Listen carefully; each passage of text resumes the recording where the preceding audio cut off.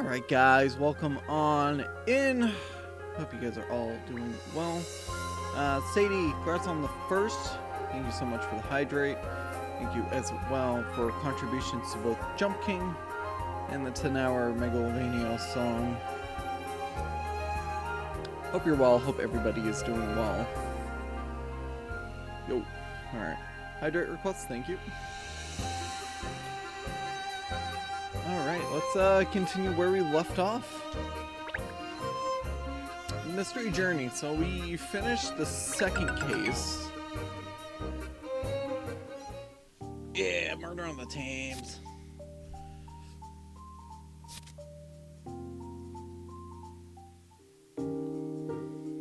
Alright. Another day with no inquiries. Is London really so crime-free? If you've got nothing to do, why don't you tidy your desk? It looks like a dog's dinner. That mountain of papers and books and goodness knows what else is a disgrace. Don't you worry, Cheryl. I have a system. I know exactly where everything is. Miss Layton, Miss Layton. Goodness, what is it, Ernest? Don't tell me the people of London have finally cottoned on to me. Are they queuing down the street? Oh, I do wish they were, miss, but sadly no. Oh, well, that's a relief. Yeah, it would be so terrible for business if we actually had some clients. Think about it, Cheryl. If people were queuing up to see me, I'd have no time for my afternoon tea. We need to get you some motivational training. It's not about being motivated. I'm holding back, so I'm ready to respond with pep and verve when the situation really demands it. Now then, what was it you wanted, Ernest? Well, don't be surprised, miss, but I've won! A pair of tickets to the exclusive pre-screening of the new film, A Naval Advance, No Sub for Love. Really? That's great, Ernest! So I was thinking, perhaps you and I could go together, maybe? I mean, well, no, it's a work thing. I don't know. Oh, please, miss. It's a Maverick D. Rector film. Wow, not even trying to hide the joke in that name. I bet it'll be spiffing. Maverick D. Rector? Is he a famous filmmaker or something? Oh, yes, he's the man of the moment in the film industry, miss. He breathed new life into the whole romance genre with the seminal work E.T., The Extra Hungry Terrestrial, and The Attack of the Munchies. If that's a real film, I'm a professor of archaeology. It's got everything, Cheryl. Suspense, drama, animal romance. Really, words can't do it justice. So what's this new film of his about, then? A Naval Advance No Sub for Love? Oh, it's about love and emotions, and it's packed with edge-of-your-seat action. And apparently it has a real twist at the end. Well, I think I feel overwhelmed already. The point is, it's a fantastic film, I'm sure. And there are oodles of famous actors in it. The sets are supposed to be incredible, too. I'm sure you'd love it, miss. It really doesn't sound like my cup of tea, Ernest. Oh. Don't give up, Pinstripes. Keep at her. What would pique Miss Layton's interest? Of course! Well, miss, I've also been given a coupon for a free portion of the brand new durian-flavored popcorn. But I don't suppose. Popcorn, you say? I don't believe it. Why, of all the things, is it durian-flavored? Aren't durians supposed to be the grossest fruit?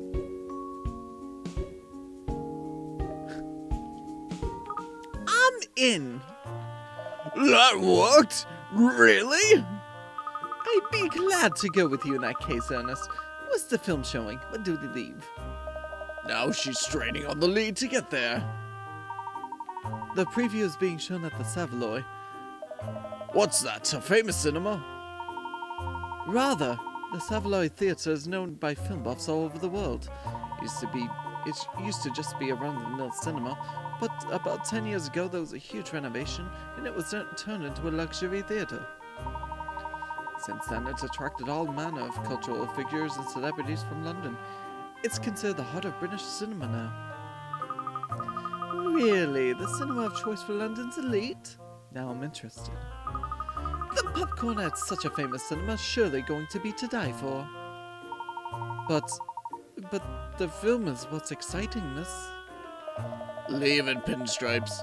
We all know by now that cat's ruled by her belly. Of course, yes. A preview screening is such a prestigious occasion. It's going to be a big event, obviously. Oh, it is. I heard that as well as the lucky winners like myself. All sorts of VIPs have been invited too. Really? Well, in that case, I'll have to dress up. As what? I was thinking I'd just go dressed as I am now, actually. Well, not me. I have to make more of an effort. That's what a gentlewoman does. I'll go and change now. Just give me a minute. Oh, Miss Layton, it's starting very soon, so, please hurry if you can.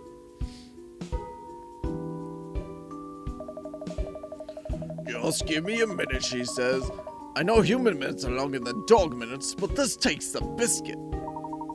She has been a rather long time, hasn't she? Cat, thank you for your contribution to Jump King. Hope you're well today. Hope everybody's well today. What's up with you? You gonna be doing more Takes Two with your friend?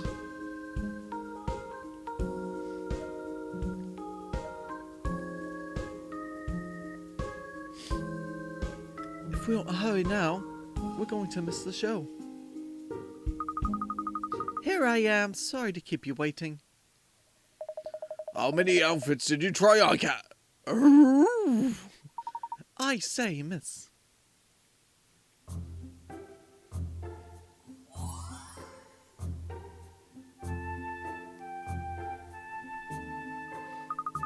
What do you think, Ernest? Shell? Do I look silly in this dress? Silly? It's amazing what a dress can do. Well, I was hoping for a little bit of a reaction at least. Well, never mind. We'd better get going or we'll be late. Come along. All right, let's go. An angel. Miss Layton is an angel.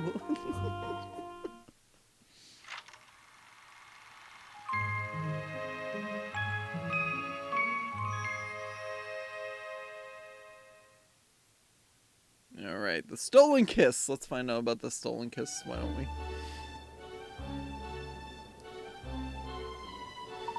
Here we are, Miss the Savoy. It is grand, isn't it? Gaudy, even. I've never been inside before, actually. I'm a little nervous. It's only a cinema. Yeah, come on, Pinstripes. You man or a mouse, because she'll eat you if you're a mouse. She'll behave. This just isn't something to be nervous about, honest. It's not like when I have to add another book out to the teetering pile on my desk. Tidy up! Bad dog. Anyway, enough of that. There are a lot of people here, aren't there? Have they all won tickets, do you suppose? And welcome. Thank you for your contribution, Jump King. I hope you're doing well today. Yep, I figured. I'm like, he's probably gonna have to work for work stuff, isn't he? It's fine. Appreciate you being here. Hope you're well. I expect so. It's almost palpable, isn't it? I know everyone's dying for the film to start. I know I am. Oh, look, miss. Over there. Isn't that Emiliana? So it is. I wonder if that means something's happened. She could be here investigating. I haven't noticed any kind of commotion or anything. If there was an incident, that would liven things. Never mind. Let's just go and get the information from the horse's mouth. Pepper's project has been added. We get some basic findings.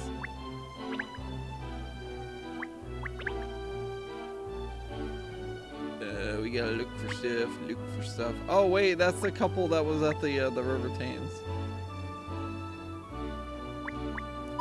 Here's a hint coin.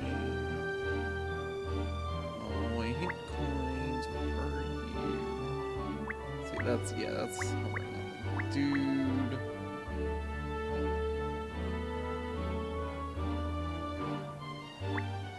coin.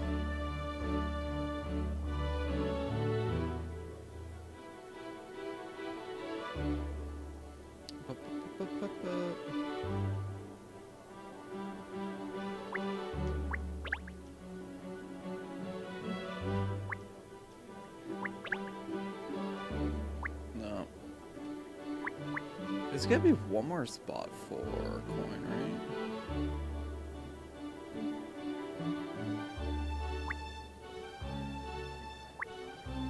Oh, there was something.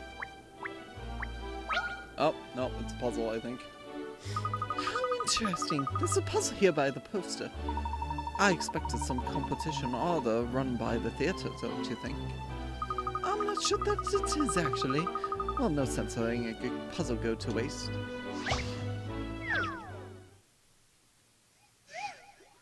Puzzle 30, a knight's quest. 35 cigarettes. Princess has been snatched away to the evil king's castle. A knight has stepped up to rescue her.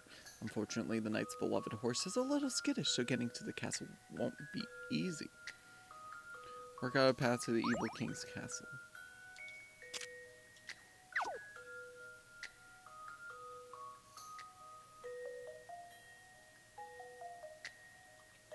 Okay, so first thing I need to do is just swing it around the board, I think.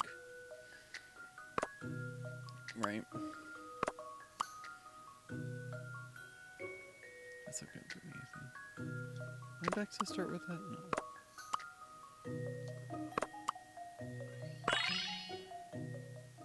I've seen how to solve this now. Any mystery or any puzzle solved. There we go. Very nicely done. You did it! The princess has been rescued, although your beloved horse seems to have carried her away. Bad luck, Brave Knight.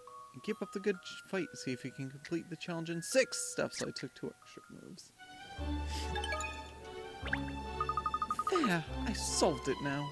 I was wondering, miss, perhaps we could go and see film together again sometime. I mean, just the 2 of us. The 2 of what? Sorry, I wasn't listening. Oh, nothing, miss. Forget I said anything.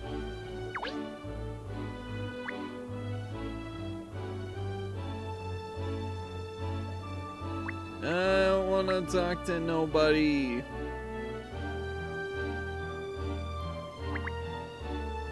I'm surprised there's only 2 hit coins. Let's be honest.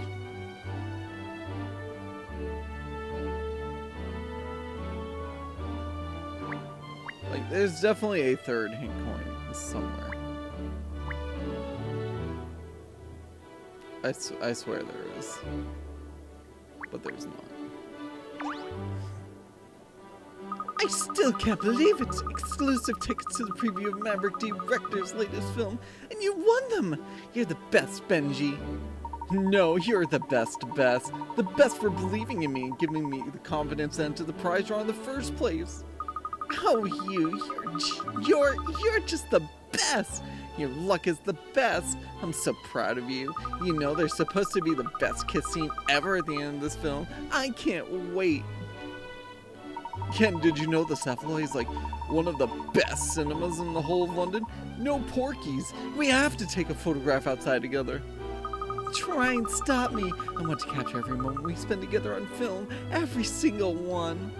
Well, aren't they the lovey-dovey couple? Is it still not time to go into the theater? Ah, yes. I'm afraid they're still setting up inside. If we could just be patient a little longer, yes? We'll just have to wait, Ernest. We can look around in the meantime, perhaps. So that's why we're outside. And these ignoramuses call themselves fans. Oh, hello. Are you a Maverick Director fan of yourself? Me? Ha. Please don't sit me out on the same stool as the rest of these open bracket so-called close bracket fans. I am a cineast, not a fan. Sorry. I've seen every single one of Rector's films since his directorial debut, open bracket, including, I might add, everything from the independent years, close bracket. Oh, well, I see. You certainly aren't just a run-the-mill fan, that's for sure. Exactly. In fact, I think you'll find Rector's earlier works were discerning pieces of art for the cinematic connoisseur, but of course, more recently, he's gone for the crowd pleasers. Still, even as more saccharine moments, his sublime composition, inimitable style, sense of style, and divine wordplay are present in spades. Of course, I can't comment on this particular film until I've seen it. Will it be his magnum opus or a massive flop? It's interesting to note that you've been talking for a very long time. Jeez, Katrielle, can you be more rude in that moment? Gosh. Good evening, Emiliana. Katrielle, what are you doing here? Ernest here won tickets to see some lovey-dovey film or other, so I've decided to come along with him. But the question is, what are you doing here, Emiliana? Has there been an incident? No, I'm not here on police business. I've come to see the film as well. Oh, I didn't realize you were a film buff. Well, I wouldn't describe myself as a buff exactly, but I enjoy the change of pace. Profiling all day demands a huge amount of concentration. But the only people here tonight are either involved in the production, VIPs, or they won tickets like I did. So I presume that means you entered the prize draw as well, did you? Ah! Va bene! See, I entered the prize draw. So what? That doesn't make me a film buff. I just entered the draw because I felt like it and I happened to win. That's incredible. I mean, it was a long anticipated release. Competition was fierce. Chances of winning were tiny. I had to enter the draw over 100 times before I won. Well, I entered more than 200. 200? Oh, no. I mean, I am just a very lucky person, that's all. What? I see. I understand. Yes, it's all very clear now. You put up a pretense about not really liking films, but the truth is you're here for the durian popcorn. What? What possible evidence do you have to support such a claim? I don't even like popcorn. You still refuse to admit it? It's not true. I'm going to stand here and argue with you all night, Katrielle. I'm going. Oh yes, so should we. I'll just get out our tickets. Yes, hello, sir. You're having a good evening, yes? Yes, it's rather delicate, sir. You see, yes, I'm afraid that dogs are not permitted in the theater. Yes. Eh? Yes, and you see, this ticket is only valid for 2 persons. Persons usually pertaining to humans and not canines, yes? Oh, I see. Gosh, I'm so sorry, it never crossed my mind to buy a ticket for you. Oh, Ernest, you'd forget your head if it wasn't screwed on, wouldn't you? And you wouldn't? Well, there's nothing we can do about it now. I'm afraid you'll just have to wait out here until the film's over, Cheryl. Oh, sure. I'll just hang out on the street like a stray. I didn't even bring my coat. It's not even as if I can go back and wait at the office. These paws can't open no doors. Fine, alright. I'll just wait here. Just do me a favor and don't watch all the ending credits. Good boy. We'll be back soon. Alright, Ernest, shall we? Oh, yes. What doggy deity have I upset to deserve this, eh?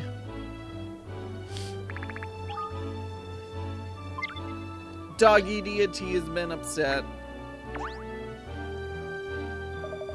This is a rough deal. I'm so bored.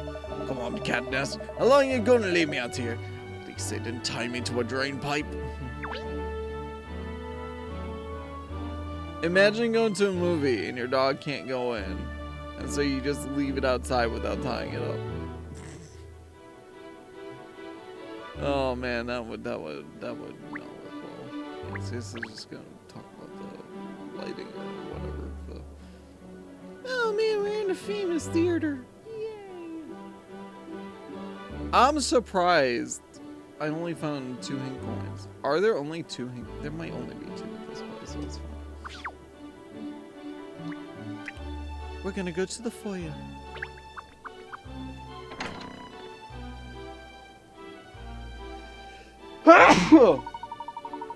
I can't believe it's upon us.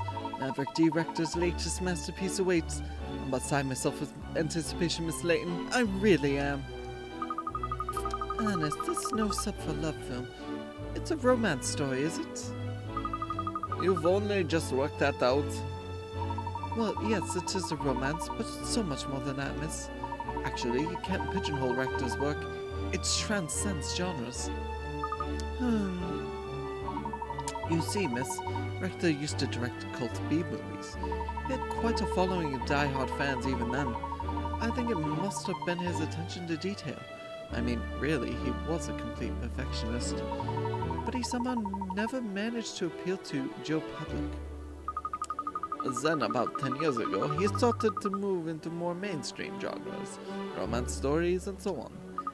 That's when he started to become more popular by appealing to a wider audience. Now he's regarded as one of the greatest directors of our time. His films are always highly anticipated. I must say, I've always thought his films were capital. I've been a huge fan even since his cult B-movie days. My all-time favorite has to be Wallow, the mud-bathing robot hippo on a mudless post-apocalyptic Earth. That's a name. I see. So, you're also a fan of Mr. Rector's films, are you, Emiliana?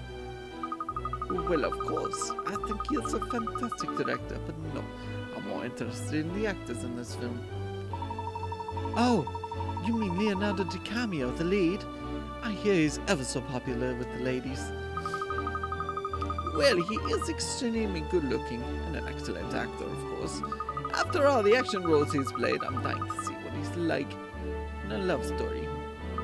Emiliana, I didn't take you for a lovey-dovey type. How cute. Oh, I didn't mean...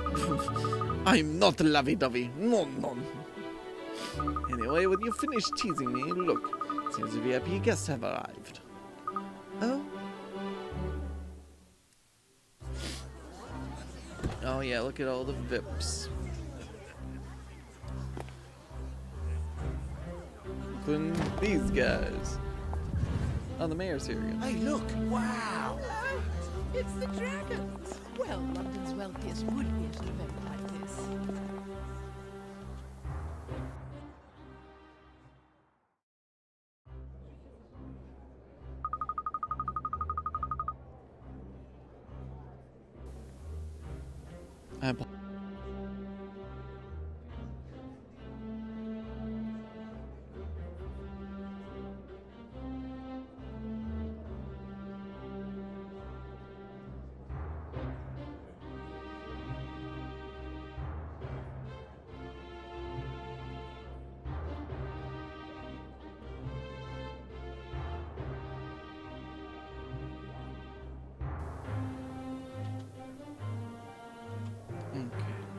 Every one of them looks very well off.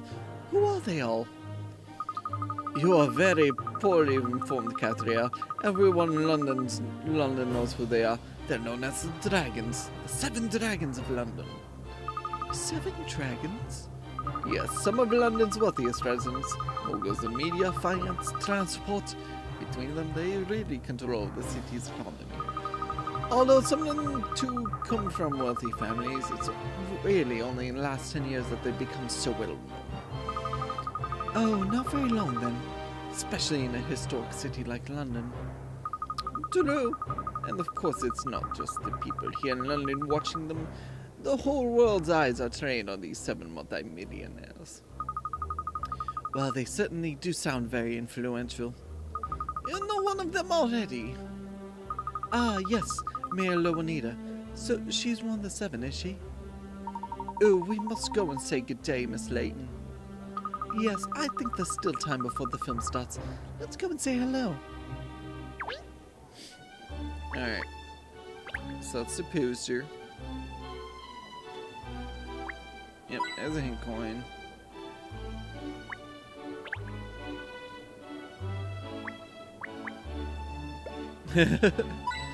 Oh, and it gives us a hint coin.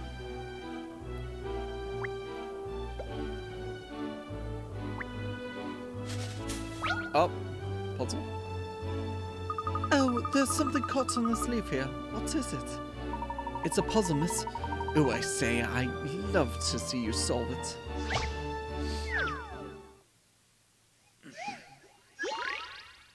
Bead, brain, bleed for 40 picarots. Here we have a simple child's toy that consists of 5 rows of 5 wooden poles, each on which you can thread colored beads. Oh boy, what's kind of beads? Oh, but he's lost count with a view from high above. With the view from above, the front, and from the right-hand side, can you work out how many red beads there are?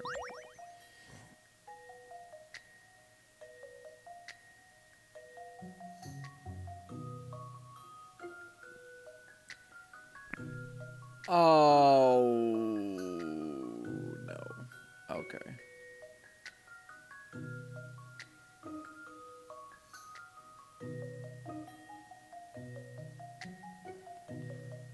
Oh. I need to grab my actual notebook for this.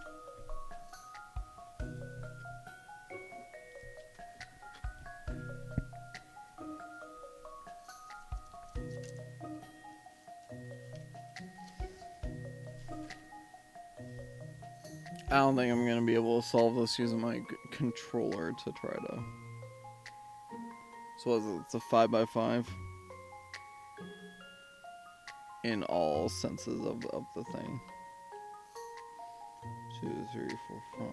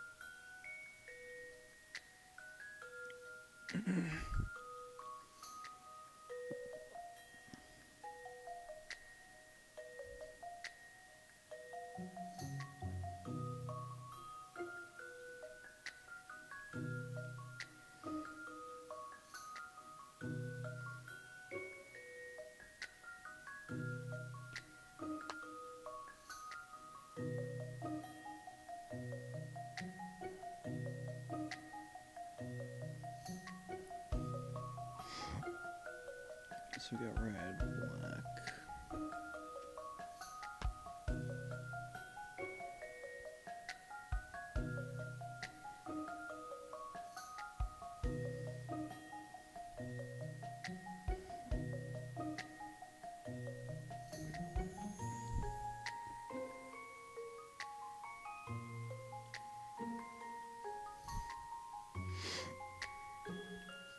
Oh, this is dumb. I don't like this. Red.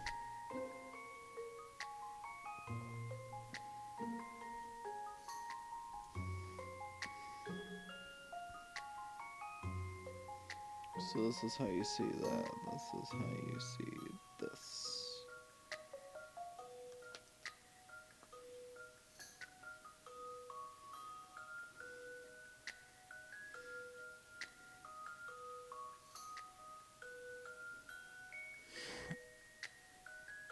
Black, red, black, red, black, red.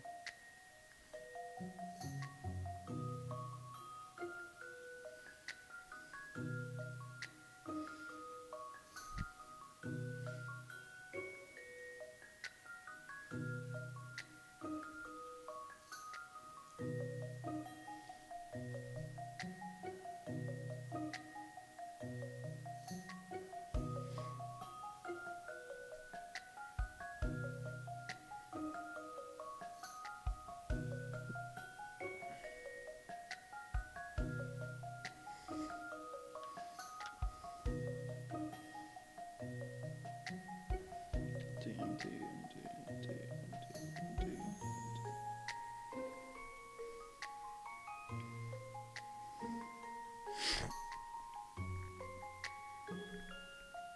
So we're trying to count the red marbles, right?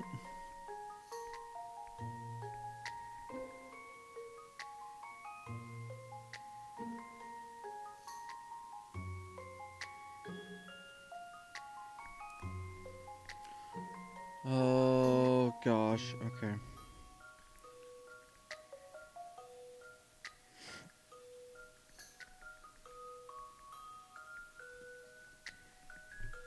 Okay, so at this point, right, if we go from the top, we have 5, right? But for those 5, we need to remove the top ones.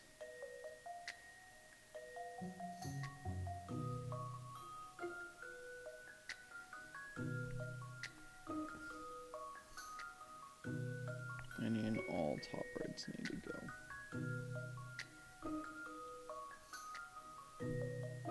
Okay.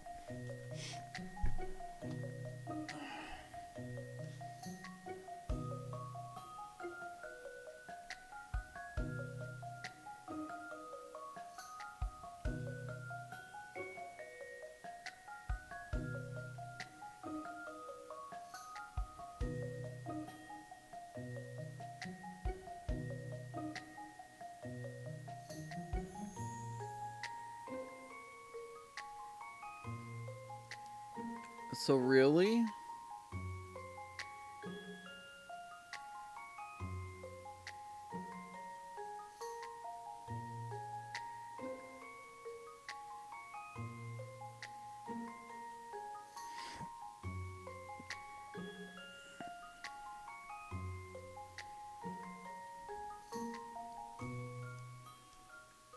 Oh my gosh, see, I'm so confused by this, so...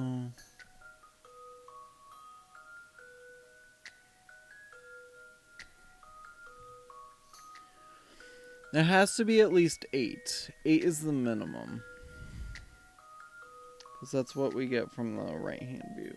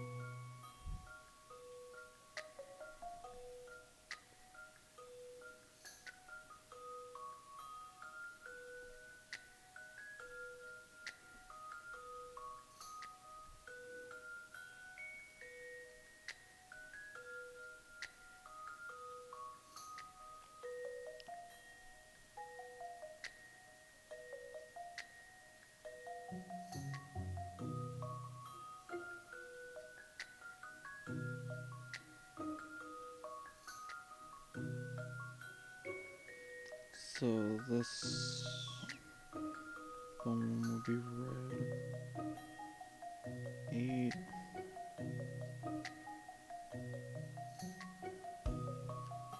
I don't think this one's in the count, is it?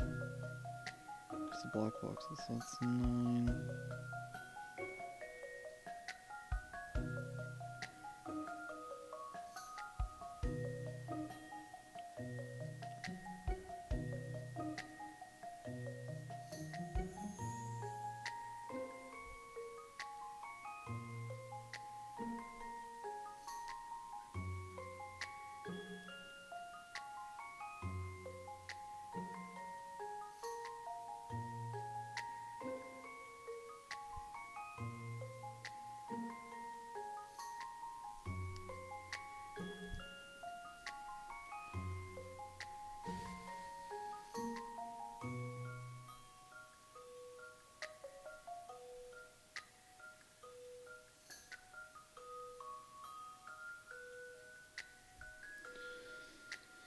I have at least 9.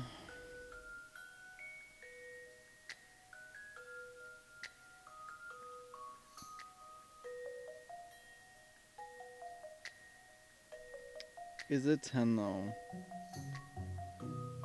What does this one relate to?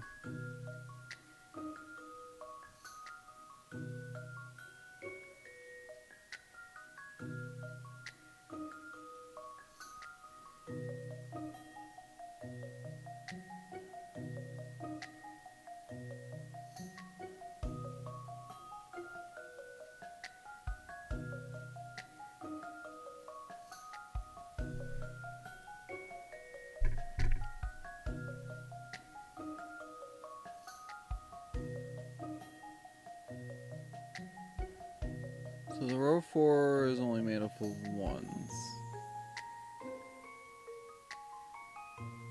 That one in the back.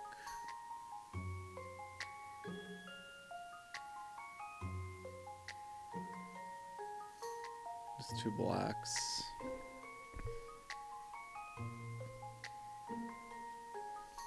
So really what I need to do is figure out how many reds are in each stack, I think. Hi Aunt, welcome back.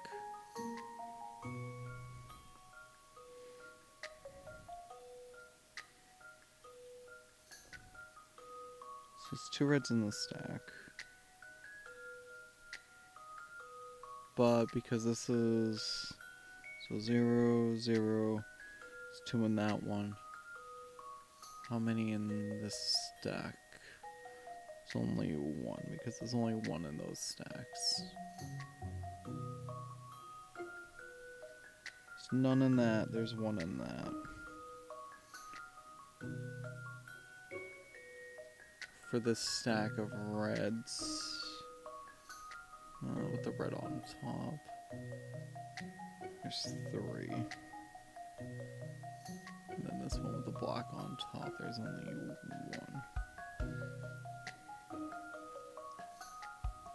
So we got 1, 2, 3, 4, 6, 7, 8, 9. So it looks like it should. The answer should be 9. I'm hoping it's 9. I came to that conclusion basically twice.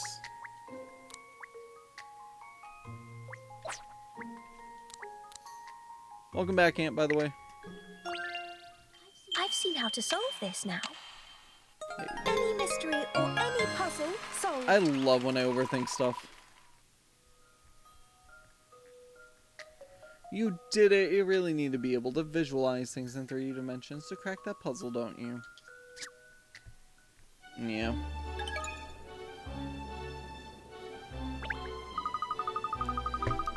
There, I showed that puzzle who's boss, didn't I?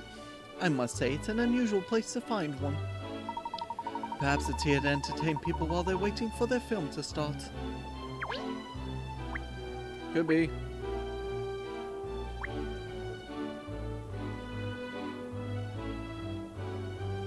Could be for all you know.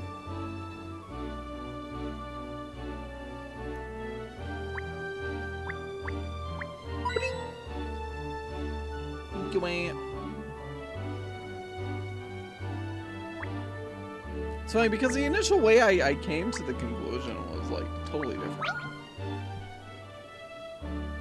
Good evening, Pippa. Katrielle, I wasn't expecting to see you here. No, well, in truth, films aren't my thing. I'm here for the popcorn. Haha, I don't doubt it.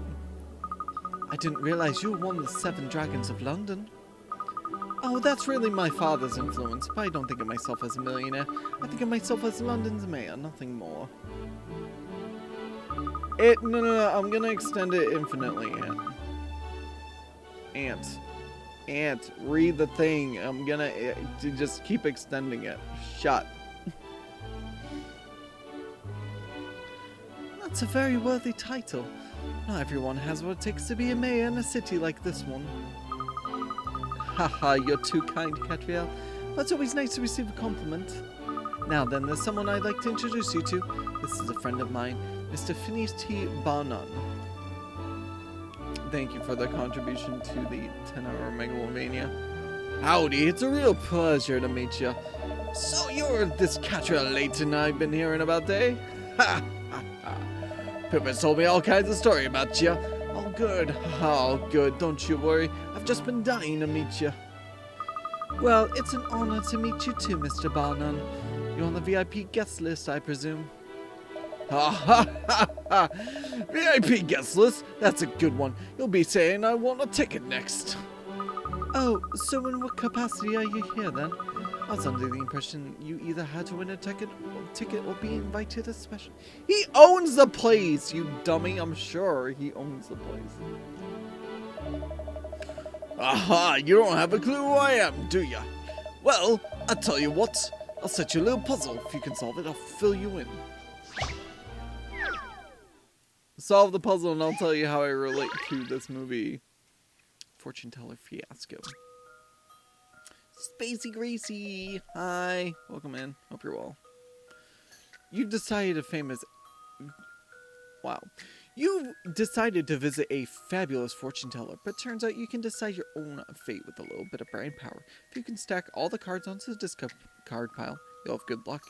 The only rule is that you must either follow number or suit placing a card on the pile. We're playing Uno.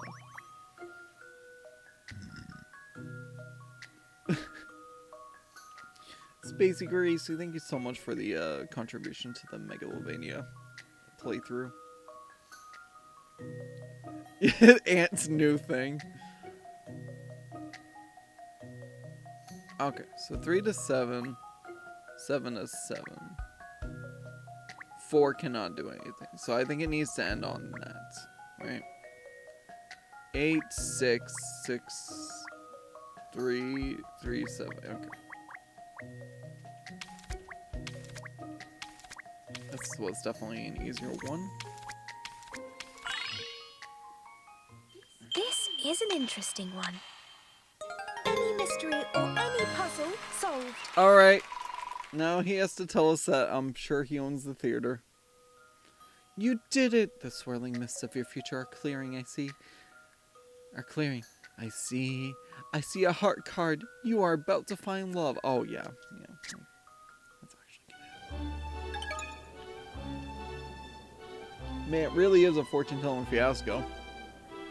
If that's the case. We got garlic soup. Ha ha ha! They told me you were good at puzzles and they were right. Sorry, I wasn't trying to test you or nothing. I just wanted to see it with my own eyes. See, I'm a big fan of detective work. Well, I hope I didn't disappoint you. On the contrary, so we had a deal, didn't we? Let me tell you all about me. Ha ha ha. I'm the manager of the Savoy, you see. The Savoy being the greatest darn theater in the West End, bar none. Ha ha ha. I'm the one who's put on the screen and called it. Oh, you mean you own the Savoy? That's right. Now I hear you blew Pip's little festival plot out of the water. Ha ha ha. I was wondering what kind of a girl you were, and now I see. Mighty fine. I don't know why, his dialogue reminds me of, from Harvey Birdman, Phil Ken 7, with the ha-ha-has. Well, I hope you enjoy this show. After all, if it tanks, I won't make any money out of it, will I? Well, the truth is, I'm really here for the popcorn, not the film. Ah, the all-new durian flavor, you mean? Ha-ha! You know I came up with that myself. You have to keep thinking of new ideas if you want your customers to keep coming back, right? I just let Pip try it as it happens. Ha-ha! Not her cup of tea at all. I see you're involved in all aspects of the business. How interesting. Well, that popcorn certainly has a unique flavor. Perhaps a little too unique. A good example of effort not necessarily producing results. I'll just have for myself, I think. Now, where do you get it? It's on sale at the kiosk back there. Show them your coupon, they'll give you a tub. Oh, look, that's old Doubly back over by the kiosk there. Madame Dublé to you. You should introduce yourself. Madame Dublé? Is she an author of the Seven Dragons? Ha ha ha! Gretchen Dublé is a name you do well to remember, Miss Layton. In a word of advice, Never forget the madame. Ha ha ha! She controls a whopping great empire of businesses stretching across the globe, you know. Yeah, she practically breathes money. They used to say that the sun would never set on the British Empire. Well, if that metaphor holds any water at all, Madame Dublé would be the sun. Ha ha! She's the glue that holds us all together. The mother dragon, you could say. Ha ha ha ha! I see. Well, she certainly sounds larger than life. If you want your detective agency to have any chance of success, it would be a wise move to befriend Madame Dublé, Katrielle. I suppose detective work does rely on maintaining good relations with people. It's true. I could say hello while I queue up for my popcorn. While you queue up for your popcorn, you really haven't grasped how important she is, have you? Time for popcorn! The corn of the pop. I think we all 3 coins? I don't know. No. Stop it. Here we go. I push left and it goes down. I'm like, no, I want to go left. Here we are at last. The kiosk. Time to sample the all-new popcorn delight. Oh no. Oh, what's the matter? There's no one at the kiosk. I won't be able to get my popcorn. Never mind, miss. How about introducing ourselves to Madame Dublé instead? Ah, so near and yet so far. You mustn't beat down the mouth, miss. Remember, Mr. Barnum said she could be a very useful contact. Yes, all right. Let's say a quick hello then. Do you know which lady she is? I suspect that lady over there might be who we're looking for. Yes, I think you might be right. She certainly stands out as being affluent. The only lady that's over here that's not part of a couple? I wonder which woman it is.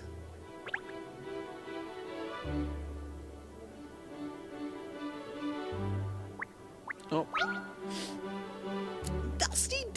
Dusty. We are on the Switch.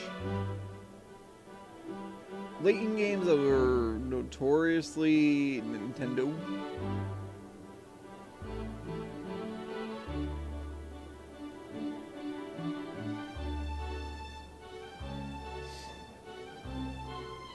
Ooh, I say, miss. A hidden puzzle. Look. Well found, Ernest. Why don't you solve it, seeming as you found it? Me? Well, alright then. I can't very well shy away from a puzzle and still claim to be a worthy assistant of the great detective Katrielle Layton, I suppose. Yeah, Layton games, actually a lot of level 5 games are either, I have to pick this up after Ace Trilogy. Yeah, so, Layton games are either Nintendo consoles or mobile. It really is no like other thing. Even like their earliest games, they did a ton for the DS.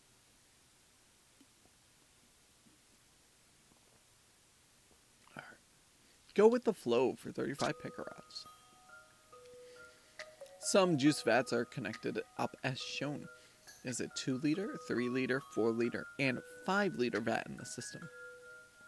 When you select tap, juice flows in the direction of the arrow on the tap until either the vat it's coming from is empty or the vat it's filling up is full. Divide up the juice so that the 2 tanks on the left are full exactly to the line marks.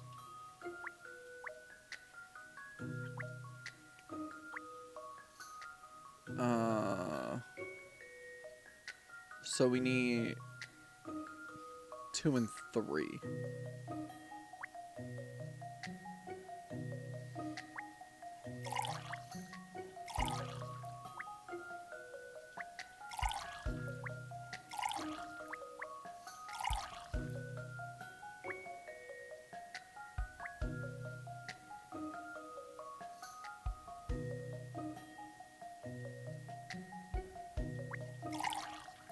Oh.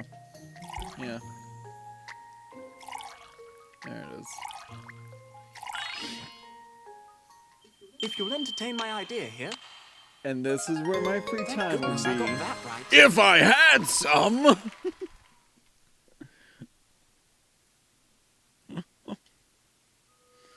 You did it! What a relief. The juice is where it needs to be and all is right in the world.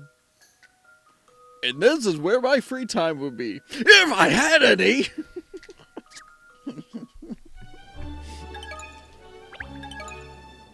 Oh, we've solved 28 puzzles. We've got ourselves a decor docket. Oh, top drawer, I did it. Well, Ernest, that was very impressive. Anyone would think you were vying for my position as chief detective. Oh, no, miss, never. I'm quite content as your assistant. More than quite content. Very content. Extremely content. I really would say... I saw that joke. I really would say all the Layton games are worth giving a try if you're able to get your hands on them. I swore... There it is. I'm like, I definitely saw some dust. Ooh, ferocious figurine. What Pokemon is that? What Pokemon is that, guys? Hey! We got 10 hit coins. Another one. And another one. And another one. And another one. And another one.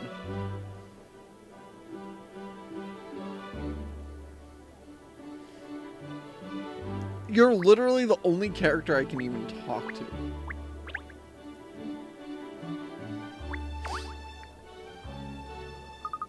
Excuse me.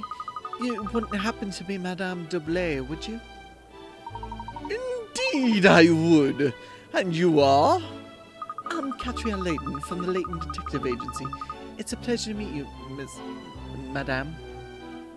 Oh, the Layton Detective Agency, you say? Now, where have I heard that name before? Ah, you must be the famous Herschel Layton's daughter, are you?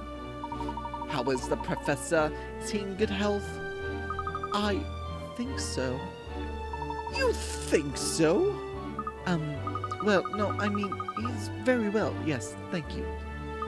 I'll be sure to mention to him that I met you. Yes, please do. Tell him I should very much like to meet him when he's next available. I wish I could.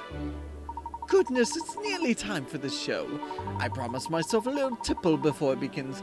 Do excuse me. Well done, Miss Layton. I think you made an impression. I don't know, Ernest.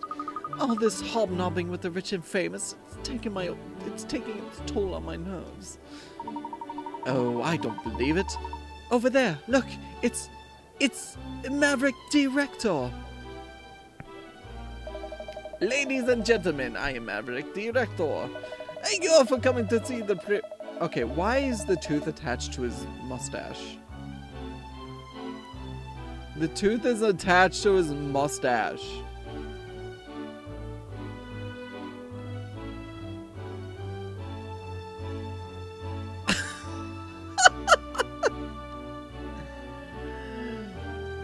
Oh, thank you all for coming to see the premiere of my new film. I hope you enjoy Naval Advance, No Sub for Love. The screening is about to begin, so if you'd all like to make your way to your seats.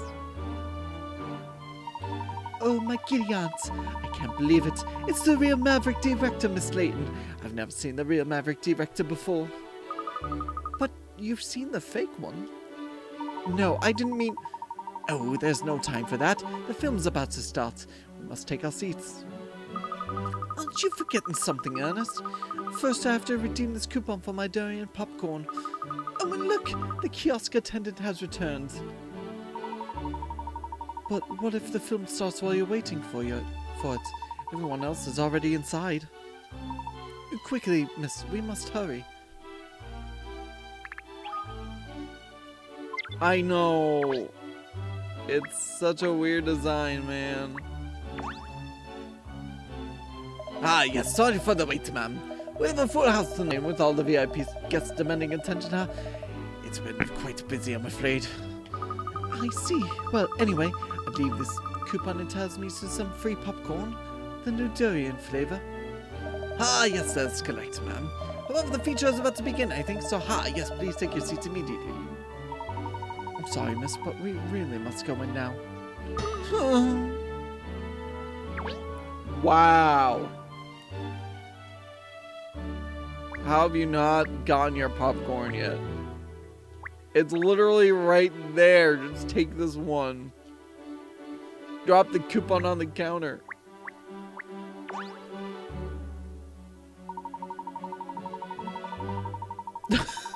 Ah, splendid. That's lubricated the passageways nicely. I think that's all we need to read from that. Yeah, level 5 character designs are definitely interesting. They're unique. He's smiling, yes.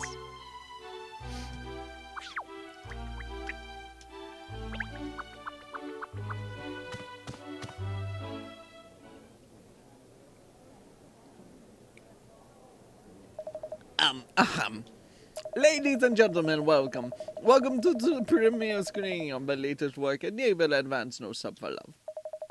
Story begins with a young couple who meet at a ramshackle cinema and sticks. The man wants to become a film director whilst the girl nurses her dream of being an actress as she waits tables in a local cafe. Turn of events sees the pair on a luxury cruise ship together. They fall more and more in love as time goes on. But then, something terrible happens. The ship, a relic from an ancient civilization, starts to sink into the sea.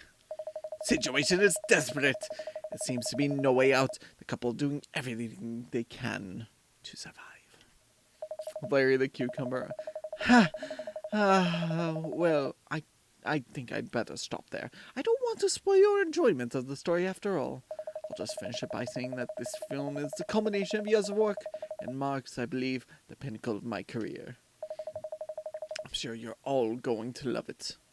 Of course, it would never have been possible with the support of so many people, the fantastic actors, the cameramen and women, the sound crew, my assistant artistic directors, the editing staff, and above all, my wife, who has been a constant source of encouragement and never stops believing in me. I'd like to say an enormous thank you once again to everyone involved in the production. So without further ado, I present to you a Naval Advance No Sub for Love.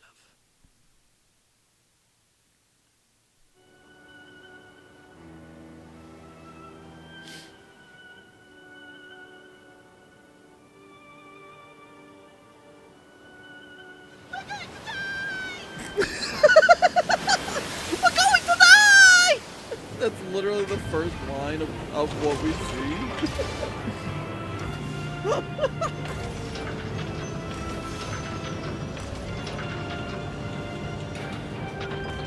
Oh god, the Titanic is turning into a submarine, huh?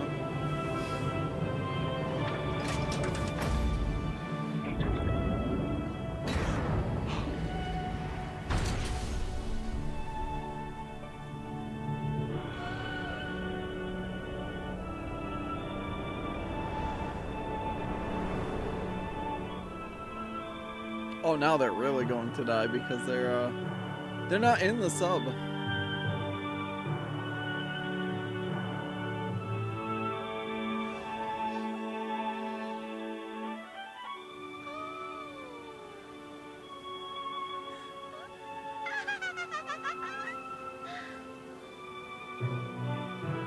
That's, oh my god. Can we replace the woman? That was her laugh. What was up with the artifacting on the face? What? Why was there so much compression in the video at the end there? I'm so confused. What's going on? What's happened to my film? Why is it cut there? No, this isn't right. The last scene. The key scene. The big finale. Someone's stolen it.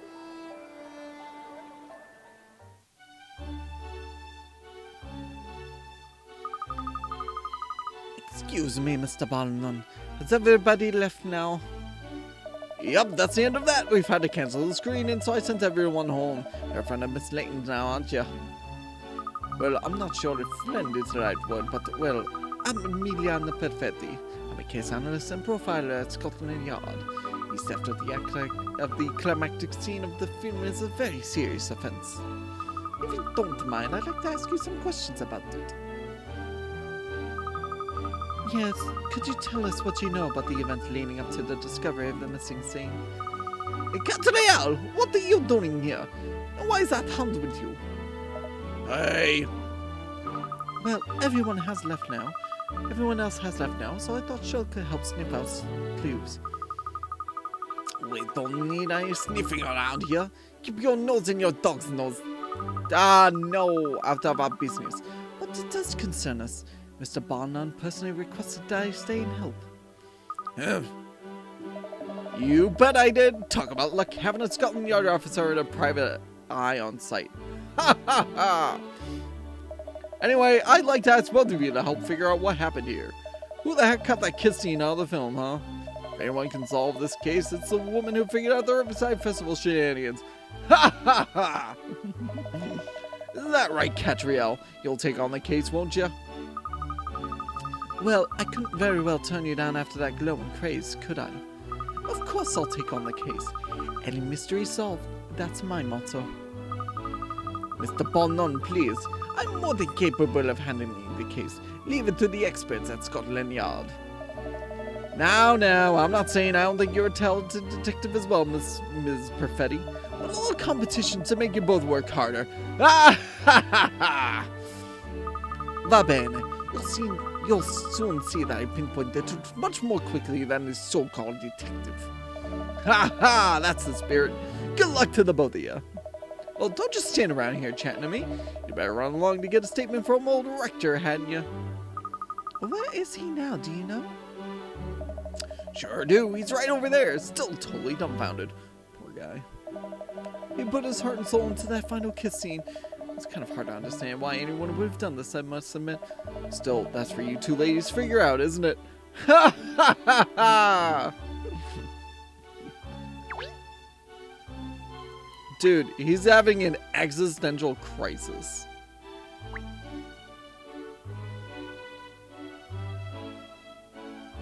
If you thought you were ever having an existential crisis, just refer to this image now living in your mind rent free. Ha! My film! My magnum opus! Please, Mr. Rector, don't worry. I'll personally track down the thief responsible for stealing last scene. No, you won't, because I'll track down whoever did it first, Katrielle. Very professional, ladies, very professional. It was perfect. I'd made every last detail perfect before I was willing to show it to the public. And now this! Surely as the negatives are still available, you'll be able to produce a new reel for another screening, won't you? But didn't you see the audience's reaction? They were frustrated. Without that final scene, the story doesn't hang together at all. I want to give the people the perfect film. I've put my whole life into this project, my heart and soul. We understand, Mr. Actor, but try not to let it get you down. I will track down the perpetrator, don't worry. Try not to let it get me down? Are you mad? It's a disaster! Blow like this just before the official film release is the death knell for any film. Just when I thought I made it to the big time. When I got in with the top studios. Now it's back trying to make ends meet again. What am I going to tell all my crew? I thought I'd finally be able to pay them what they're due. It's terrible. Please, try to calm down. Now tell me, do you have any suspicions at all about who could be responsible? Responsible for the desecration of my work? Obviously someone who doesn't like my films. How am I going to face my crew? My wife even. They're all on tenterhooks waiting to see how the audience reacted. I just want the ground to open and swallow me up. I wish I was on that submarine right now. Sinking. Yes, well, thank you for your time, Mr. Actor. Sinking. Oh dear, he's really taking this badly, isn't he? Yes, ridiculously so. I'll try talking to him again once he's calmed down. You can't blame the guy for being upset. The movie was a big deal to him. And he's not the only one who's troubled by what happened either. I'm kinda sour myself. Oh, well, yes, I imagine you would be. This is going to affect sales for you after all. I like the way you think, Missy. That's not just that. I'm a big fan of Rector's work, you see. I was looking forward to the whole world finally seeing what a great director he really is. Now this has happened, all that talent could go to waste if we're not careful. So you two ladies better get a move on and figure out what happened to that stolen scene. If it'll help, I can give you access to anywhere in the theater. In fact, I'll just tell security to give you free reign. There's a projection box around the back. Normally it's out of bounds, but I don't mind you going in there to investigate if you need to. The projection box? Aha. Aha! Thank you, Mr. Barnum.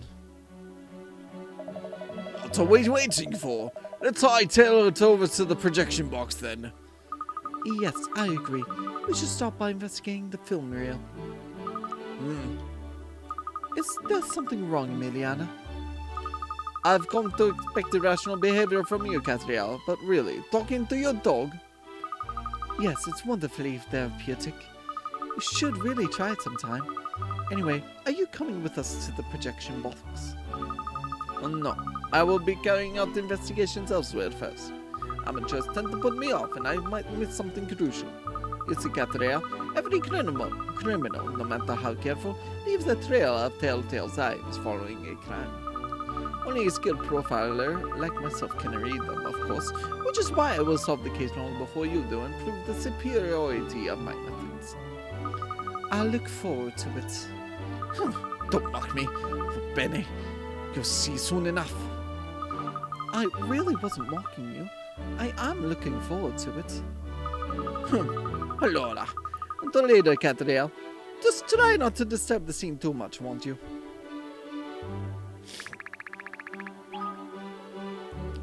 Look, it's another dot we need to travel to.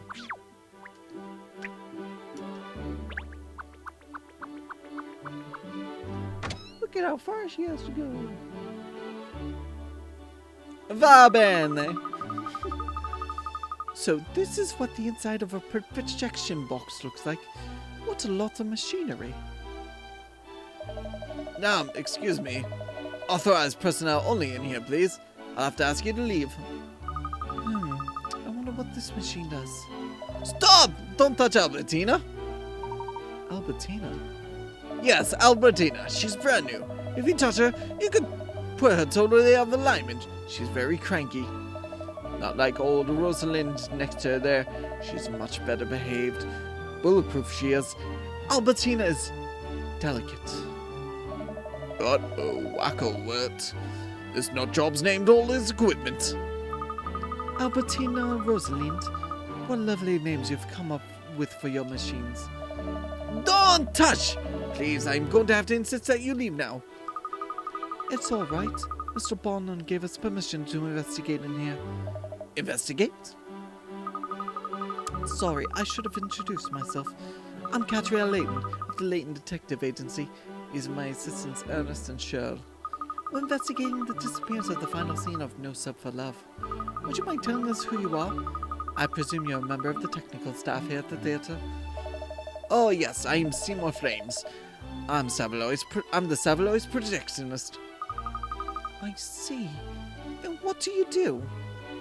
Can we also talk about how this guy's pupils are going between his like going through his eyelids?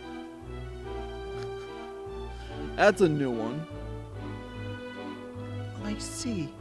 And what do you do? Well, miss, the projectionist is responsible for setting up the film and controlling the equipment during screenings. I must say, it sounds like a rather spiffing job. Just think of all the films you'd get to see. Don't make light of it! Being a projectionist carries huge responsibility and demands incredible attention to detail. I have to keep a constant eye on the running of the film, fine-tune all the machines, and make sure the projector is in exactly the correct position at all times. There's never any downtime in my job. I have to spot all the motor cues and make sure I'm ready for the real changeovers as well. Golly, it sounds awfully complicated. It is, but wouldn't have any other job. I'm happy in here, surrounded by my machines. people always think it's a doll, and it's not. It sounds like he's more interested in the machines than the films they're showing. Yes, I think we need to ask this Mr. Frames a few more questions. Bird! Oh, look, Miss Layton. There's a bird in this cage. It's a minor bird, I think. I thought it was a raven at first. Raven mad, like someone else in this room. Miners are talking birds, aren't they?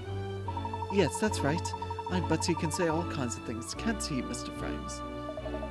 Yeah, I've taught the Major quite a few words. Why don't you introduce yourself, Major? Come on, say hello. Hello, I'm the Major. Major Minor, Major Minor. He really does talk. So what? Minor birds do.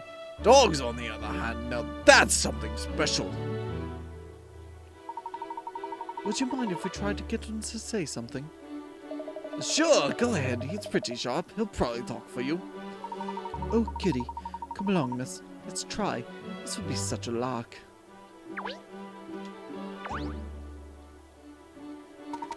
Hello, how are you? How are you? He's very polite, isn't he? Sure. Well, you try talking to him.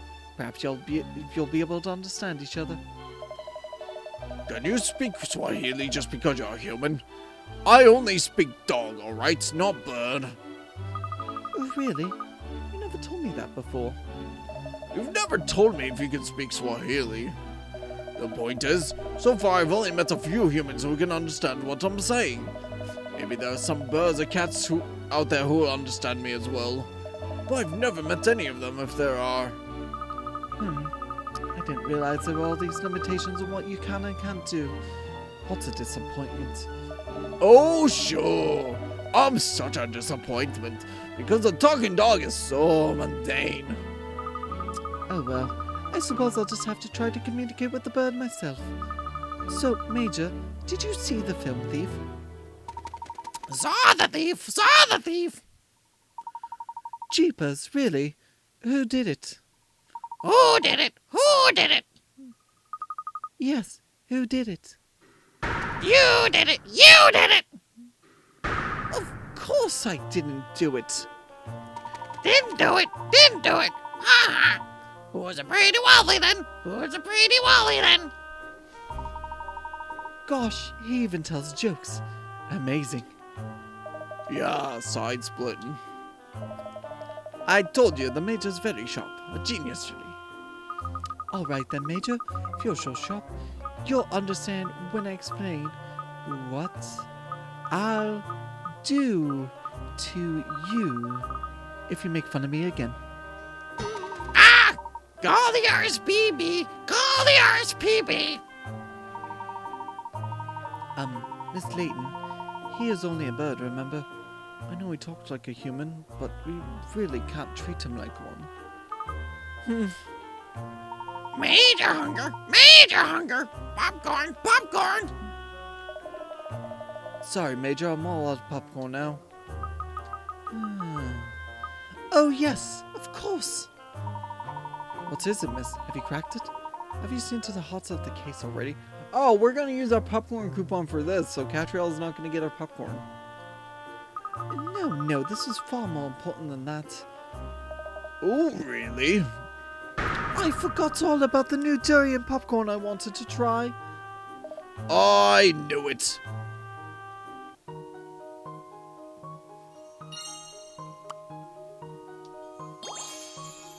Minor bird.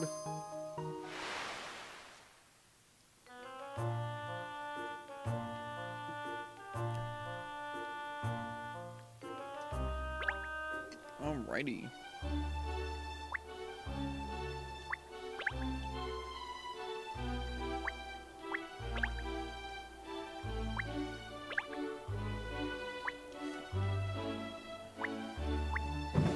Bling.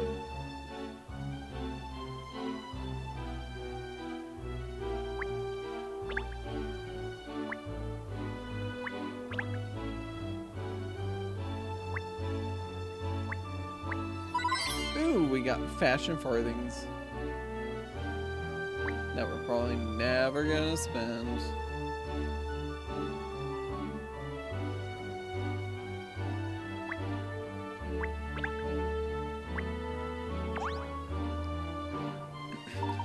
So, is this one Albertina, is it? No, that's Rosalind. Albertina's the one next to her. Oh, I do apologize. Look, it's easy to tell. Albertina's the one with the beautiful curves. Rosalind's the one with the gleaming skin. Barking, completely barking. Of course, Albertina doesn't always listen to what you tell her. That's just part of her charm. Is it? I see.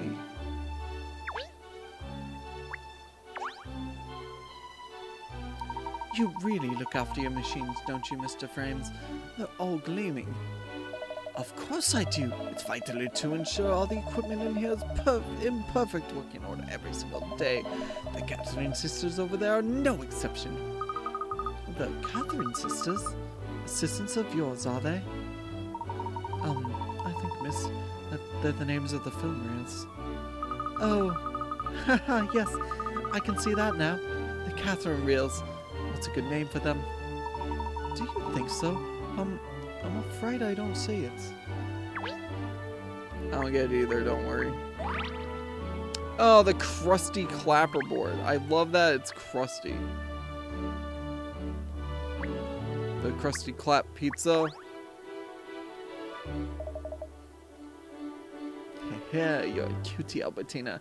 Yes, and you, Rosalind. Worry, I haven't forgotten you. So my theory is...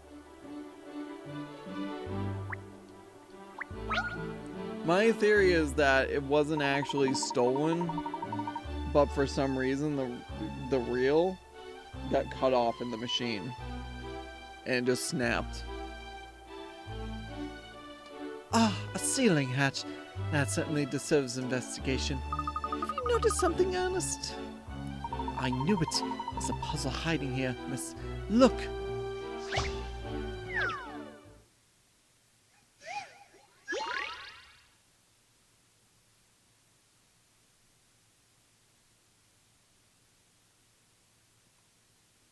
Fraught fishing too. Sharks are on the prowl at a popular fishing spot and they're very hungry. You have 3 different types of bait to catch all the fish in the area, but you can't afford to throw any bait too close to a shark or it will notice and try to bite. Where should you throw your precious bait? Your bait attracts all the fish, including any sharks within a certain range of where you throw it, and each different type covers a different range. You can't throw bait directly on top of fish. That might hurt them. Okay, so this takes up a square. This takes the shape of a plus. And then this one does like the huge range of fish.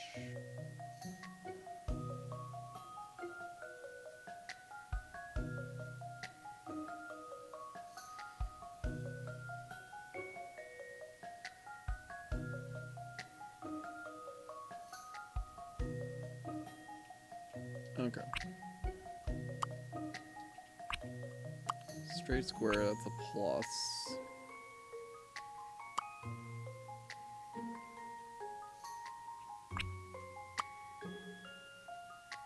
So the nice thing is I can undo if I run into issues.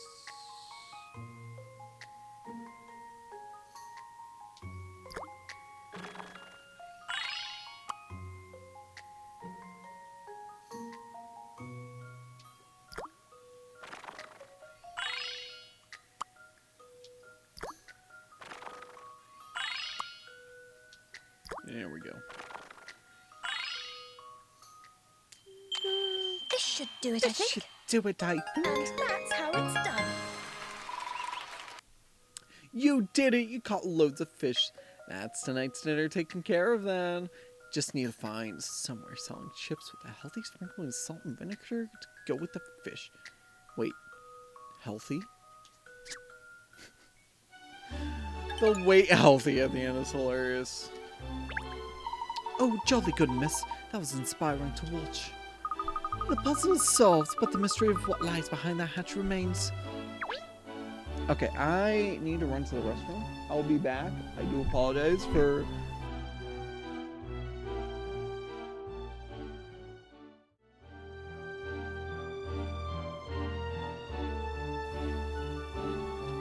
Okay, apologies about that. So not only did I have the restroom, but I checked out the window and there was a delivery I needed to grab. I have freezer stuff in it.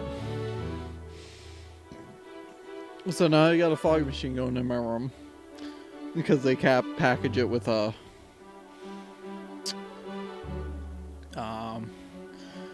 the carbon dioxide ice blocks, which those things are super cold. There was a good chunk of it left, so I ended up putting it in the bucket that had it's got water in it. So I get a fog machine going here. Oh, this.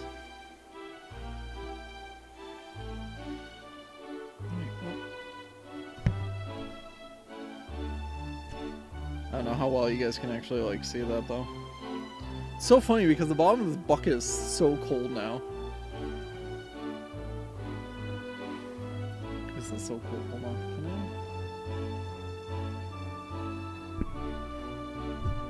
Woo!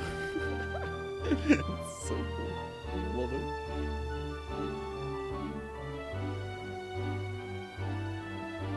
Pouring carbon dioxide, I guess. It's great.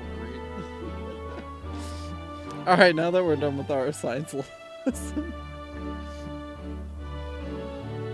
Oh, it's great. I'm just gonna have this thing bubbling next to me. It's so funny. You put your hand in it too, not in the water itself, but like into where the smoke is, and you can feel the coolness, which I personally think is pretty dang cool. Okay. So at this point, we just need to talk to Mr. in love with his projectors. Excuse me, Mr. Frames, but could you tell us today what you were doing before the screening today? If you're expecting me to talk to you, you can help me solve this puzzle first. Oh dear, what kind of a puzzle would this be? Circuit unbreaker for 35 picarats. The little girl's favorite toy's been broken. You found all the bits, various chips and wires, but you need to work on where on the circuit board they go in order to fix the toy. Press and hold A to pick up a component and move it around. Press L or R to rotate the component you're currently holding. Wires can cross each other, but the chips can't have anything running over them or the toy won't work.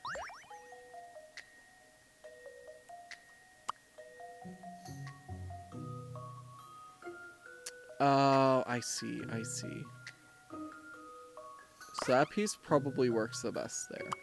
This piece probably works the best here. This piece would not work like that. It works like that.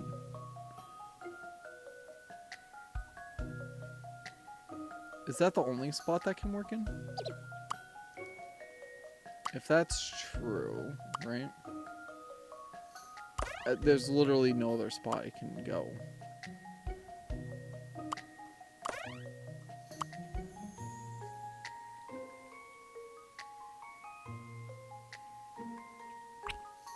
Okay, so then... that piece can't go there, can't go there, can't go there.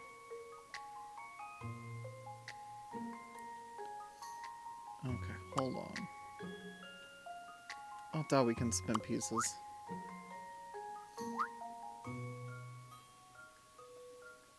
No, that doesn't work at all there. But it does work here. Right?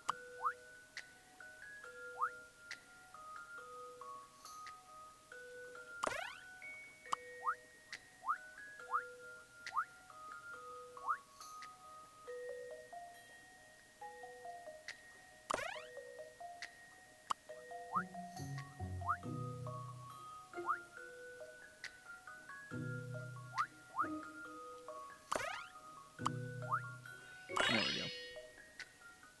So, in conclusion, thank goodness I got that right. Thank goodness I got that right. You did it! Fixing toys like this is a piece of cake to an electronics was like you. And the little girl's over the moon to have her precious toy working again.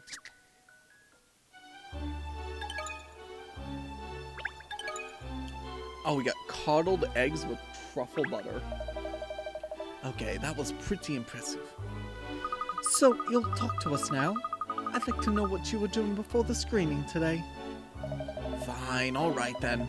I was in here, of course, making sure all my machines were in tip-top working order. So, you were the one who actually ran the film? Yeah, I was pretty shocked when the last reel suddenly skipped a scene. And would you have any idea who might have stolen the kiss scene? No, not really. I mean, I really don't care. It's only a film, for goodness sake. Yes, about that, Mr. Frames.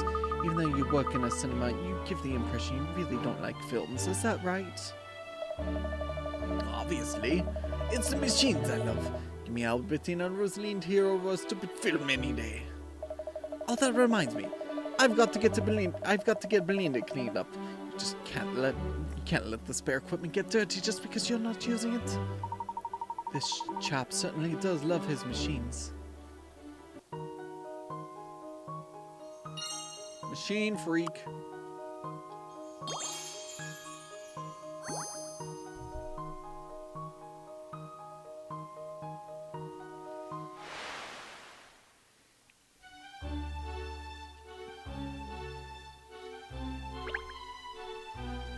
Well, I think that concludes our investigation of the projection box. And other than the machine mad Seymour Frames and his pet minor bird, nothing seems to stand out as being unusual. Yes. Gosh, you certainly seem to be deep in thought, miss. Are you figuring it all out with those little grey cells of yours, as Inspector Hastings calls them? I've got it! I know exactly where we need to head to next. Without a shadow of a doubt, the snack kiosk! Seriously? I refuse to leave without my free popcorn.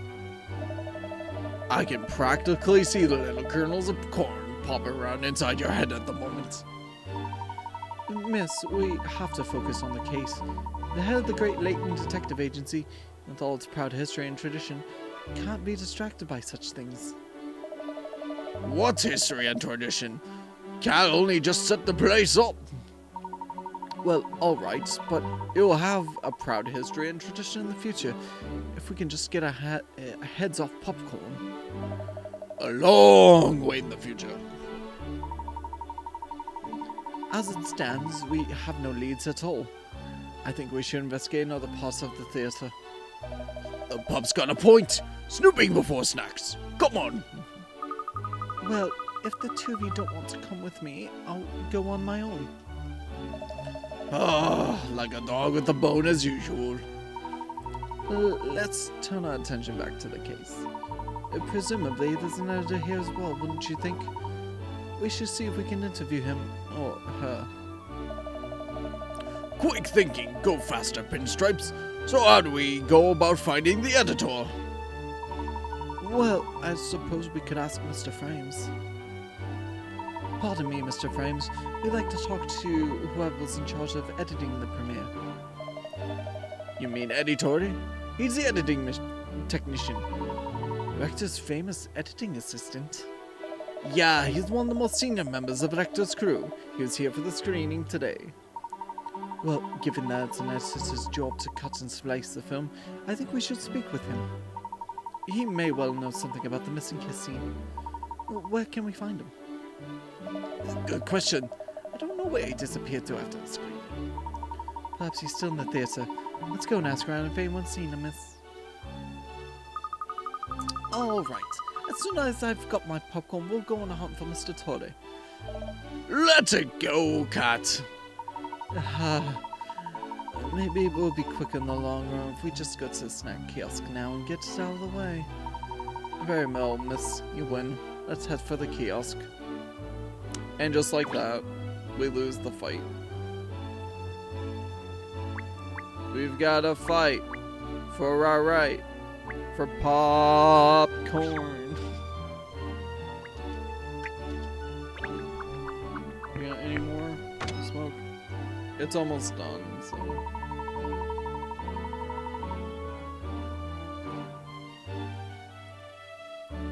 It's so cool how it just bubbles away, though. Still a good chunk of ice in there. It's just not bubbling as profusely as it was before.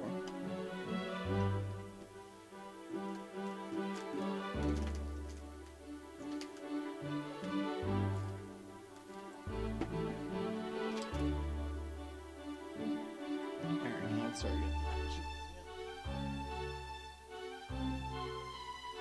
There's still one or two people about, even though most people have left now. Never mind that. It's popcorn time. Now I just need to give the coupon Ernest has to the member of staff at the kiosk, and the durian delight will be mine. Obsessed. You're obsessed.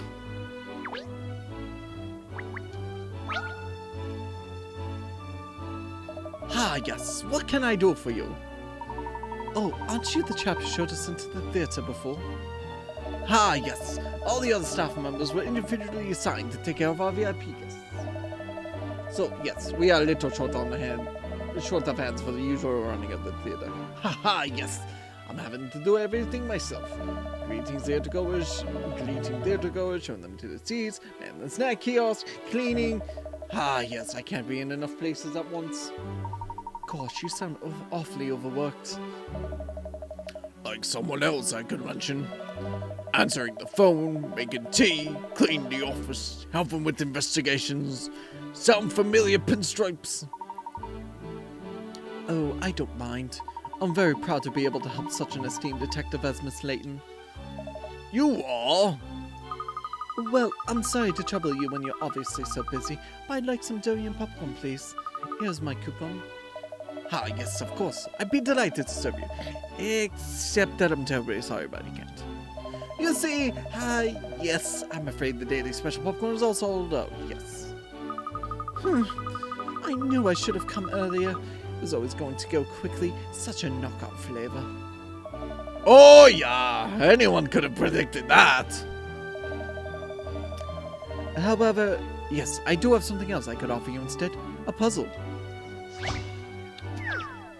We don't get popcorn, but we get a puzzle. Yeah, so it's gonna feed my appetite. 6 of 1. The 3 panels are expressing the number 6. Make the order and orientation of the panels to make 6 in another way, not 1 plus 5 or 5 plus 1.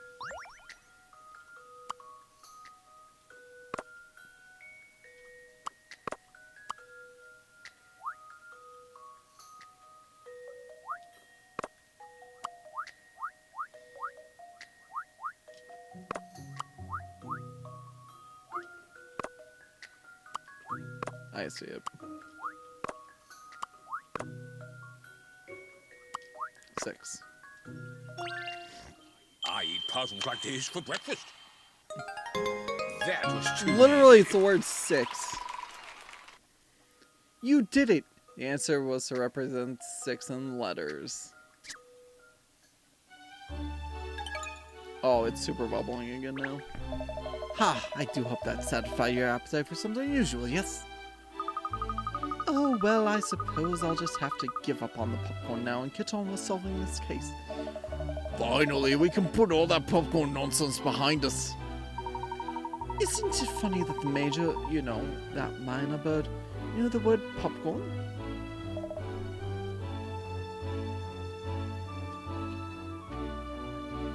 And we're back. Ha, yes, actually, I was the one who told him to say that, yes. Oh, really? Ha, yes, sometimes I take a snack of popcorn to the projection box. You know, I've never seen the Major out of his cage before. Mr. Frames lets the bird fly free? Ah, yes, I believe so. I mean, only sometimes, of course. Otherwise, yes, he could get into rather a lot of trouble. And quite often, the Major eats all the popcorn before Seymour gets a look in. Haha, yes, it's true. That's how the bird picked up the word popcorn in the first place, yes. I even took a tub of durian popcorn up there earlier today, and the Major had it all again. Ah, yes. I took my eye off him for a moment, and he gobbled every last piece. An entire tub? By Jove, that's a bird with an appetite, all right. Oh, yes. I was as surprised as you are. Ha! But I think even the Major might have overdone it at the time. Yet it seemed to give him a tummy ache. Ah, the lucky thing. I wish I could eat so much durian popcorn that my tummy aches. But I must stop pining for something I can't have. Yes, it's time we spoke to Mr. Torrey, the editor. What? I was still on popcorn. I feel your pain, Cheryl, but we must find Mr. Torrey now. Do you know where he is? Yes, I saw him a few months ago, actually. Yes, he was on his way out the door. Oh, quickly then, everyone. We have to catch him before he goes home.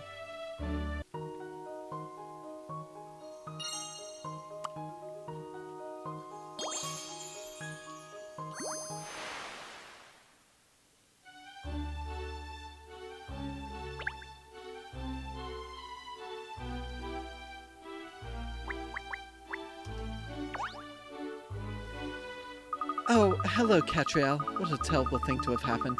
I can't believe someone would steal the end of the film. I'm afraid I do have to ask, Pippa. This isn't another one of your ruses, is it? No! Then why are you still here at the theatre? The culprit often returns to the scene of the crime, you know.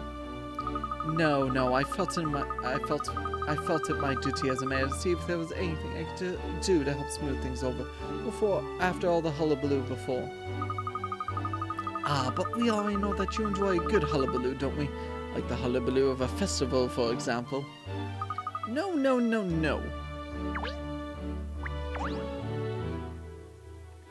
Oh, you're still here, are you? May I ask what you're still doing here, madame? Aren't you going home now that the screening has been cancelled? Ha! Goodness me, no. Not before I finish my popcorn, at least.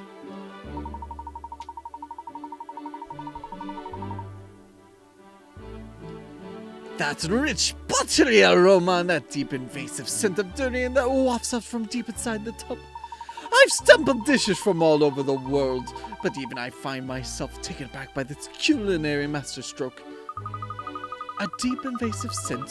Really? Oh, I knew it would be amazing. I have to try it.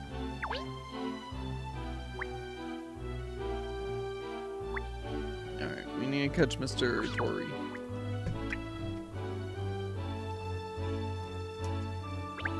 Is his first name Statue? All the guests have gone home by now. It's deserted in the lobby and outside. How about that man standing by the entrance? Do you think he could be Eddie Torrey? Yeah, it's supposed to be editor. Why was I allowed to read the last thing? I don't know. Because I keep playing with my controller as well. Excuse me, are you Mr. Torrey, the director? I am, and you are? I'm Katrielle Layton, from the Layton Detective Agency. You've probably heard of me. Nope. Oh, well, that's a shame. Still, you know me now, don't you? Mr. Barnum has asked me and my colleagues to investigate the case of the stolen kiss scene. We'd very much like to take a statement from you, Mr. Torrey. After all, you've worked with Maverick Director for many years, haven't you? I'm surprised a kid your age has even heard of me. Alright, let's see what else you know. Bet you haven't heard of this director film, have you? It's a puzzle.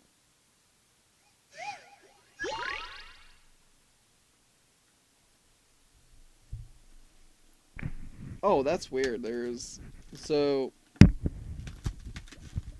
it's broken in two. There's like a chunk still on the ground, and there's like a casing on top. That's funny.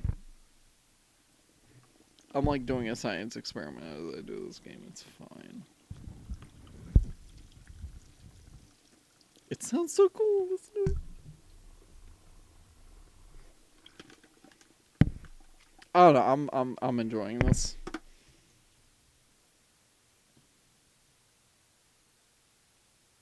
Yeah, it's so weird. It's like the top of the casing, basically. I need to find something to stick in it to get it unstuck from the bottom. I'm gonna do that now.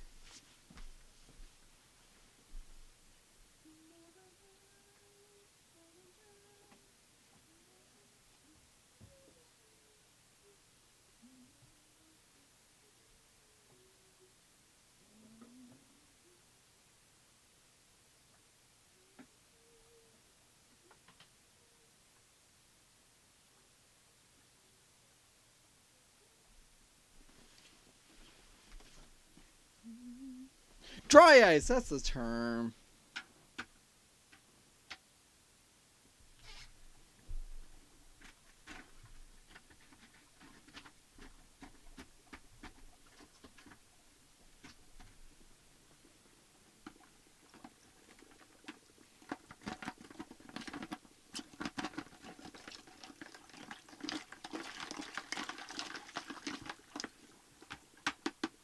Yeah, looky. All right. Yeah, it's thanks to a butcher box delivery we got. They pack it with dry ice, so. There's been an incident at a farm where all of the cows have disappeared. According to a witness, a UFO sucked them all up and some aliens came out. Now, for reasons that will remain classified, you need to place an alien in each of the spaces where there currently is a cow. Select a cow to suck it up into the UFO, and swap it with an alien, and vice versa. The creature coming down from the UFO will take the other empty space. So what?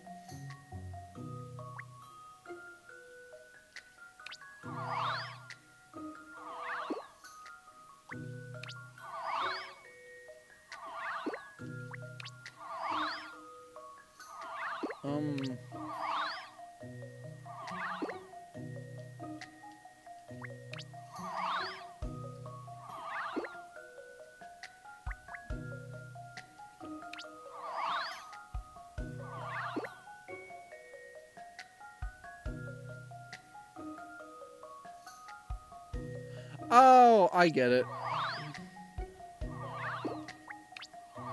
Question mark. Maybe. Oh.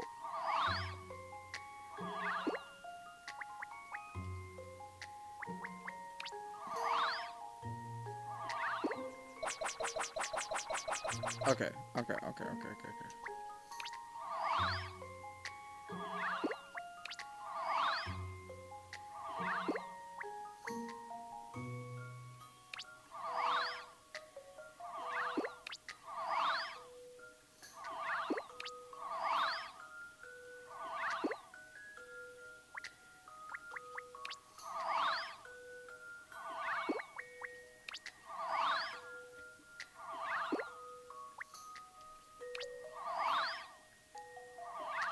That should do it.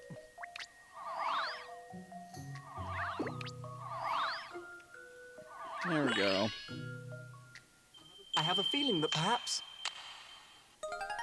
Thank goodness I got It that probably right. can be solved in 8 moves, if I had to guess. Doesn't say. You did it! Looks like the aliens just came to have some fun. With the night drawing to a close, you wave them goodbye as they set off for home.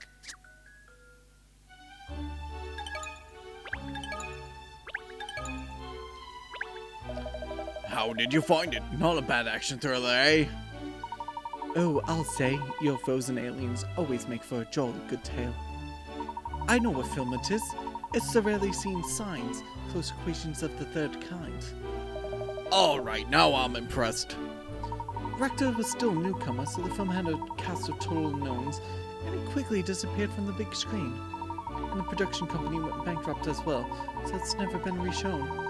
It's one of the most talked about films among Rector fans. Spot on! You really know your stuff, kid. Okay, fire away. What do you want to ask me? Thank you, Mr. Torre. So, first of all, can you confirm that you were at the screening earlier? Yeah, I was there.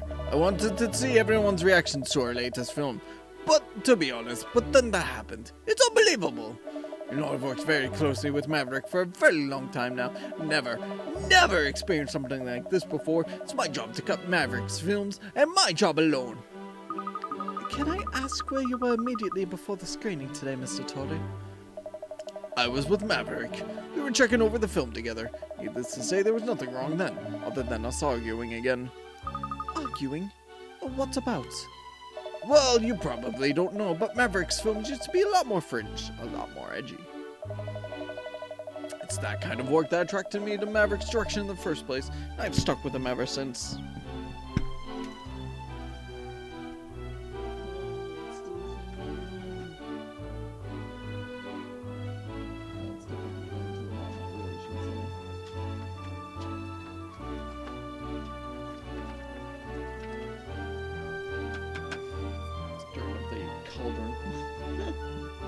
have got going on here.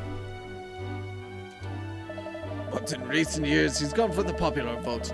He's been shooting the kind of overly sentimental dross that the public seem to lap up. That final kiss scene in this latest film is, well, never sat right with me from the start. But Maverick wouldn't listen to me, would he? Not when we were shooting or when we were editing. So, when we were checking over the film earlier today, I finally said it. I told him that the scene wasn't true to his style, that he'd sold out. So the two of you quarreled? Yeah, but that's just par for the course. Directors and editors always argue. Always have, always will. Making films sounds like a tricky business. But let me make one thing clear. Just because we argued doesn't mean I do something like that and disappoint all those people, all those poor people. Hi, Sakamoto! Sakamoto's looking at the cauldron like, what is going on? And he got scared off by it! He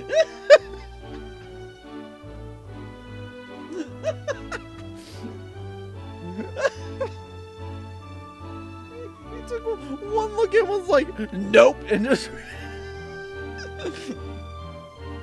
ran away. Oh, God. I see. Well, thank you, Mr. Tori. No problem. You catch whoever did this, alright? I want to know who is responsible.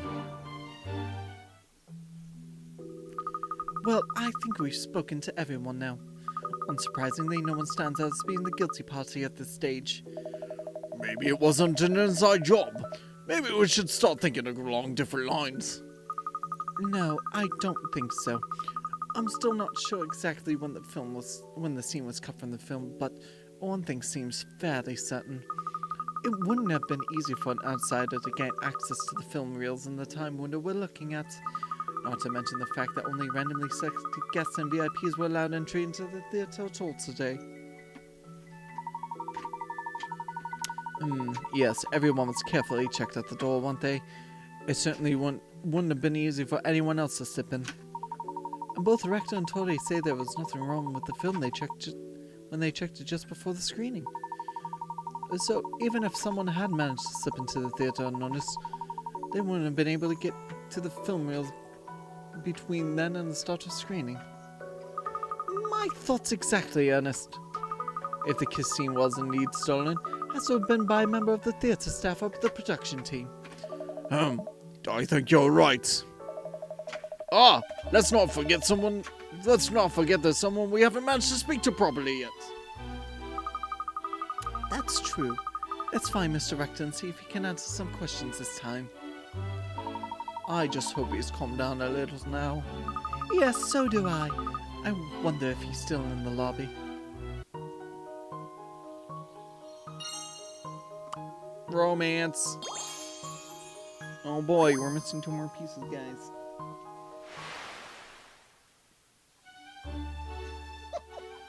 Sakamoto's just looking at the bucket. You scared of the bucket?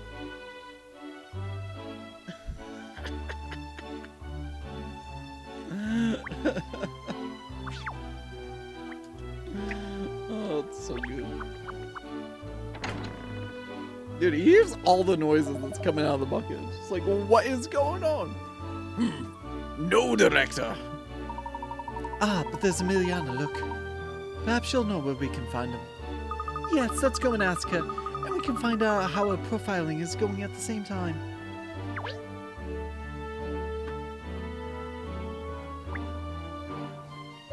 You're so unsure what's happening.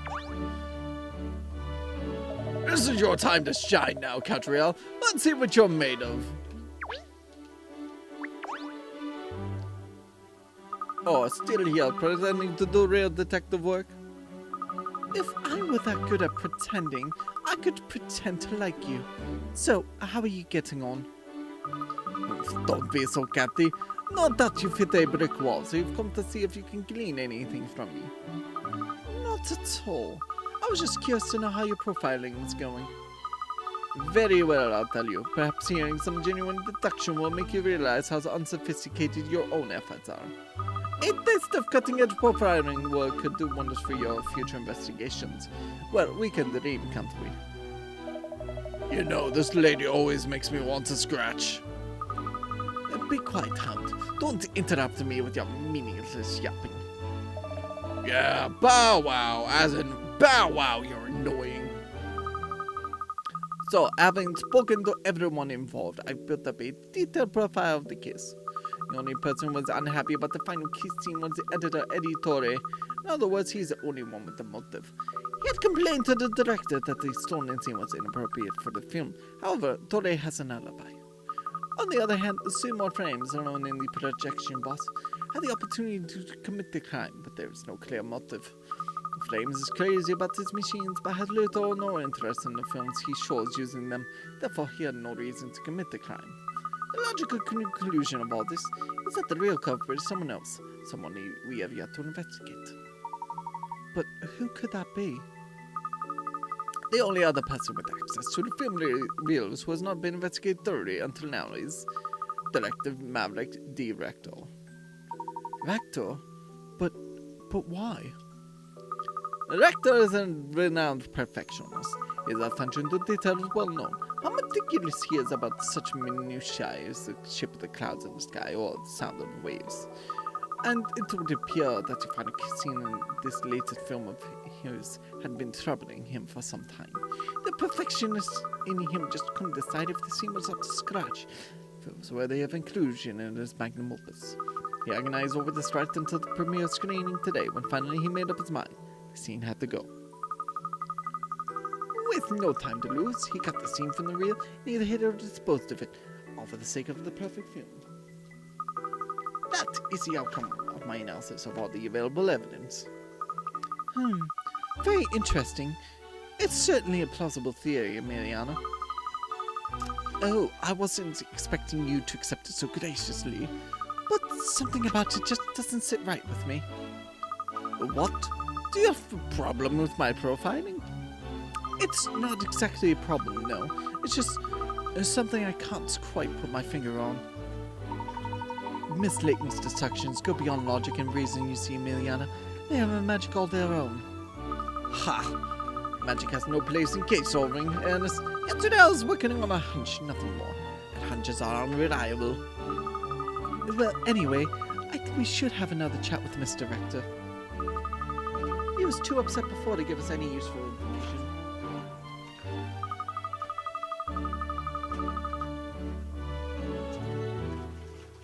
Okay, I might need to just dump this bucket because I'm focusing on it a little too much now. Alright, I'm gonna dump it. We had fun with the science, but even with all the noise it's making, it's not really producing the gas like before. Give me a minute. Alright, second one, say goodbye to the guys. Oh, you're super scared of it. Oh god.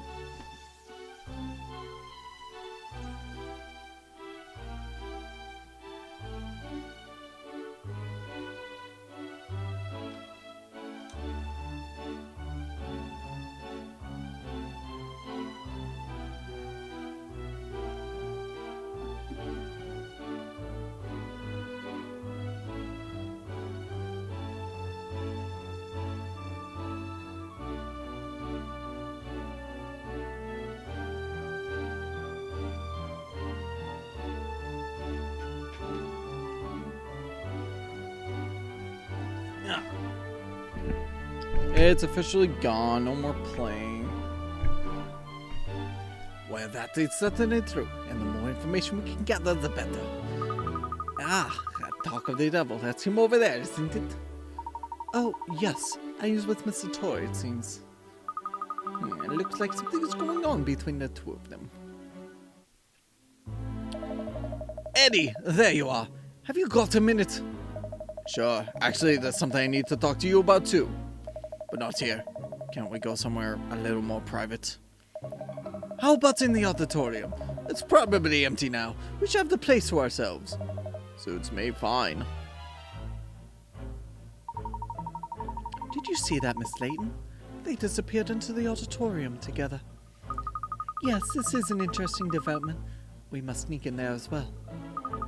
Oh dear, you keep playing your private eye games, Katrielle. Some of us still have real work to do.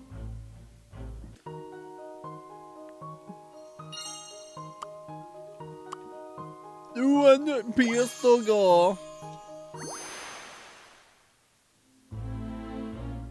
We're 1 clue away. Oh, we must try to sneak into the auditorium now. Look at that. We have successfully snuck into the auditorium. That's strange. We all saw them come in here. Where have they disappeared to? Over there, Kat. Oh, they are truly animated. We never got to check this room, so I guess we're gonna look around here for now.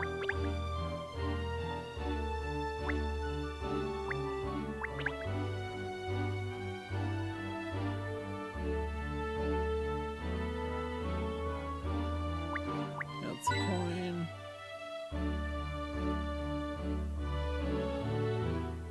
That's a coin.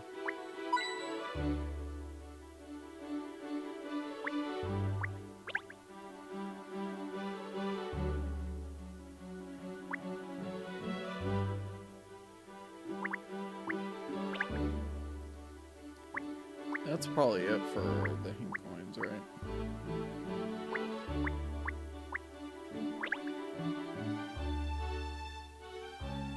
Yeah, that's probably it.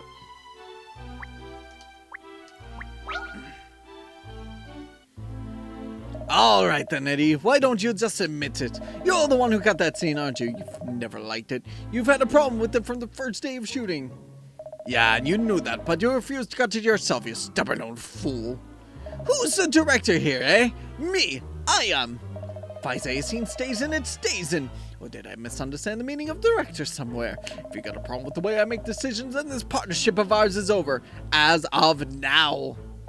It's over, you say? Oh, Maverick, you've done it now. Please, let's all calm down and try to talk about this rationally. Oh, where'd you spring from, Miss Layton? Never mind that now. Just take some deep breaths and calm yourselves down. Breathe in, and out. And out some more, and a little bit more. That's it. Keep... Are you trying to kill me? Of course not. I'm a detective. I much prefer investigating murders to committing them. Anyway, it's clear that you two have some unresolved issues. Oh, you overheard that, did you? We were just letting off steam about the film, that's all. It seemed like a little more than that. The end of your partnership together? This know-it-all thinks he's God's gift to romance films these days.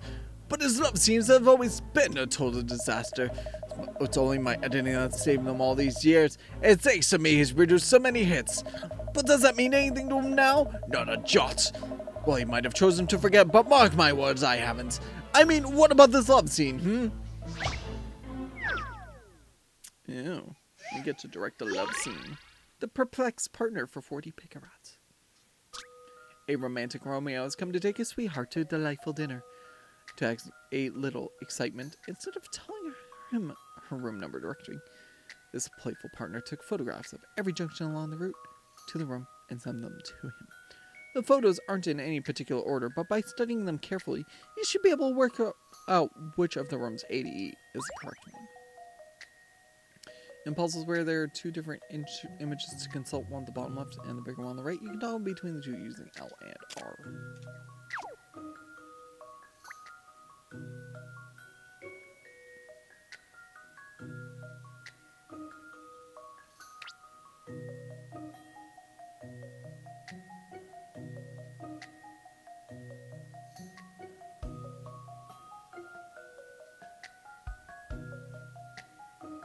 So, I mean, that's obviously the first one, right?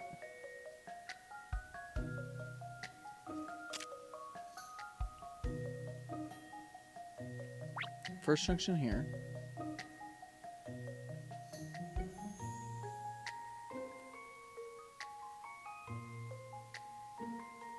So then he hits wall.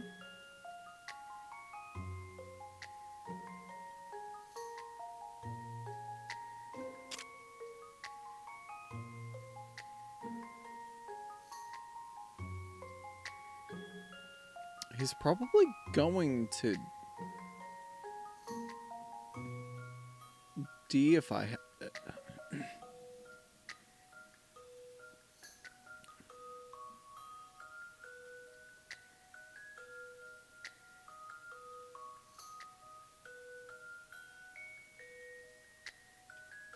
so that's this junction, obviously.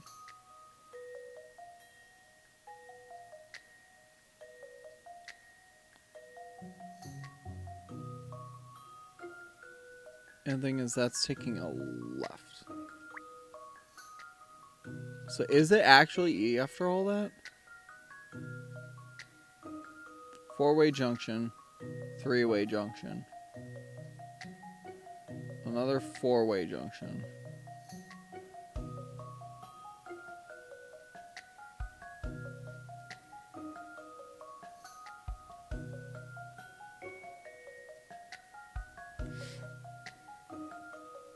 No, it can't be E. So four-way junction, three-way, four-way.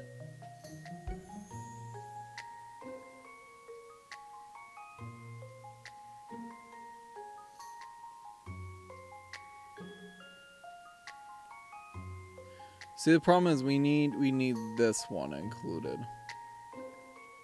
So four-way. Well, if he takes the left, then we get... That can't be the picture. It has to be...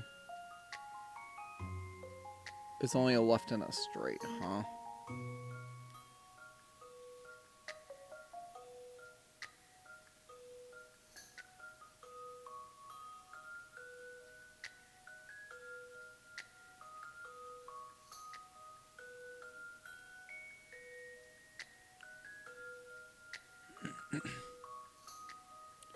Two... That's the four-way.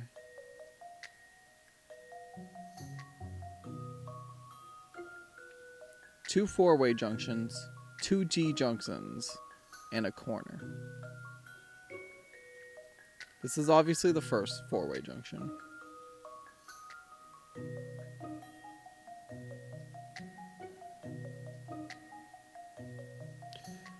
It actually might be room D, so let me just see something here. So we get the four-way junction, we go straight up. We get this three-way junction, right? If we take a left here, then we get another four-way junction. Yeah, it's room D. Yeah, because, hold on, let me menu as X. Right, if I pull up this menu.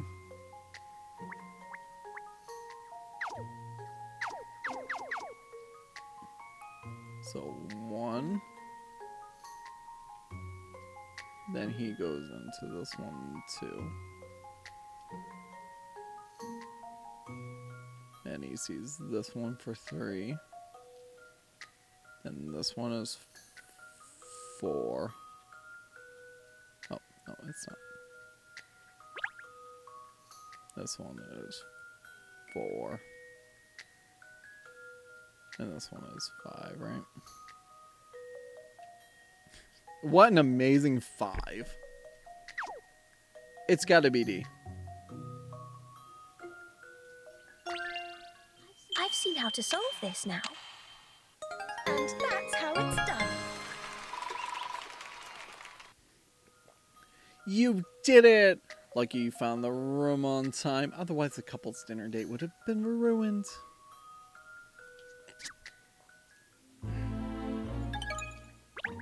Well, I didn't think you'd solve that one. That's had me stuck for decades. There's no puzzle that can't be solved with some common, considered thinking. Mr. Tori, if you calm down a bit now, perhaps... Calm down? Are you being funny? I don't care about that spat with Maverick before, but I can't be pinned for the depth of the final scene. I mean, it's a matter of pride. What sort of editor would do with something like that? I say, miss, I don't think this fight is going to sort itself out anytime soon. Oh, well, never mind. It's rather fun to watch, shall we? Great idea, Kat. Let's just forget about the case and watch the two prime suspects argue instead. Don't be snide, Shell. If we listen in, they might let something slip that gives us the lead. Sneaky cat. You are a sneaky one, cat. Pride? Pride? That's more important to you than honoring the decisions made by the director, cutting scenes you would never ask to cut. For the last time, I did not steal that kiss scene. And you know that I would never cut a film unless you gave me the go-ahead. Huh. Well, it's no secret that you didn't like that scene. You always had a problem with it. Come on, admit it. Yeah, I had a problem accepting that the great Maverick director would be happy to end one of its greatest films with a scene like that. Why don't you admit it? You never really got on with that scene either, did you? Yes, I did. I was perfectly happy with it. So you're willing to compromise on quality these days, are you? You make me sick, Maverick. But you know what makes me more sick?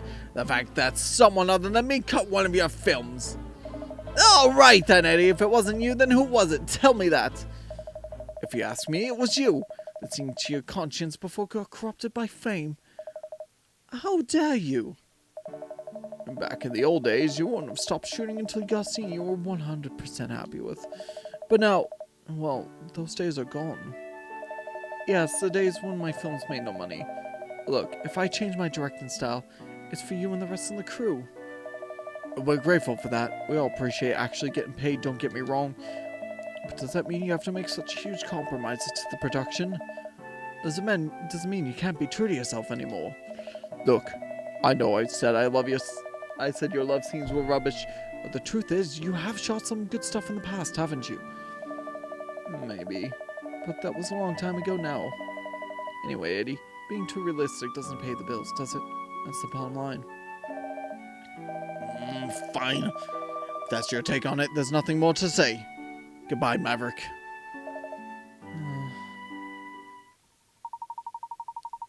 Yikes, that didn't end well, did it?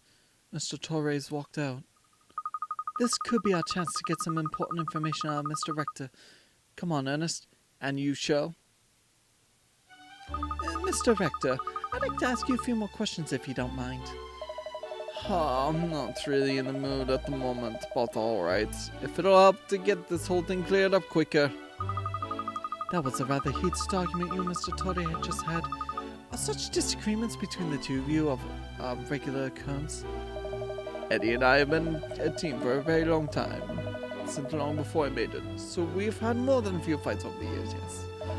Back in the early days, we used to have blazing rows about production issues. Still, it's never gone this far before. We've never talked about going our separate ways. Yes, well, one ill word asks another, as they say. If you said things you didn't mean, I'm sure an apology will go a long way to fixing things. With Eddie, I'm not so sure. I hear that you used to make films that were a lot less mainstream, with more fringe appeal. Is that right? That's going back a bit now. Anyway, it wasn't like I was trying to shoot fringe films. That's just how it worked out. That's how people took my material. It wasn't for everyone. But Eddie really liked my old work. Now that I'm making films that people actually want to watch, he's not happy about it. Yeah, no, he was always pressing me not to include that last scene, No Stop for Love, right from the start. Yes, he told me. He said he didn't believe it was true to your style. Not true to my style, huh? That makes it all sound so simple. The truth is, I don't even know what my style is anymore. It's just typical of Eddie, though.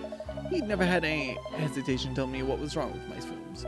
Sometimes it makes me so mad, but I have to admit it, he's usually right. Oh, why am I kidding? He's right this time, too. You mean about the stolen scene? I just wanted it to be real. I wanted to shoot a kiss that looked like it was genuinely from the heart, not just two actors playing their parts. But somehow I couldn't get it right. In the old days, I wouldn't have given up. I'd have just kept shooting and shooting until I got the results I wanted. Why didn't you do that this time, then? You're young. I won't expect you to understand. Fact is, as you get older, you lose that drive you had in your youth. No, you're quite right. That's not something I can relate to. It sounds rather sad, to be honest. So you're telling us that Mr. Torre couldn't accept the scene you shot? That he cut from the film without your permission? Yeah, that's his job after all, cutting film. He's very good at it. I can't say I blame him. This is all my fault. This might seem like a strange request after everything that's happened, Miss Layton, but could you try to keep this quiet? Eddie did it for my benefit at the end of the day. I'm afraid that won't be possible. What? But if this comes out, Eddie's career is over. Is it really worth destroying the man just for some sense of obligation to uphold justice? That's not the reason at all. It's because Mr. Torrey didn't do it. You see, the fact is, you are his alibi, Mr. Rector. Exactly. You and Mr. Torrey were together at all times until the start of the screening once you. And when you checked over the film reels together, you found no problems. So if Mr. Torrey was never out of your sight after that time, then however much he disagreed with the inclusion of that scene, he had no opportunity to cut it. I suppose that's true. Someone else stole it then. That's wonderful. Miss Layton? Oh, sorry. Good. Looks like I have all the evidence I need now.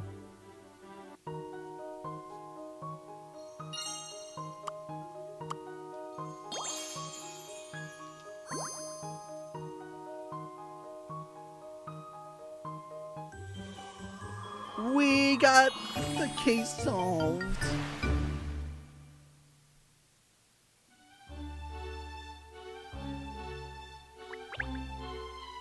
Time to solve the case. Of course. Yes, it all makes sense now. Yeah, and I'm deaf now.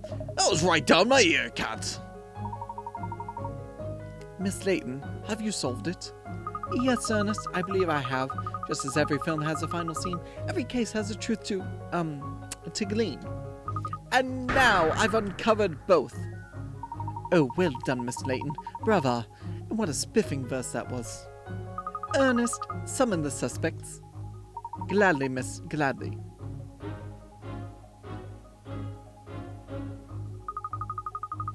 Thank you all for coming, everyone. I have finally ascertained the truth about the stolen kiss scene. Really? You have? Who did it? Who? Come on, spill the beans. I want to know who did this to me, and why. And how? That's what I want to know. When was it cut out of the reel? Tell us, Miss Detective. Put us all out of your misery, please.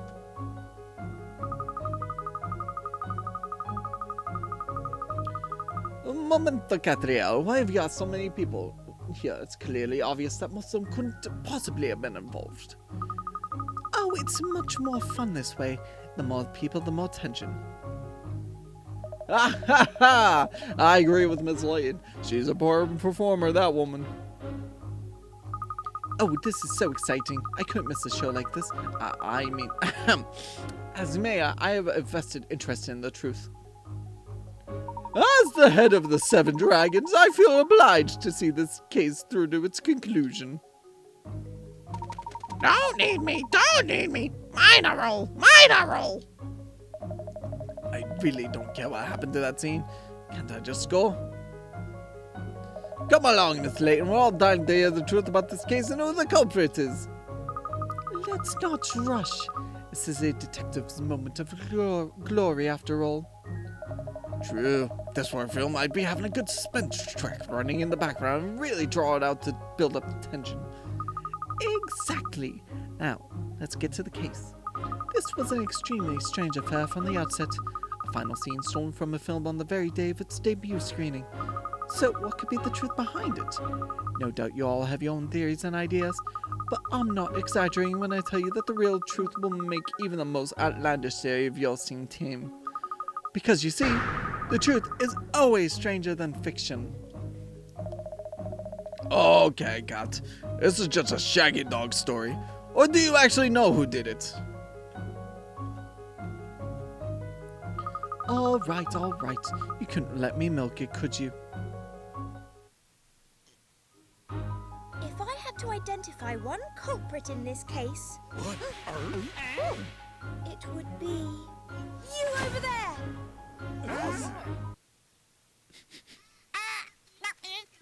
Didn't do it. Yep. The Major Minor. Major Minor. When the reel channels were being switched during the screening, you did a major minor poo on the film. Yeah, major minor poo on the film. A poo? And his poo hit the all-important kiss scene. Is that it? But surely a little bit of bird poo could easily be wiped off the film. Would everyone please stop saying poo? Stop saying the word poo. Indeed it could, Mayor Loanida. Which is where the second guilty party in this escapade comes in. You, Mr. Seymour Frames. All the equipment here has just recently been upgraded. Mr. Frames cares for his projection machinery so deeply, he couldn't bear the thought of running a soiled film through it, even if the excrement had been wiped off.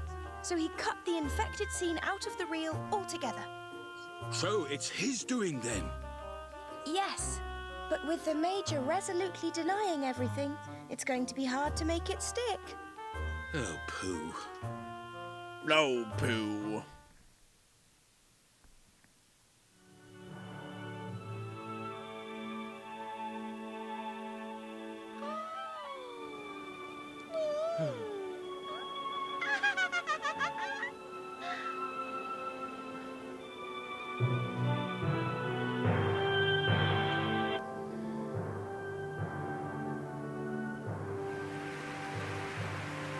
Why? Why does tooth come out at the end there? Great. Man, no wonder why he I wanted that loved it. kiss to get cut. Where did that kiss scene come from? Apparently, Mr. Rector. He cut in an old scene of his own to replace the missing one. It's a clip of himself kissing his lover, shot a long time ago when he was still just starting out as a cameraman. Why, Foxy. Secretly, it was supposed to be a film about his own love affair. So the clothes and everything match the style of the other scenes perfectly. That's how he integrated it so seamlessly. You've got to hand it to the old dog. It's a very moving scene. Yes, because it's full of genuine emotion. They weren't acting. It was true love. If only someone would give me a kiss like that. Just imagine. What? Don't give Ernest ideas, Katrielle. Oi, Pinstripes, what are you imagining? Nothing. I was Just what? And spit it out. No, What, you dirty mongrel? Bro. A Nayful Advance No Sub for Love was a hit at the box office with its passionate final kiss scene. And now Maverick Director is currently working on a new, albeit not too mainstream, blockbuster. Ah, he's shooting the moon landing. I see. How is it? You always stumble on the answer in these cases. Stumble on? It sounds like you think it's just luck, Charles. Well, isn't it? Not at all. The truth is, Miss Layton makes logical but instinctive inferences.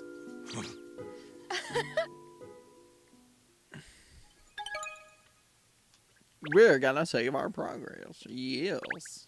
Yes.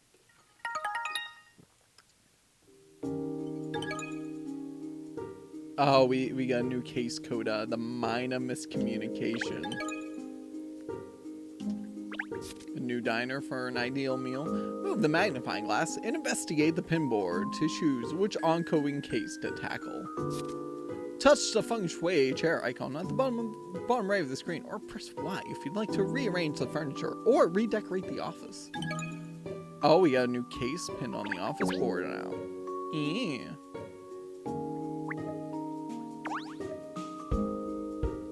It was marvelous, wasn't it? No Sub for Love is Rector at his best, I must say. I've seen it 20 times already, you know. Damn.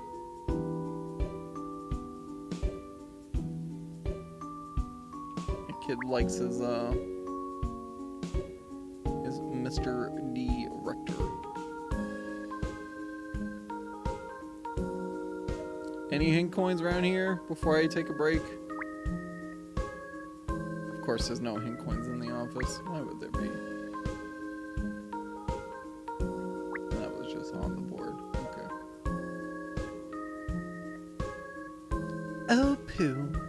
I can't seem to find a single hint coin within the screen. Okay, so I think with that, I'm officially going to take a break. So I do want to thank everybody that's been here watching, chatting, and lurking. I'll be back in a few. We'll tackle the case 4 when we get back, so be fun and interesting.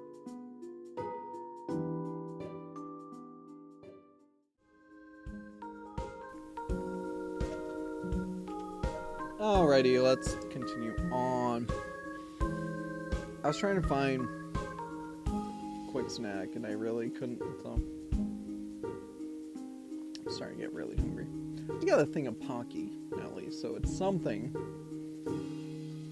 but it's not what I was hoping for, that's for sure.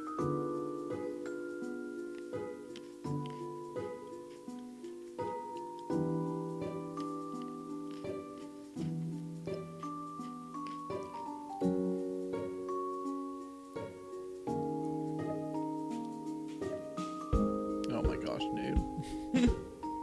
Alright. Case 4 from the board.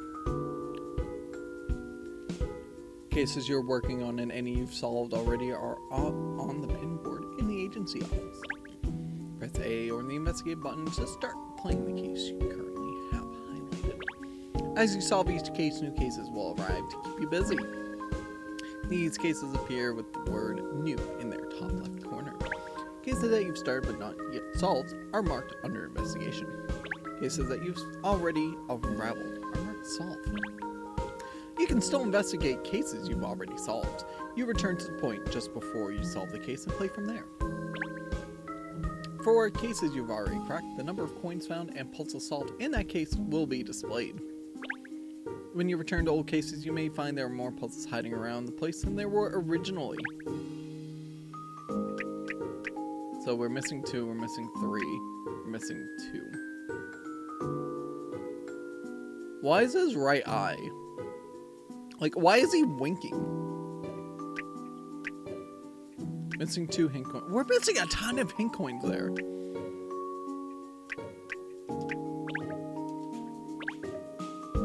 We'll go back later. Like, that's 100% territory.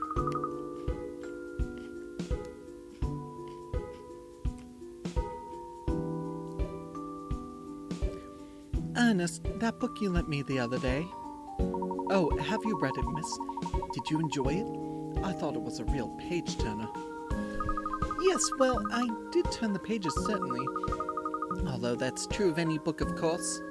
I mean, it was interesting in a way, but in a way it wasn't really. Make up your mind. Well, I enjoyed the murder on the stormy desert island, but the way the detective solved it was a bit dull. Personally, I prefer it when the detective hacks his way through all the possible suspects until only the terrified killer remains. Hacking through suspects? Yes, it's so much more satisfying that way. Satisfying? And scary. Detectives are supposed to be cool and collected, basing their deductions on logic and reason, not hacking through suspects. Oh, really?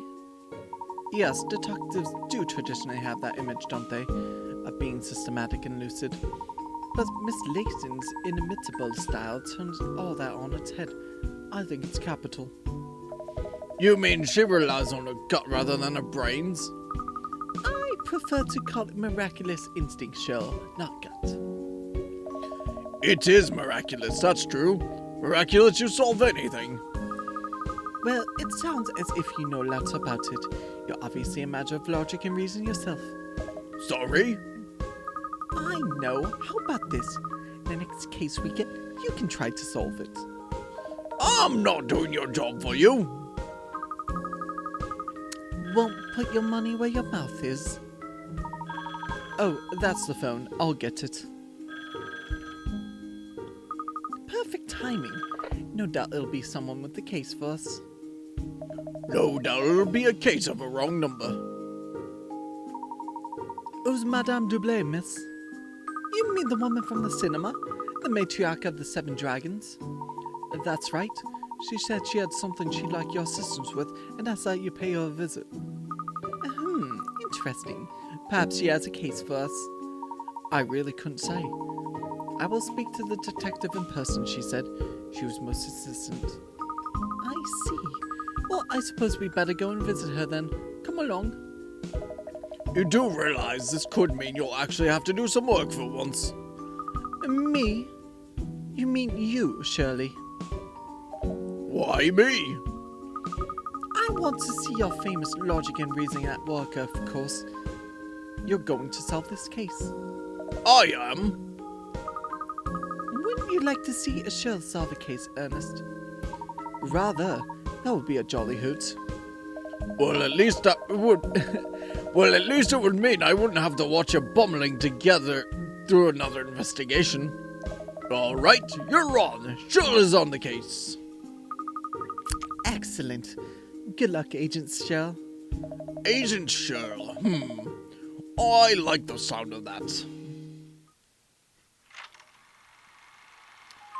Pet pandemonium.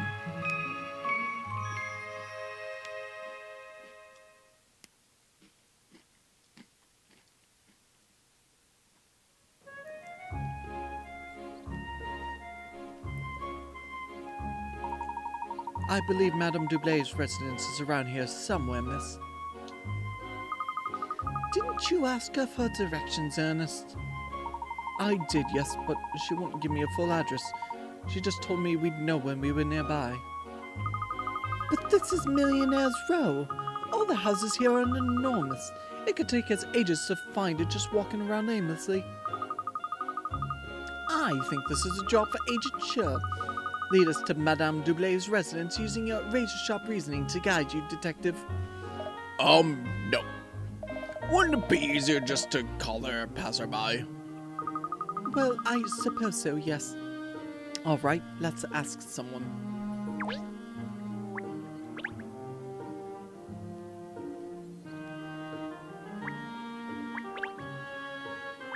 Oh, Dusty. Dusty. Aha! A puzzle in the chimney. Pinstripes, that's your job, cleaning chimneys. Why don't you solve this one? Oh, me? Yes, all right then. Alrighty then. I guess we're going to have to solve this one.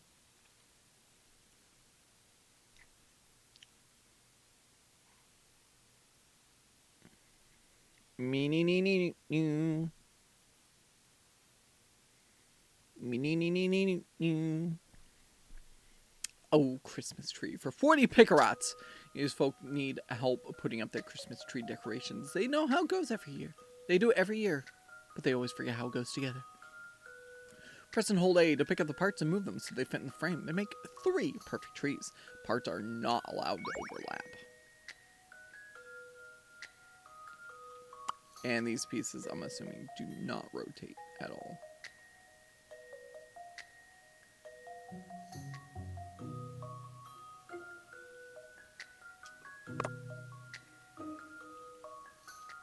So let me just see something, right? If I were to do that, okay. That does do a chunk like that.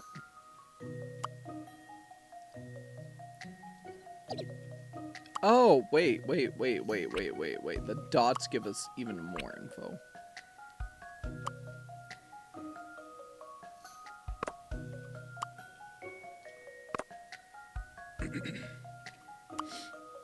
I'm assuming that's gotta go there.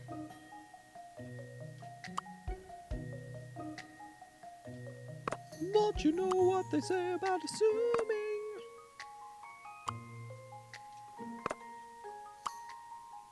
You don't know assume because you don't know what you're doing. If you'll entertain my idea here, It's still not a patch on Miss Layton, of It course. seems we've solved it. You did it. Another year that they can enjoy their lovely tree decoration. They'll have forgotten how it goes together again by time next Christmas rolls around.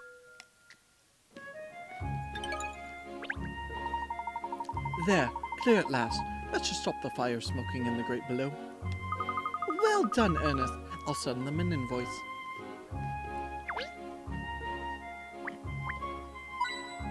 Ah, yes, billing people for work they didn't necessarily want done.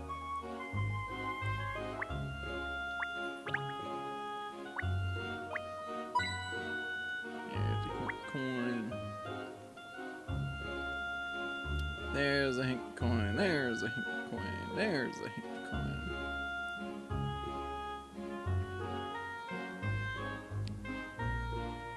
Everywhere here's a hink coin. I think that's it though.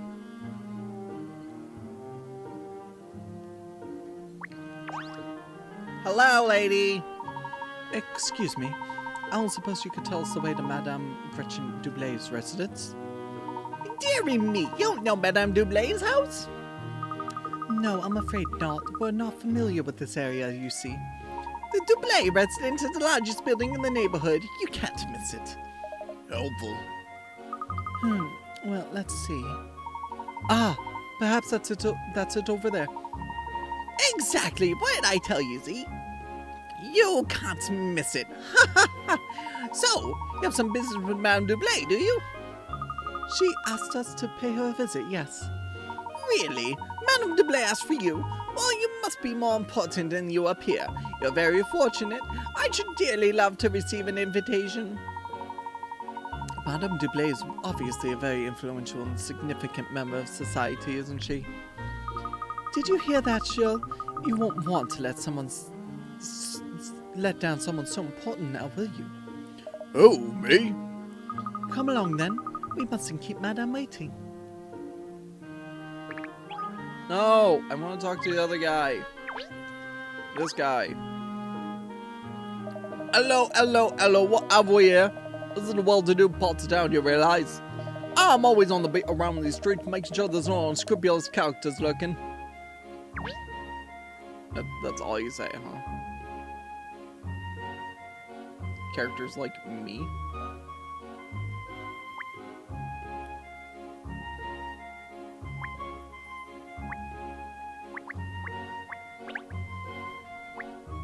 Even the street names sound upper crust around here.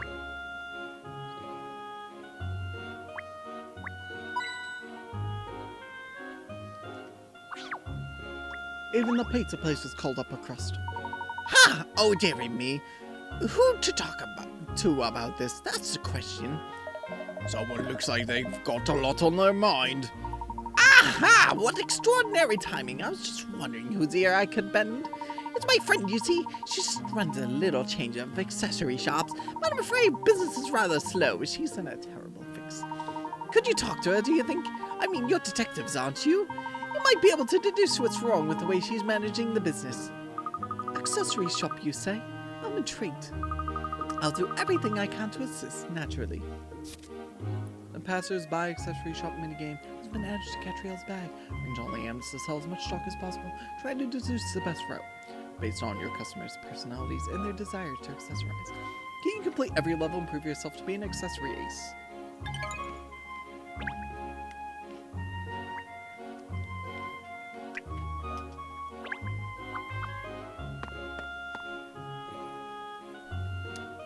Yeah, I mean, that's kind of hard to miss.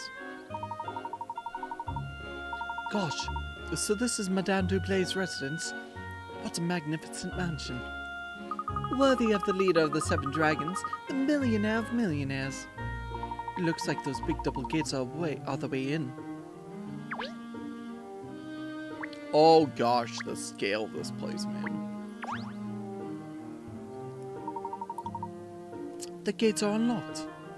I wonder if it's alright to just to go in. Hello? Is anyone there? Ah, good day. You must be from the detective agency. Madame is expecting you. Please follow me. Oh, thank you. The dog, miss, is he, with you? Excuse me. Absolutely. He's one of the team. I see. In that case, do come in, sir. Don't mind if I do. You can't hear what I'm saying, can you? Woof, woof, woof, woof, woof, woof. What a talkative little fella he is. Isn't he charming? Charming, sure. Did you hear that? Oh, I wasn't really listening. What? So, that compliment has nothing to do with why your tail's wagging 10 to the dozen? No!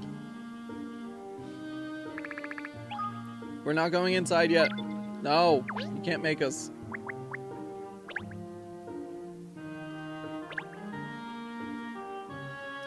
We're definitely using that later.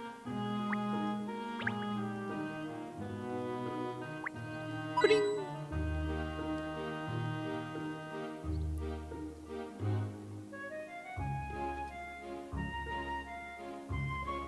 Looking forward to hink coins, looking forward to hink coins, lots of hink coins around the place.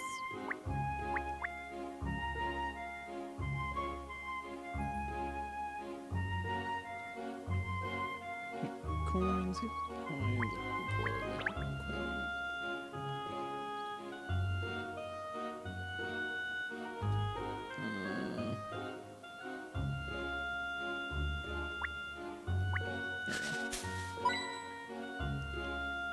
I'm like, there's gotta be at least one more, right?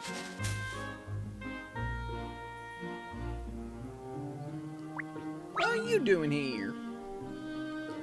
Oh, hi! 1, 2, 1, 2. How are you? 1, 2, 1, 2. Brilliant, but probably not quite as brilliant as you. Well, you can't beat jogging, that's for sure. But solving puzzles is fun too. I've got one here, actually. Try it.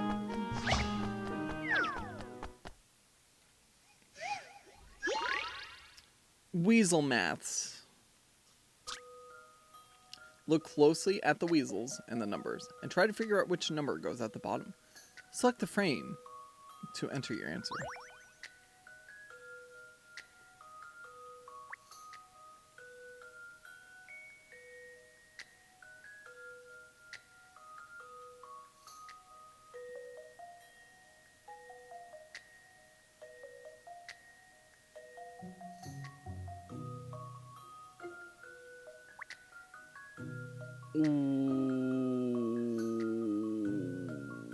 What?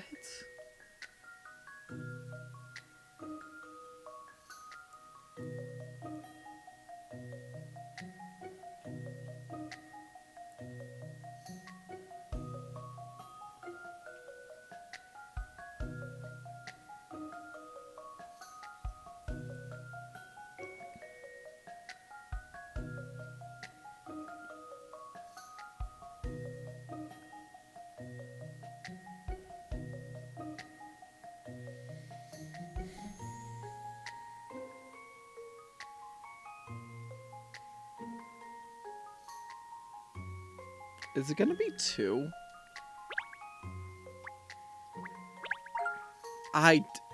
Weasels are representing something we are very numbers. Tail orientation.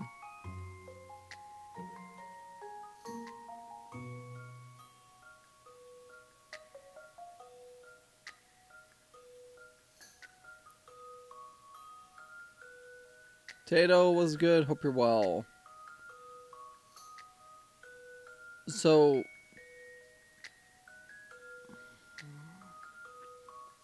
even plus even makes even. Odd plus odd makes even.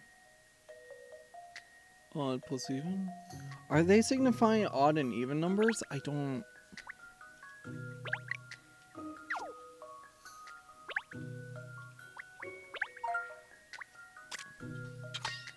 Their bodies are long, but their tails are short.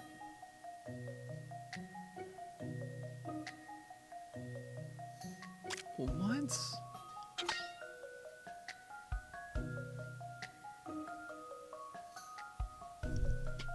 Is that really what it is? Oh my god, really?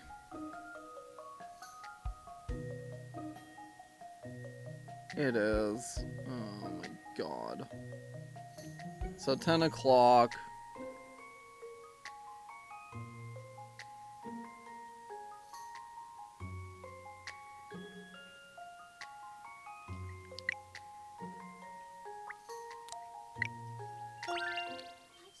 how to solve this now. Puzzles are made for solving. So many hint coins gone because of that. Not happy. It's fine. You did. The weasels were representing times on a clock. 2 o'clock plus 8, 10 o'clock. 10 o'clock plus 5, 14, or 2 o'clock. 3 o'clock plus 6, and 9 o'clock. Well done, good job. I'll have to look out for another puzzle now, so I've got something for the next time I run into you. Thank you. I'm looking forward to it already. Can't wait, so excited. 1, 2, 1, 2.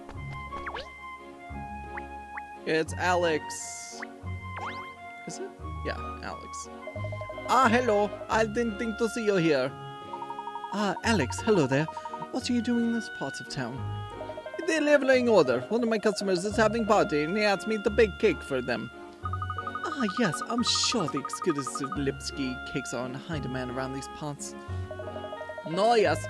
This morning I delivered cakes here to Madame Dublé, but she does not look happy. I hope I did not do nothing to upset her.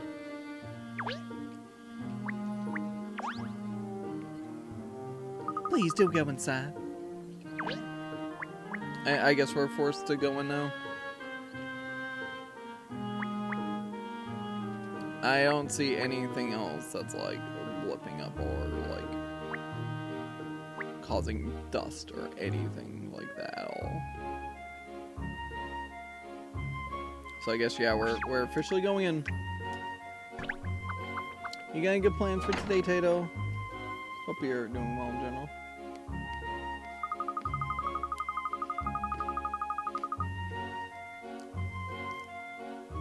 I should just go and tell Madame that you've arrived. If you could all wait here a moment, please. I say, the interior is even more amazing than the exterior. Look at all this tip-top furniture. Yes, the furnishings are very elaborate, aren't they? These carpets are of the highest quality. But what else do you notice, Shell? What's apparent from this hallway? Well, there are a lot of cats. Soft toy cats, cat ornaments, cat pictures. She's clearly batty about catties. Precisely. All these cat things. There's an unusual amount of them, wouldn't you say? Oh, look, here she is. Oh dear. No, I specifically requested Professor Layton. I certainly didn't ask for a young parvenu like yourself. Ah, people are still demanding my father's services. You're obviously not abreast of the situation, Madame. Pardon? Allow me to clarify. I will solve this case in my father's stead.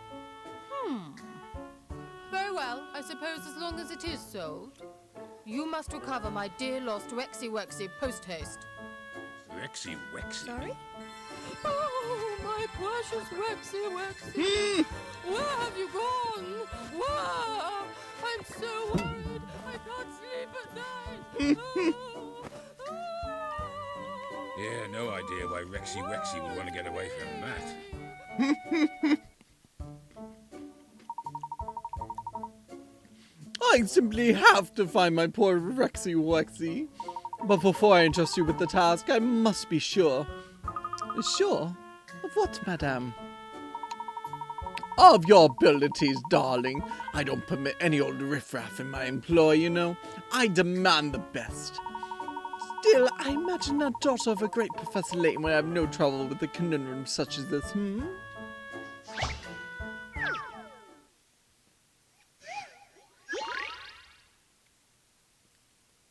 Puzzling pearls for 40 pigarats. Here we have some mysterious shells. When you close and reopen them, the number of pearls they contain doubles. The maximum number of pearls each shell can hold is 8. And the shells cannot shut if they have 5 or more pearls inside. Can you make each shell contain 5 pearls?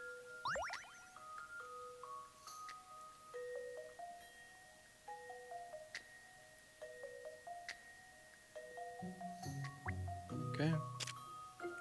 Okay, so we can move pearls. Okay, so we need each one to have 5, right?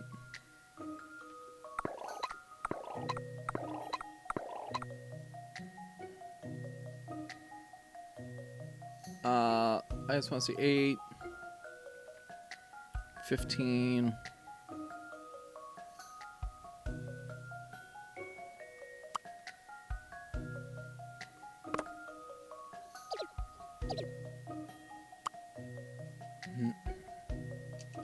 Oh wait. I think I might know it. If I do this, right?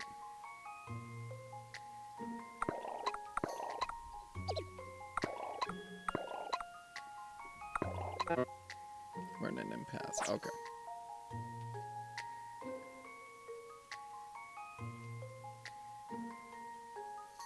Oh.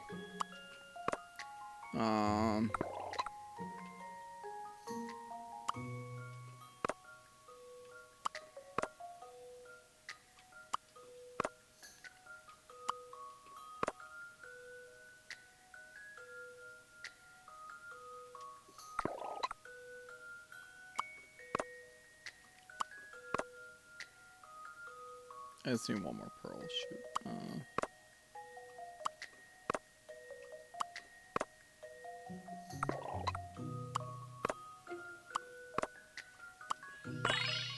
Alright. This is an interesting one. And that's how it's And done. that's how it's done. You did it. What a lot of lovely pearls. Perhaps a few too many, in fact. To solve this puzzle in as few steps as possible, you need to avoid moving the pearls around too much. 9 steps is the solution.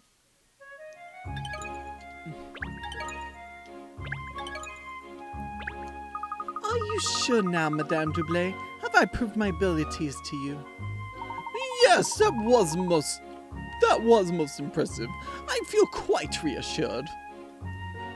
Congratulations, miss. Now we can find out what this case is all about at last. Alright, first thing I wanted to do.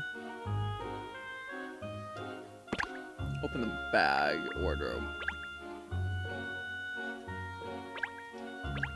We're going back to our traditional outfit. I don't care about how this actually works. I just want her in a normal... Not a bad look, I think. Yep.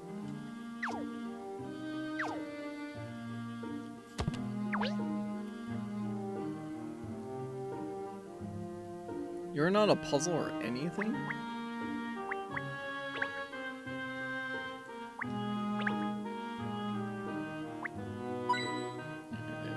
Coin.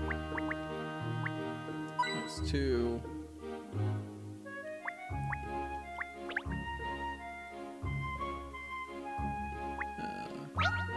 Cat puzzle. Oh, look at this portrait. What's up, pussycat? There's a puzzle hidden behind this picture. Do you see it? Do you see it? Sure.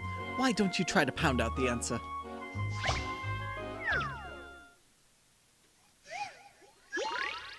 Robots take the cake too. Ah, right. Okay.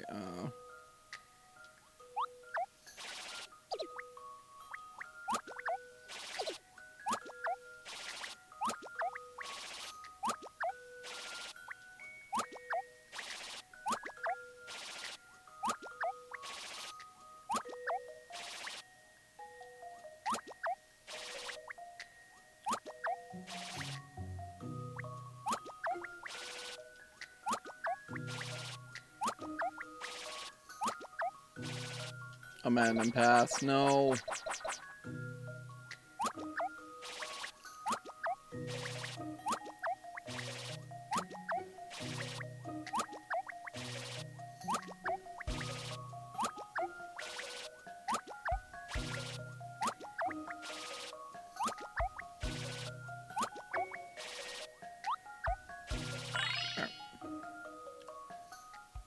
A good puzzle is something you have to chew over.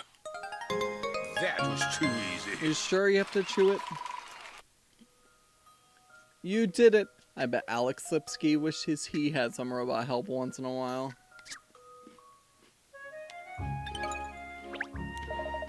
Well, I certainly wasn't expecting to find a puzzle behind a painting, or be made to solve it. There are puzzles everywhere in the world, Shell. It keeps us on our toes, doesn't it? Or in your case, on your paws.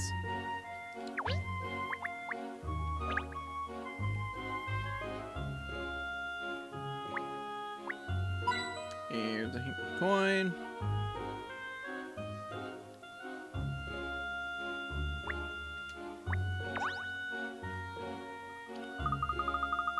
I'm afraid you'll have to ask Madame if there's anything you need to know. So, Madame, perhaps you could tell us what it is that you'd like us to do. Naturally, that's the whole reason why I asked you here. It's really quite simple. My poor Rex vanished yesterday, you see. You simply have to find him for me. I see. This Rex is the Rexy Wexy you mentioned before, I presume. Yes, my beloved pet. Oh no, Rexy Wexy is so much more than a pet. He's family, I tell you. And you say Rexy Wexy vanished? That's right. Oh, it's too awful. I've looked everywhere for him, but he's nowhere to be seen. Oh, Rexy Wexy, where have you gone? It's a mystery, Miss Layton. A complete mystery. Please don't trouble yourself, Madame. When I investigate, I leave no stone unturned. We will find him. Gosh, a member of the family missing. How terrible for you. We'll track down Rex without a moment's delay. Oh, please do. I'm simply beside myself with worry. So, Madame, I'd like to ask you a few questions about your missing pet, if I may. Yes, of course. I shall do anything I can to assist. Oh, my goodness! What's the matter? Look at the time. I'm terribly sorry, but I have a luncheon engagement. Dear me, my appetite isn't up to much at the moment, but one must keep up appearances no matter what. Just wait a moment, please, Madame. I would naturally assist you in the search if I could, but these business luncheons are quite unavoidable. Still, I'm confident I can rely on you. You'll find my Rexy Wexy for me, won't you? Now, do excuse me. Oh. Well, the Great Dame really gave us a lot to go on there, didn't she? Yes, the creature's name is, but all she actually told us, this is going to be a challenge. No clues, nothing. Well, it's far from ideal, but we'll just have to work with what we have. What we have? We have nothing but a name, and a stupid one at that, especially for a cat. There's no such thing as an easy job, Shirl. So, where do we start, Detective? You're still on that, are you? Alright then, we start right here in this room. The foundation of all good detective work is investigation. We need to sniff out more information about this Rexy Wexy. Well, you're in charge, Shirl, so let's get investigating. Poor Rexy Wexy. I really hope something bad doesn't happen to him.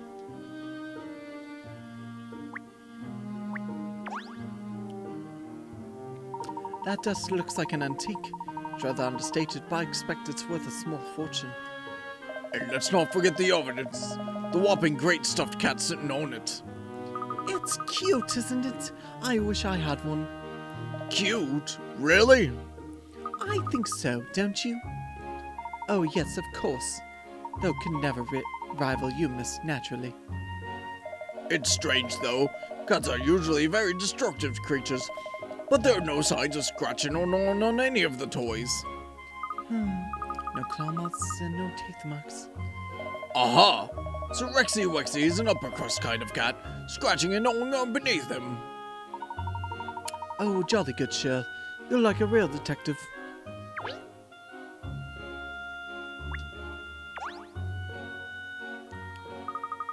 Madame is very busy, you know, every single day. Yes, as a matter of interest, what line of business is she in? Oh, Madame is a consultant to multinational retail, 27 different departments on everything from cat food to expensive jewelry. Gosh, that is a broad range. Yeah, so she really treasures her time with Rex, you see. He's such a soothing influence on her. Finding Rex would soothe me too at the moment, believe me.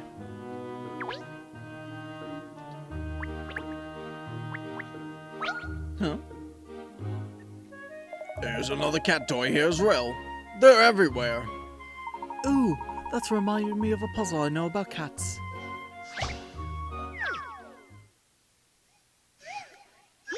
Level 44. Parody cat, 40 pick rats.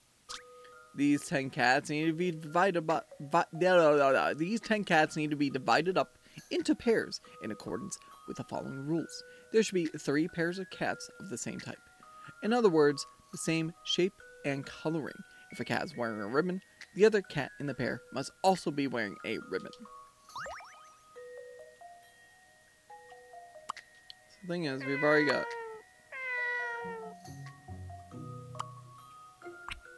these sets, right?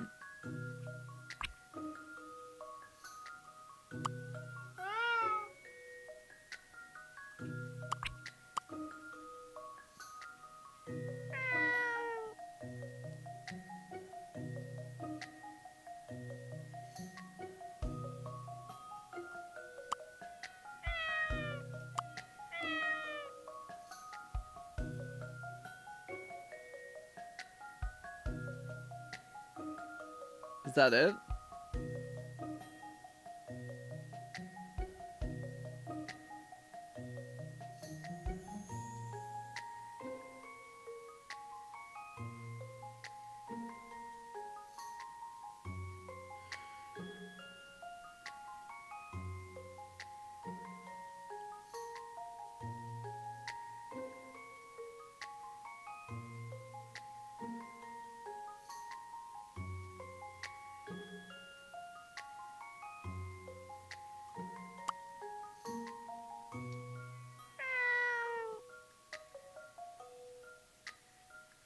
Three pairs and the 2 ribbons matching.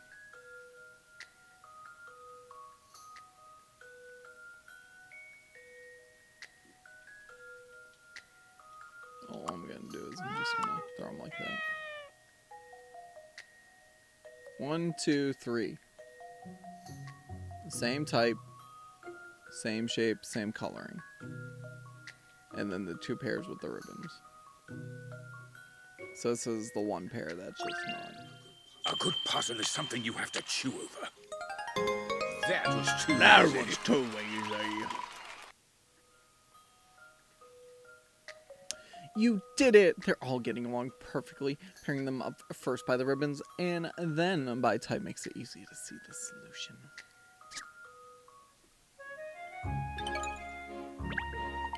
Very good, Shell. That should earn you a doggy treat. Oh, well, you know, it was nothing really. So, in the most prominent position at the center of the room, we have a large bunch of flowers and a soft toy cat. Which just goes to show you how much she adores cats, Shirley. A cat lover. Well, I think we've explored the hallway here enough, don't you? Madame Dublet certainly has a lot of cat toys around the place, that's for sure. Yes, gosh. If she's this much of a cat lover, Rex must be spoiled rotten. It's not much of a deduction, but I suppose that's about the only tale this room tells. Oh, well, Shell, do you know where Rex is then? We've looked at a table and a desk, and she's asking me if I know where the cat is. I think we're going to have to broaden our search. It's like looking for a needle in a haystack, though. This mansion is simply vast. Where do we start? Excuse me, detective? I hope you don't mind me interrupting. Madame did say she was happy for you to look around the residence if it would be of help. Thank you very much. I wonder, could you tell us which room Rex spends most of his time in? Yes, of course. It'll be Madame's parlor. Gets a lot of sun, you see. Rex always enjoys napping in the sunshine. I see. We'd like to investigate the room if we may. Although I imagine it's been cleaned and made up since Rex's disappearance, has it? Oh no, miss. Madame was very clear on that. You must leave the scene completely undisturbed, she said. Perfect. Could you show us the way then? Certainly, miss. Follow me.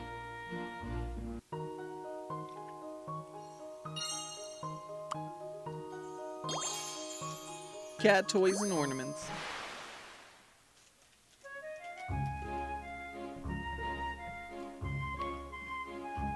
It seems she's a cat lover.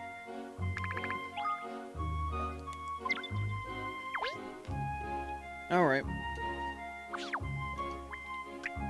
The parlor.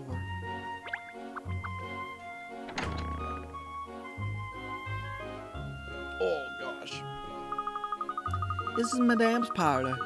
As I explained, she did say she wouldn't mind if you need to look around. I must only ask that you be careful of the furniture and ornaments. It's all very expensive, you see. Gosh, my palms are sweating just hearing you say that. Oh yes, one more thing. There's actually a picture of Rex in here which might help you. Just over to the left there, do you see? So that's what we're looking for. You know that Rex is a boy, I presume? Yes, we realize that, thank you. I hate it when it goes missing. I do hope you find it quickly. Don't worry, this case is in safe hands with myself and my detective assistant, Agent Shirley here. Shirley, miss? Is that short for Shirley? Haha, no. Actually, Shirley's my dog's name, and he's a he. Oh, how interesting. Your dog is a detective as well. Well, Shirley, I hope you do find Rex soon. He's very special, you see. Woof. Haha, pretending to be a normal dog for the maid's benefit, are you? How considerate of you. So then, let's see what we can discover in this room. Isn't it a lovely space? It's so warm and inviting. I've got my eye on one of those plush sofas myself. So, this is where Rex spends most of his time, which means we could very well discover an important clue in here that will lead us to the missing animal's whereabouts. So, get on with it, Shirl. Go, boy. Go find a clue. I thought I was in charge of this investigation. Stop trying to take the lead. I'm still the manager of Layton Detective Agency, Shirl. You work for me, remember? Oh, it's a dog's life. The maid's eyes stare into your soul. Oh god, I missed. No!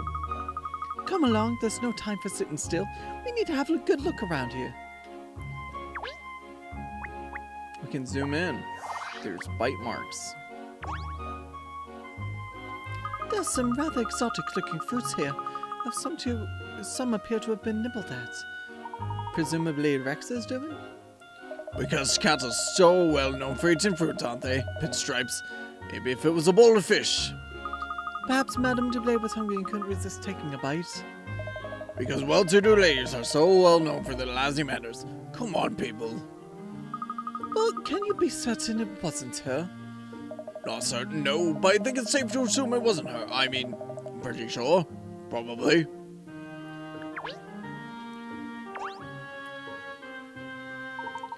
Who would have taken a bite out of a fruit like this and then just left it in the bowl? Someone who was waiting, obviously.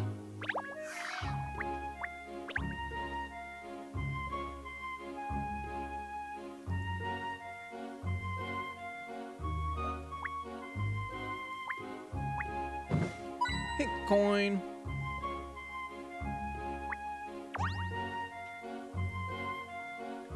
This cat looks like he's putting on airs. Oh, I think it's a champion. Such a dignified and refined look.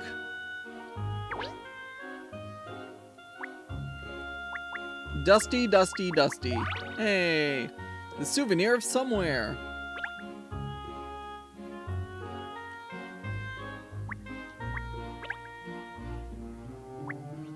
Oh. Oh. Oh, there's a puzzle here. Look. One of Madame Dublay's, I suppose. Are you going to try your paw at it?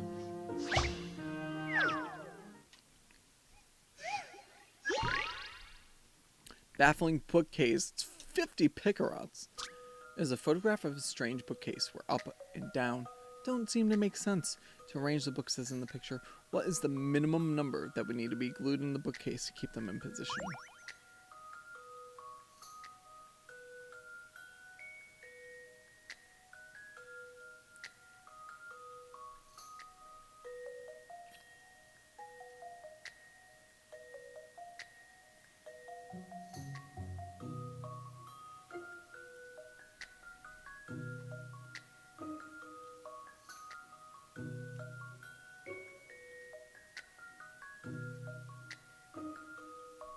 It would technically be 2.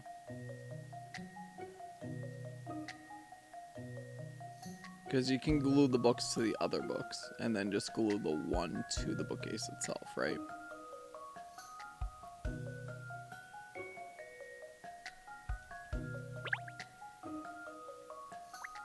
Hold on. Yeah, we're gonna come back to it. I want to do a save. Danger zone! Danger zone! Thank you, Apple. How's it going? Hope you're doing well. Long time no see. I'm doing a rare. I'm saving before doing this puzzle because I want to get full Picarats. And I feel like the answer is a trick answer. Not too bad here. We've been slowly making our way through this game. We're on, this is case number 4, looking for a cat named Rex, aka Rexy Wexy.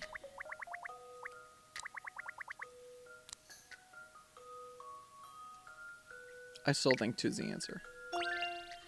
I've seen how to solve this now. It's not right. What's the matter with me today? Think about how the bookcase is positioned.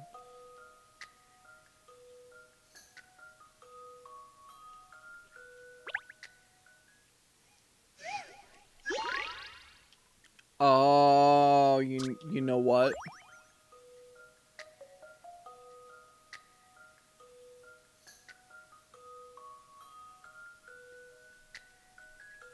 Is it 5 then? Just the books in the middle? I've seen how to solve this now. Oh, that's not like me. See, this is... Think about how the bookcase is positioned.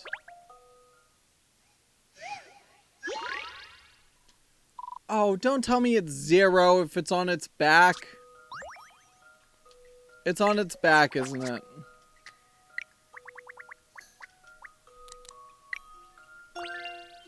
This is an interesting one. Oh my god, F Puzzles this are made for puzzle. solving. Okay, we're going back and loading that save.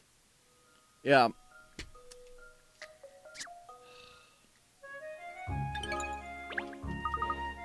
Okay, hold on. Hold the phone, peeps.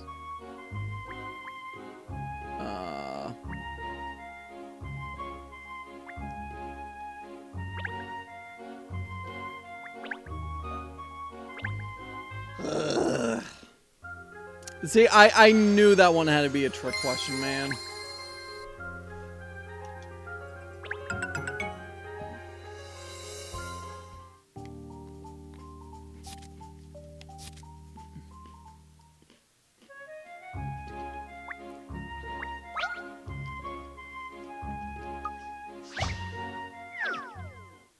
All because this puzzle is stupid.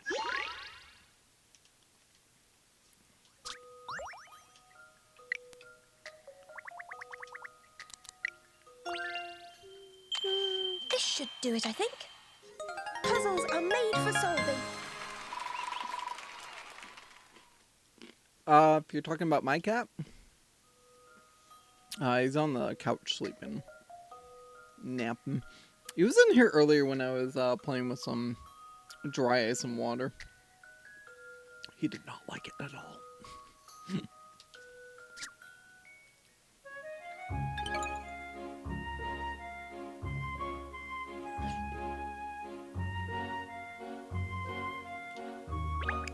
There, I solved it.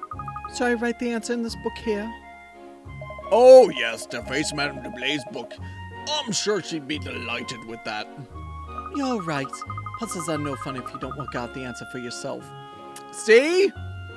Don't backseat people.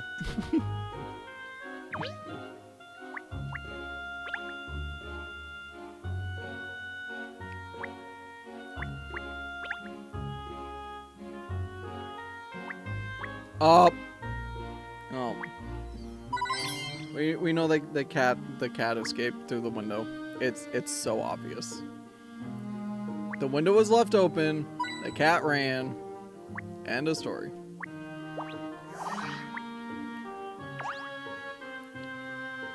Is it just me, or does anyone else think this plant looks like it's been eaten? I wonder why there would be teeth marks in a plant like this. Well, I Well, I think you'll find that wildcats are carnivorous creatures. They do at times eat plants, so I expect this is Rex's doing. Really? Cats eat plants? Why would they do that? Muscle. To help them regurgitate hairs and other unwanted things in their stomachs, or for nutrients. There are numerous theories, although I'm not entirely sure they normally eat this kind of plant.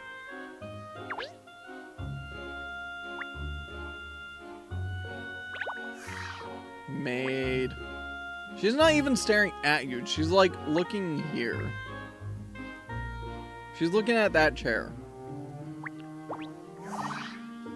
Banana peels? Watch where you're treading, Ernest. There's some banana skins on the floor there. Gosh, you're right. I'd probably fallen flat on my face if you hadn't warned me, Shell. You wouldn't expect to find banana skins left lying around in a place like this, would you? No, it's a little unexpected, but seems reasonable to assume that someone ate some bananas and dropped their skins here. Yeah, this is the danger zone right here. Banana peel floor right at the open window. Presumably Madame Duplay, seeing as this is her parlor. Another woman who can't be bothered to tidy up after herself, eh, Cat? I'm not that bad, Shell. I don't leave banana skins lying around.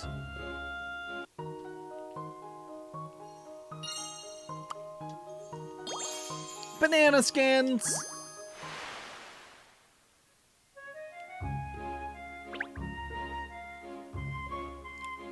Banana skins. The French door's looking out over the garden are ajar. Yes, the lock doesn't close properly. Gentle push and this door pops open. Well, you'll have to be sure O.C. Combs to work out what that means. Obviously, there's a good chance Rex escaped this way. It's so obvious, though. So, how's the case shaping up, Shell? Have you managed to deduce where we'll find Rex now? Well, it's not exactly a lot to go on, is it? An open door and some banana skins. But if I had to deduce the missing cat's whereabouts from the available evidence, I have to say, Haha, yes, Shell? I have to say, aha! Rex slipped onto the banana skin, flew straight out of the open door. Which means Rex is in the garden. Brilliant, Shell. Great deduction based on what we know so far. We should go and search the garden at once. How's that then, Cat? I'm earning my keep now, aren't I? Well, I certainly agree that we should go and investigate the garden. Come along.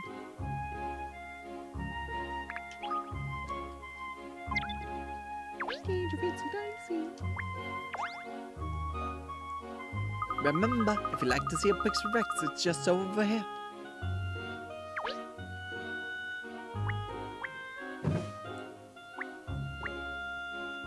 I'd rather not.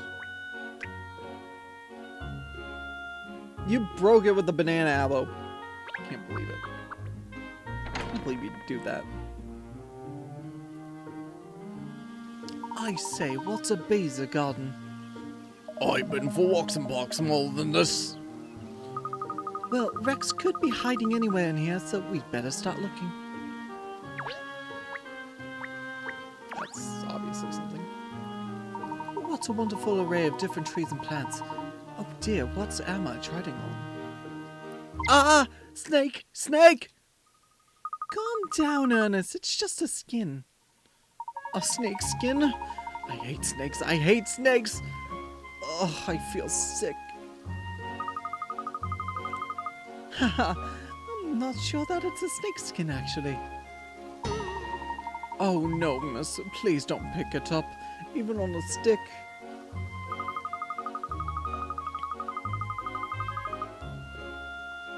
Yeah, you totally broke it, Abo. I'm sorry.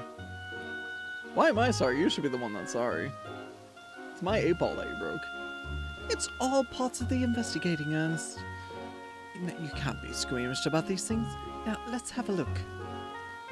Oh, it is a skin. But you're right, miss. It's hard to tell if it belonged to a snake or something else.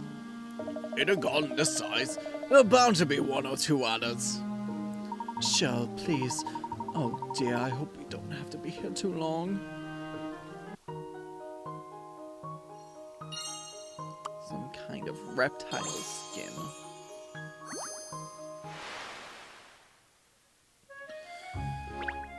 Some kind of reptile skin we're looking at. Bling! We got 1 ink coin. We got 10 ink coins.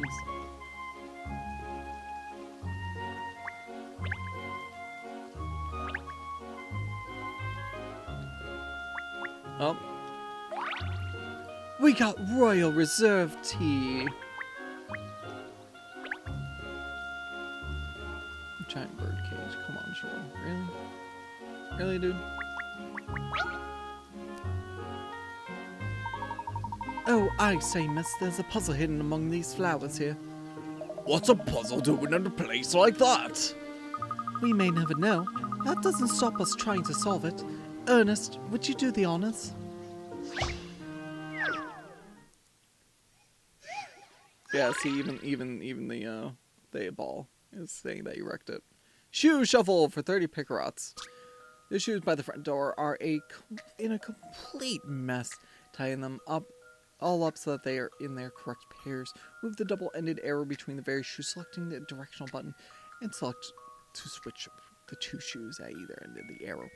You can switch left, right, or up, down, but you only have 9 shuffles to get everything right.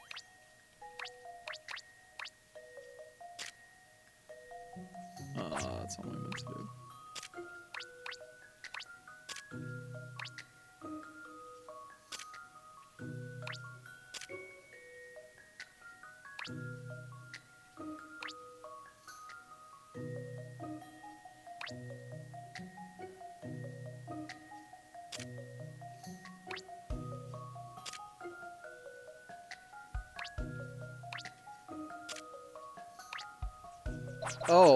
Oh gosh, okay.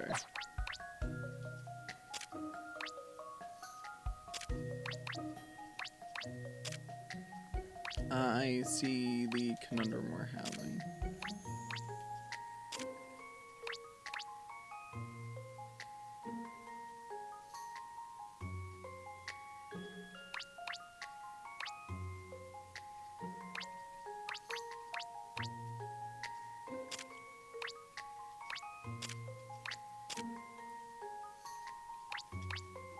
No!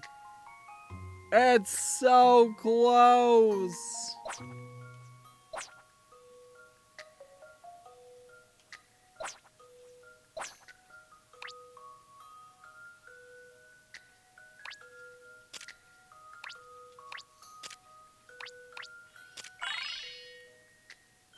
I have a feeling that perhaps... That's a relief. Yeah, don't break wasn't the ball entirely anymore, sure. Abel.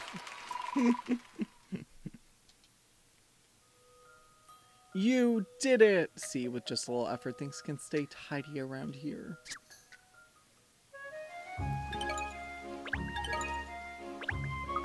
Very good, Ernest. Well done. Thank you, miss. That was rather a delightful little puzzle, don't you think? So we have one more clue we need to find out here, I guess. There's a hint coin.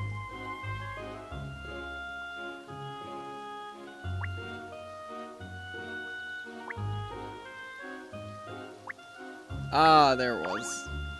I forgot about the gate with hole. That's another way in and out of the property.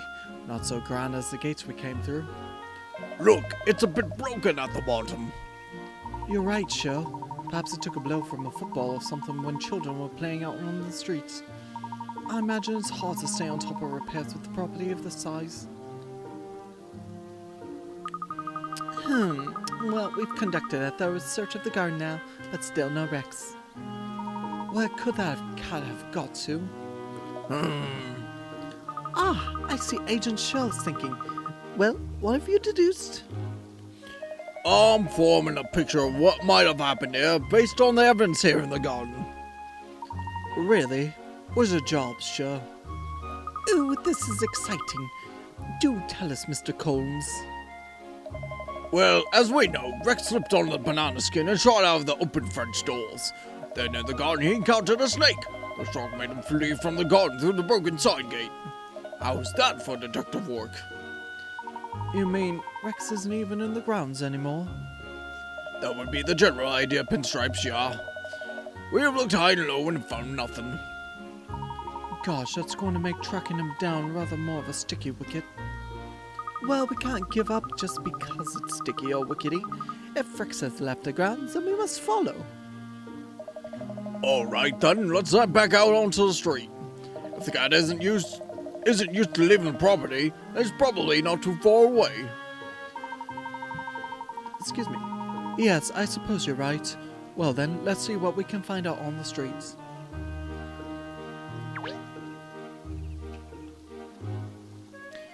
Back to the street! Back to the street! We didn't need to see no cat out here.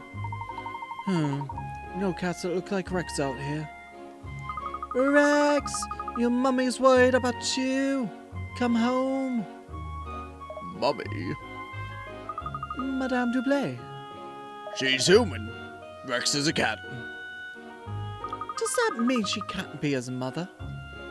Oh, What? a cat!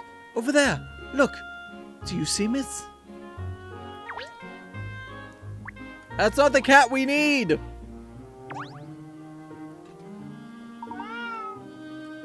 Oh no, that's not Rex. That's some other cat. Different colored fur and everything. And it's far too skinny. The cat of a wealthy owner like Madame Dublé wouldn't be skinny like that. Agreed. Let's keep looking.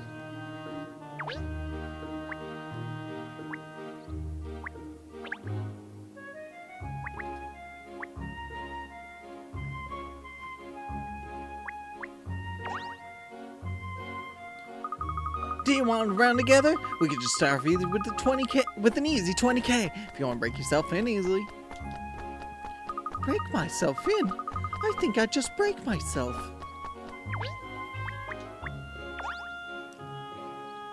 Ah, detectives! Alex, good. I'm glad we've run into you again. We're searching for a cat. Have you seen any? No, yes, I've seen many cats in these streets. What kind of cat do you look for? He's called Rex and he's white all over. He's from a rather well-to-do household and looks the part. No, I've not seen cat like this. Oh, what a pity. Well, we've been all around the streets by Madame Dublay's mansion now, and still no sign of Rex. Cats are fickle creatures, that's the trouble. Tracking them down is always hard. What's our next move, Agent Shell? Our only option now is to widen the search. If we're lucky, maybe we'll find a clue, at least, even if we don't find Rex himself. Alright then, let's do it. Let's start looking further afield.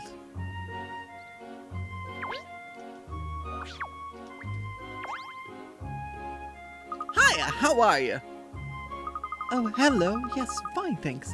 What can I do for you? Sorry for stopping you like this in the street. I just wonder if you heard of the new maze craze. The new maze craze? No, Ernest, do you know about such a craze? No, I can't say I've heard about anything like that. Just to be clear, I'm a dog, so no. Oh, well tried, you see, but it's a bit too hard for me. So would you like mine? Oh, thank you, yes. It sounds interesting, I must say. Haha, I thought you looked like the sort of person who wanted to give it a go. Here you are then, it's all yours. That's very kind of you. I look forward to trying it. The Hound the Pound minigame can now be found in Katrielle's bag. It's a puzzle game in which you have to help Stroll escape from the pound by getting him through a maze, switching color blocks up and down as you go. See if you've got what it takes to complete all the levels. That's literally just, what is it? Rush Hour? That's literally Rush Hour.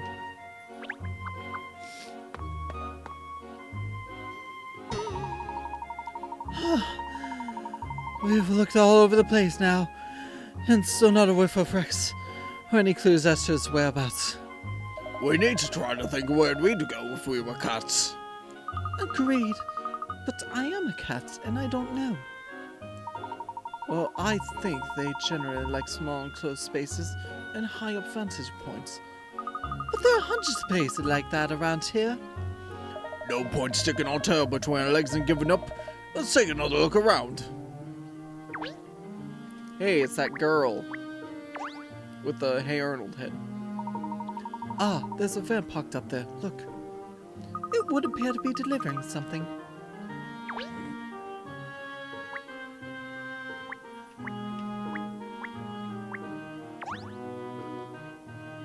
Oh, hiya! What are you up to? Anything exciting? We're looking for a cat. Escaped from Madame Dublay's residence, it seems. Madame Dublay? Oh, the large lady who lives in the big mansion over there. Yes. No! Was she overheard you, cat? Don't worry, she's not around at the moment. You haven't seen a cat around here, have you? Yes, I have. Really? I just saw it over there a minute ago. Hold on, I'll go and bring it over for you. This could be it. Case closed. Let's wait and see, shall we, Ernest? Here he is, look! Isn't he terrific?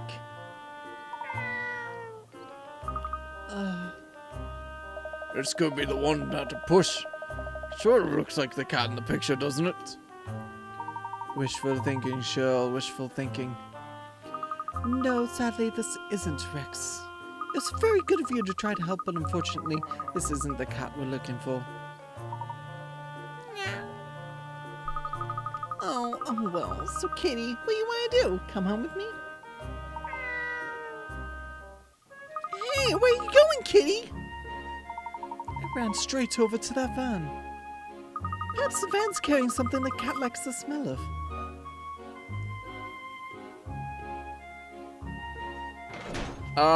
Yep. Wake up, you two. That's the fish van. Look, there's even a fish logo and the word fish marking on it. In capitals. How many more clues do you need? Gosh, you're right. The cat must be following the fishy scent. In which case, maybe Rex went after it too. Let's investigate. Yes, miss.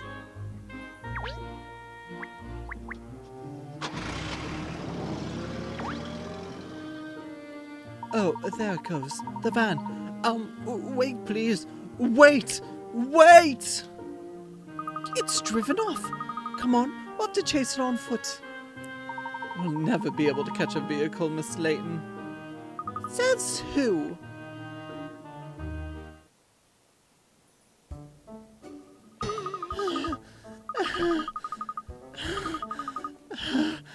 You can't. It's too fast. It was an impossible task, miss. Time to call it a day, I think. Never. Katrielle Layton doesn't know the meaning of the word give up. That's 2 words. Then I don't know the meaning of it twice. If we can't follow the van, we'll just have to find someone who knows where it's going. You know, if you'd thought of that sooner, we could have saved ourselves a lot of longing. Never mind. Let's just focus on energy now and finding someone who knows where the van might have gone.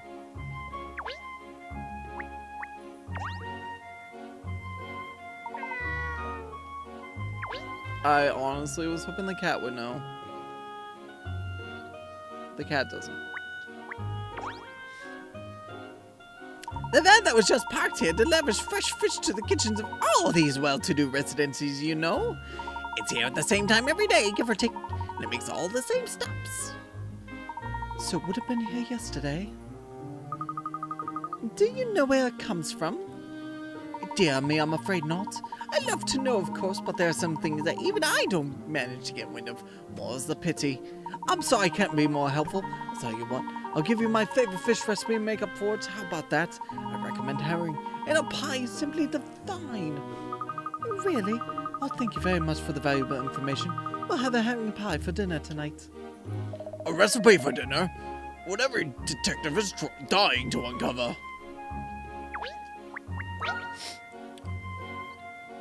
I say, excuse me, do you know anything about the van that was just parked here? The van? Vans like that are the bane of my life. We've been buzzing over the sticky van issue that's back at the station for months. Alright. Puzzle 48, tunnel vision, 35 picarots. We need to use this truck to get through to the other side of the tunnel, but the truck is just a little bit too tall and won't fit. Looks like something would get through if a little something was removed from it. But what? You're not allowed to break the truck or take off anything that isn't normally removable. Give your answer as a word. Air is the answer, right?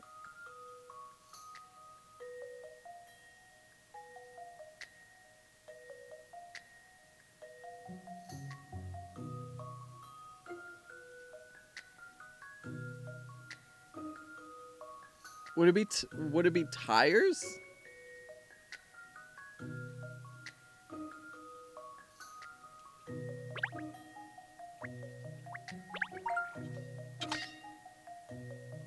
I know that, but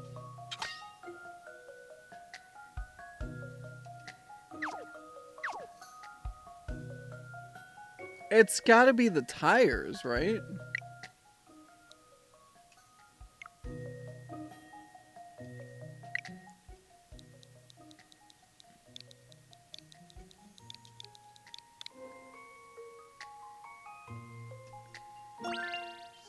So, in conclusion, I don't cut the mustard at all, do I?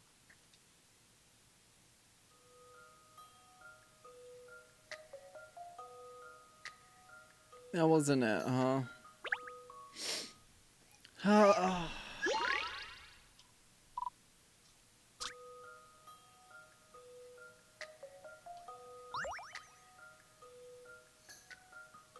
See, I'm gonna be mad if it's not a 5-letter word.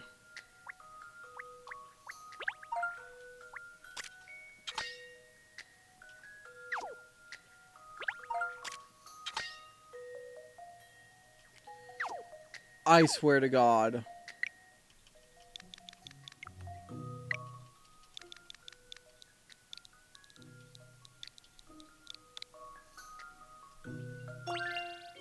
I have a feeling that perhaps... I'm so mad at That's this a relief. game. I wasn't entirely sure.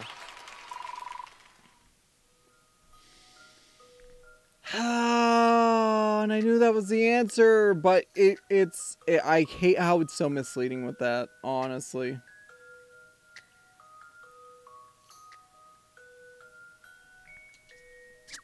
That was absolutely terrible.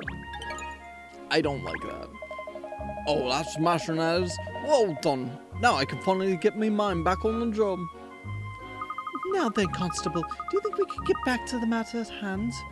Oh yes, Mr. Layton, was there something particular you was wanting to speak to me about? We were wondering if you might know where the van that was parked here before would have gone to. The one with the fish logo, you know. Ah yes, the fishmonger's tin can. That one comes straight from the wharf, I believe. The wharf? Just near here on the Thames, you mean? Thank you, PCBs. Could be that Rex hopped a ride in that van and has ended up by the river then. To the Thames, team. I'm so mad about that. I really am.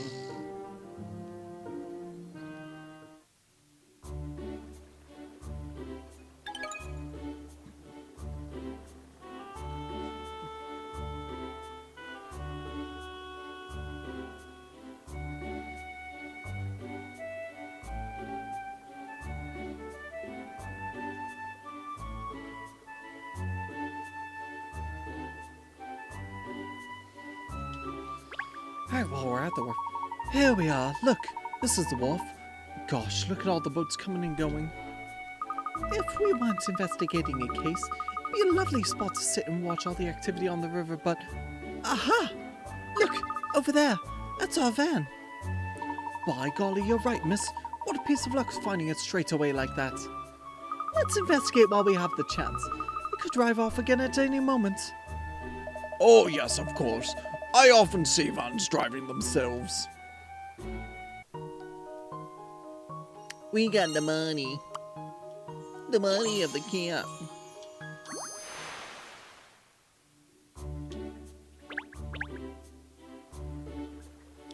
That's Mr. Poponio! It is the Mr. Poponio! It's a busy place, this wharf, isn't it? Look at that boat that's just about to leave now. What do you suppose that's carrying? Bananas, I think. Probably imported from overseas and now being delivered to somewhere else along the river. I do like rivers and boats. I'd love to jump on one now and sail away. Oh, well, miss, if you will, I will. Leaving a dog in charge of the business? Good thinking, team. Good thinking. I'm sure you could handle things, Shirl.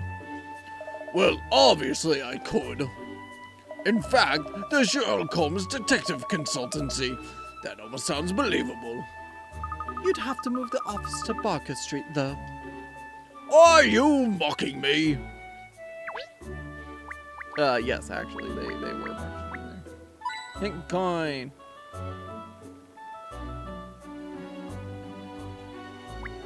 Pink. No.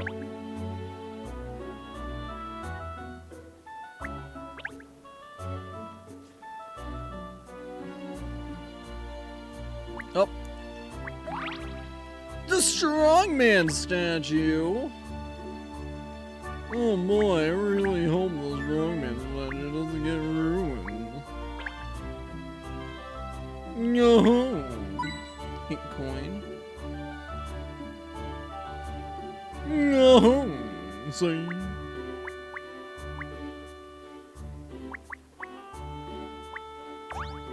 Let's investigate the truck. Pooh, what a pong. You certainly know what this van is used for, wouldn't you? It's dark and dingy, cramped and fishy. It's like being inside the belly of an enormous whale or something. It's very invigorating. In what way? Rex! Rex, if you're in here, come on out now. Nice try, Pinstripes, but it's not going to be that easy. Perhaps he's already slipped out of the van and gone somewhere else. Bling.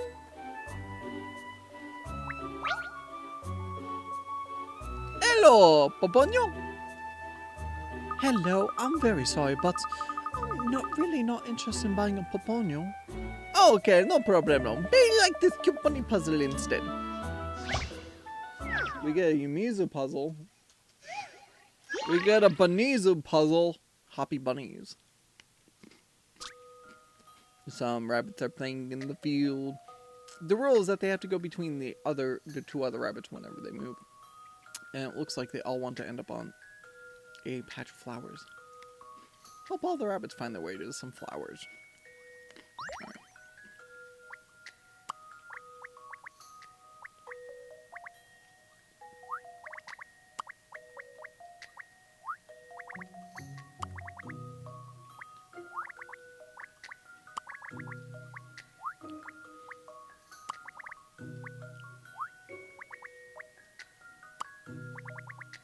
Oh, I'm so close.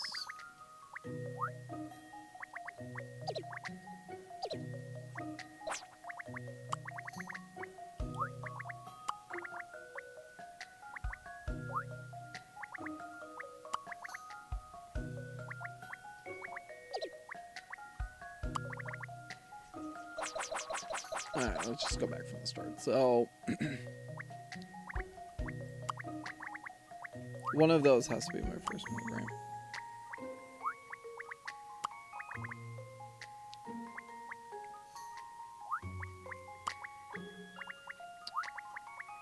I'm an idiot. It's fine.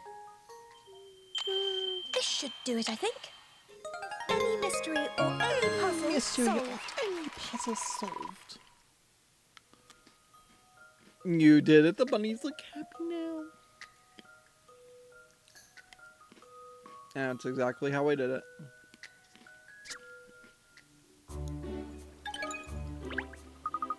Thank you. That was a cute puzzle. You were right. You did it. You solved the puzzle. You're a very clever solver of puzzles. Now let's see how you dance.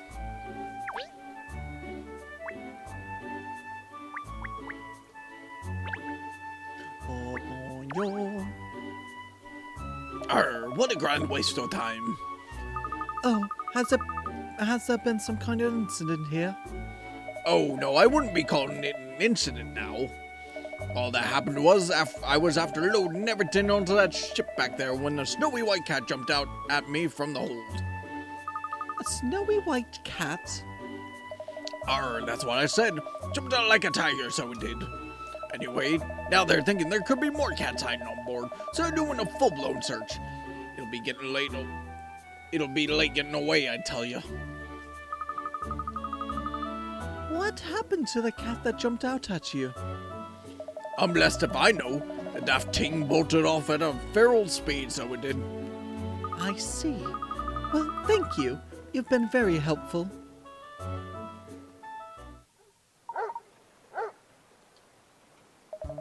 What's that? It's a dog barking, isn't it? Can you understand what it's saying, Shirl? It caught me off guard. I didn't catch what it said. Really? Even with those enormous ears of yours? That's right. Even with my enormous doggy ears. Humph. Oh, well, if you didn't hear, it can't be helped. Maybe something's going on over there. Yes, you could be right. Let's go and investigate. So much for Cheryl leading the investigation here.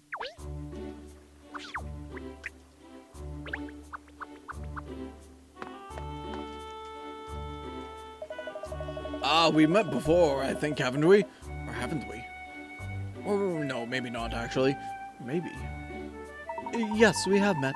On the last day of the Riverside Festival, it was. The Riverside Festival. Now you mention it, I think there might have been a festival going on by that name, yes. Gosh, I don't know if we'll get much useful information out of this chap. Oh, I'm sure we will, don't worry. I mean, I can barely remember what I had for dinner last night. But you don't worry about my state of mind, do you? Actually, did I even have dinner last night? As if that's up for debate. So what are you all doing down here by the river? Spot fishing? Or just looking for a company, is it? Actually, we're looking for missing cats. You haven't seen a white cat around these parts recently, have you? Yes, I've seen it, all right. Really? Oh, hurrah! We found Rex at last. Well, hopefully. Look, it's just over there now. Oh, wait a minute. Where'd it go? You're not talking about... That's actually a dog, Mr. Fisher. Though that you mentioned it, I'm not sure if it was a cat I saw. Perhaps it was a catfish. Or was it a dog? Looks like we're no closer to finding Rex after all. I think it must have been that stray over there we heard barking before, don't you? Vagrants are your area, Cheryl. Sorry, I mean dogs. I heard that. Alright, leave the upper to me. I'll find out what he's so excited about. Look at the doggy!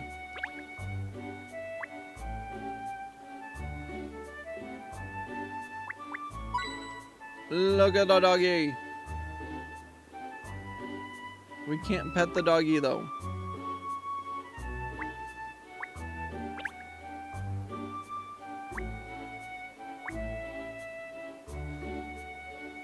Also, there's no beans in that can, so... Coin. Coin.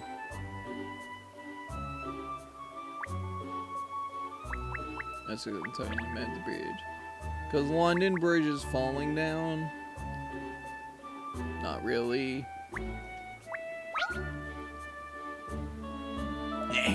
Make no mistake, I'm not scratching my head over a puzzle. Never. If you'd like me to solve a puzzle for you, please just come straight out with it and ask for help. Solve it for me? Never. But if you're interested in trying it for your own amusement, then be my guest. No need to be shy.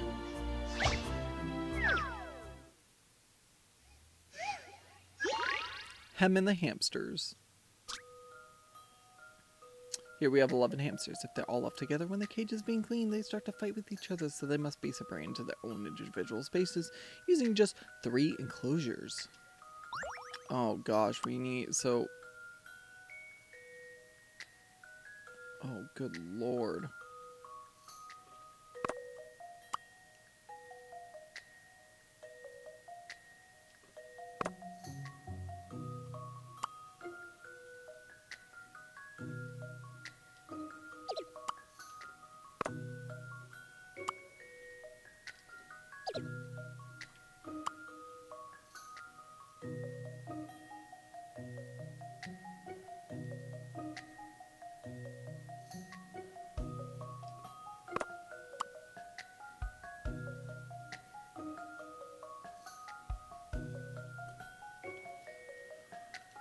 We need... Wow, this is...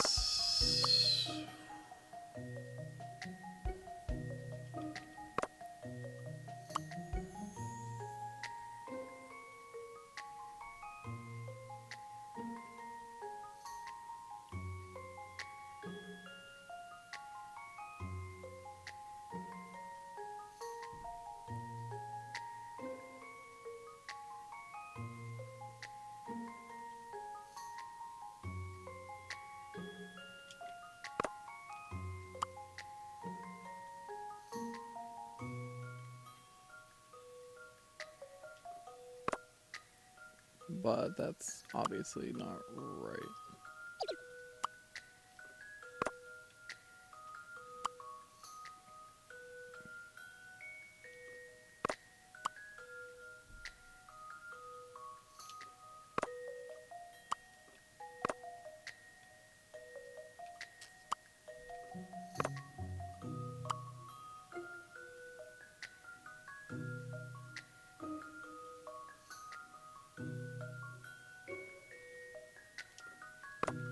Okay, I think that's how that piece has to be, right? And if we get this going right there, no.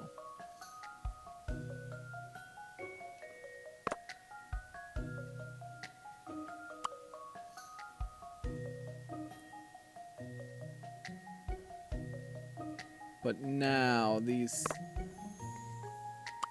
those two are in.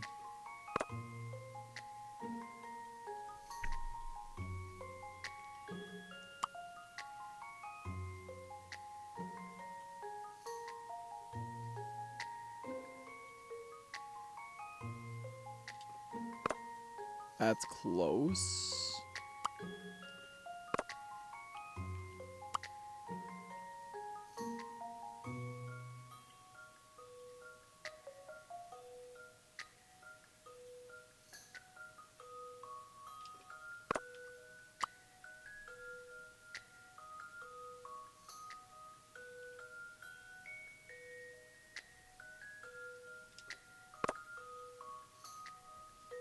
Oh man.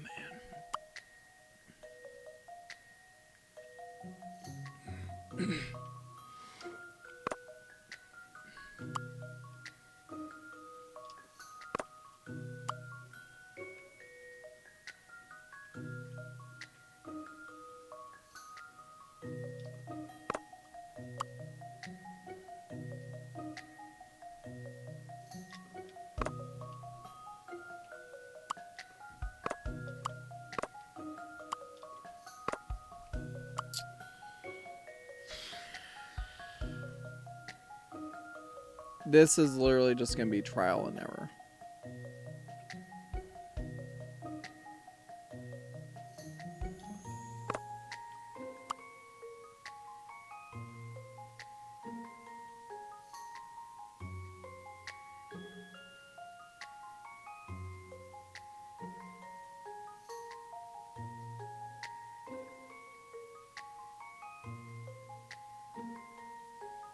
Oh God.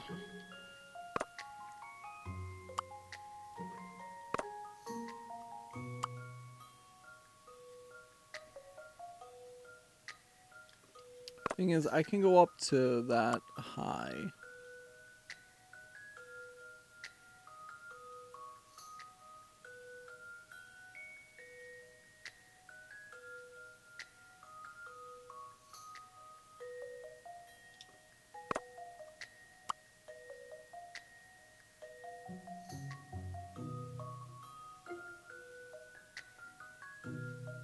It's like that seems close. Obviously it's not right.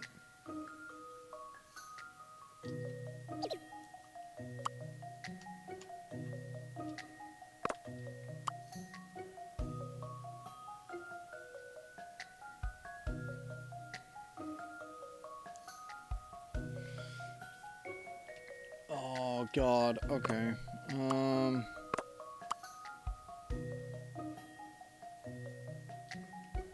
So I feel like I have to use the square for up here.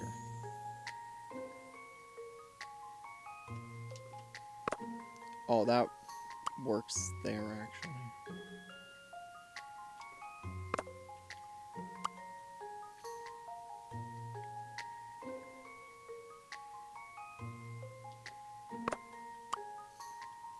Close.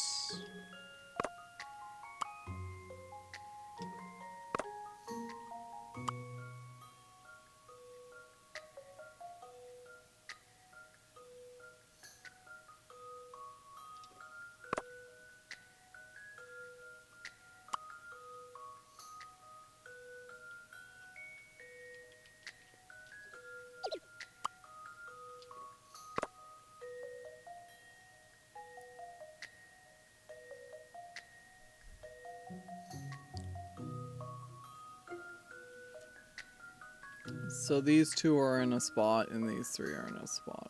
What if we go up too high?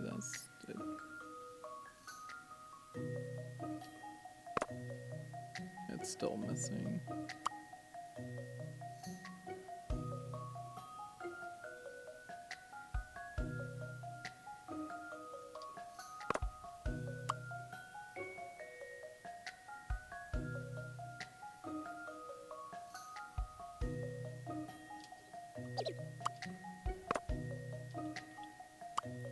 See, the thing is, where that only fits in one spot is that actually correct?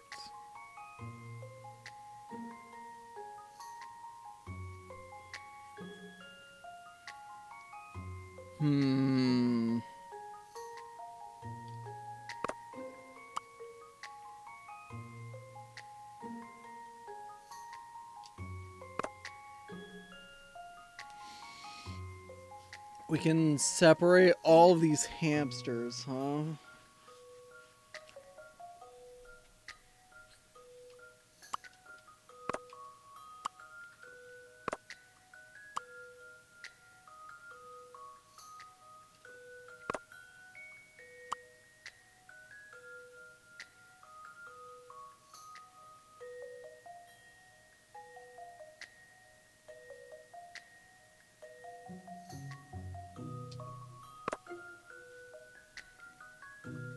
I don't think that's the spot, but...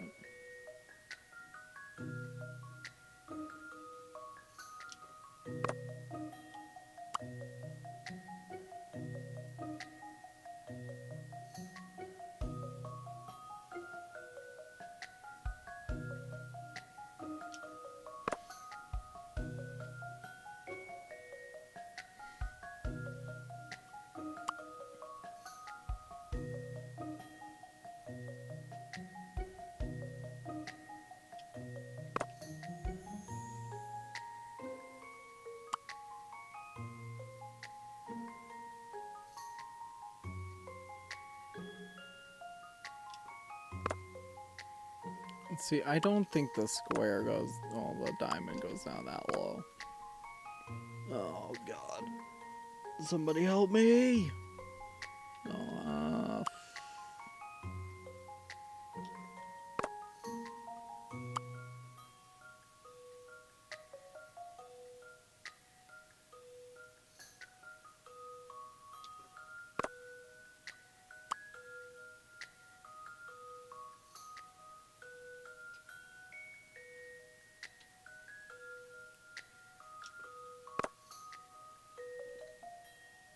that's really close. We're trying to make enclosures for our hamster friends. Sadie, you missed the ferret puzzle. See, I'm getting close here. I just need to trap 2 more.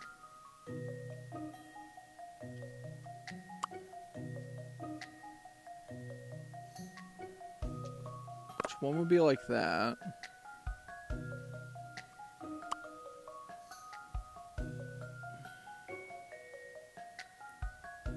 It's so close.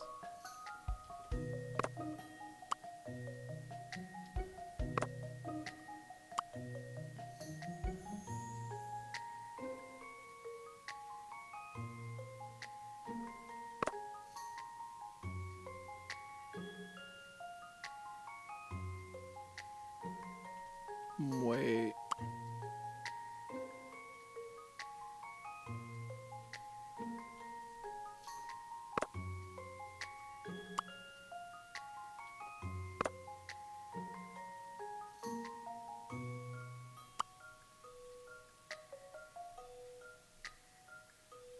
No. Ah.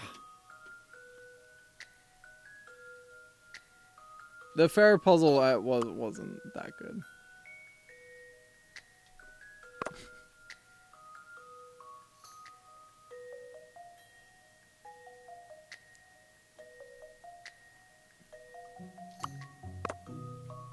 Basically, the TLDR is the ferret along with its tail made up a clock hand. You use that to solve the puzzle.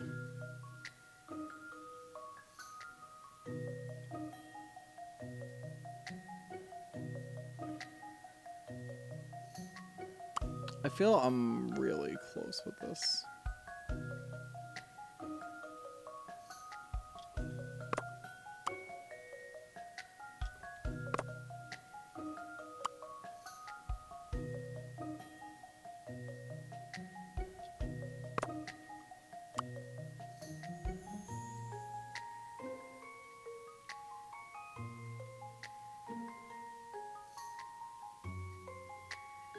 It can't be this at all.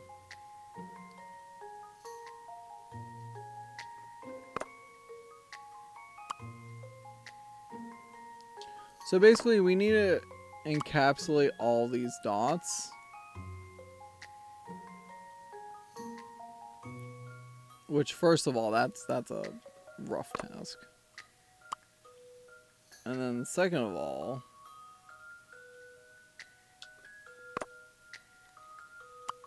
we have to make sure that they're all separated.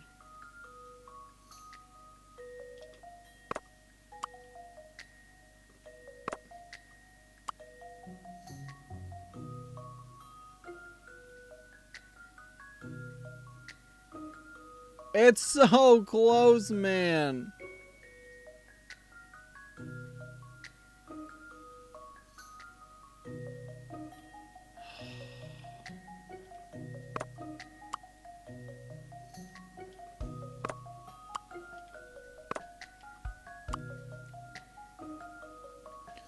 Alright, if anybody has ideas, they are free to... You are free to share it now.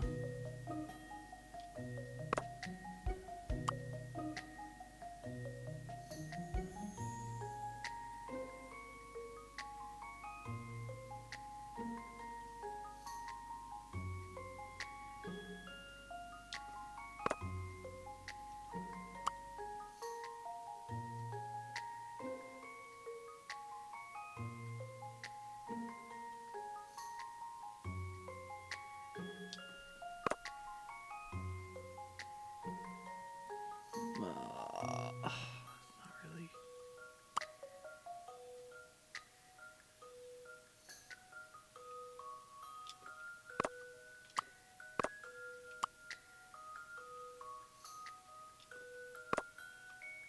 I hate puzzles like this, man.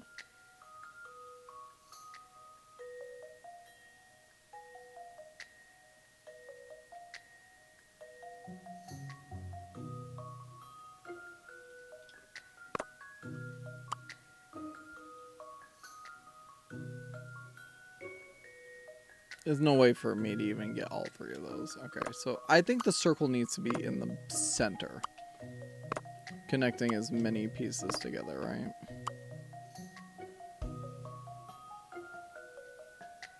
Like, I think putting around these sets. Right? Now what if we did the one spot that this can fit in with that?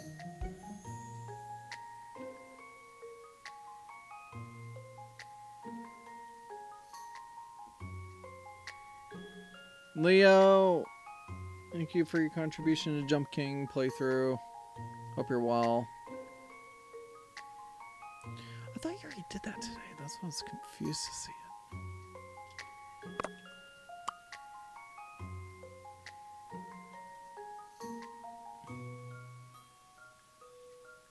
Bro, what is this puzzle? Ah, we might need you since. Oh. It's easier to see what to do if you place the enclosures in the order of triangle, circle, square. Okay. Well, at least we have a setting order.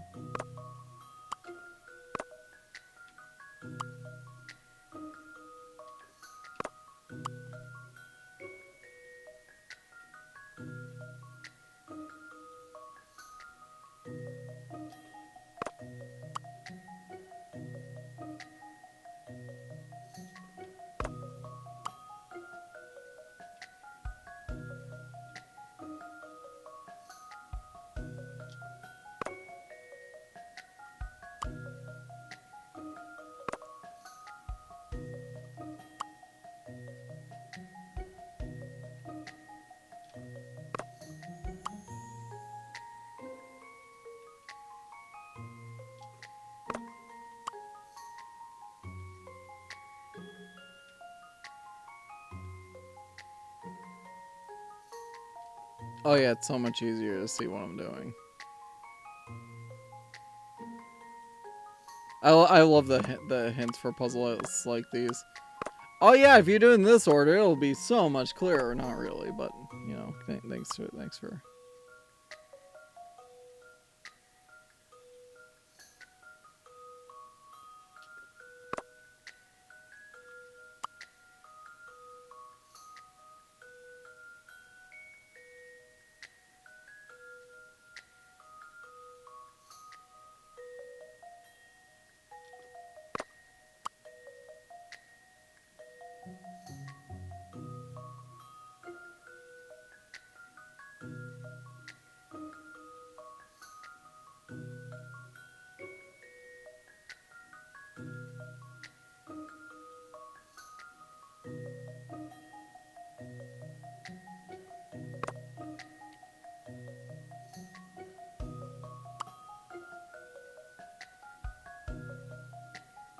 It's so close, man.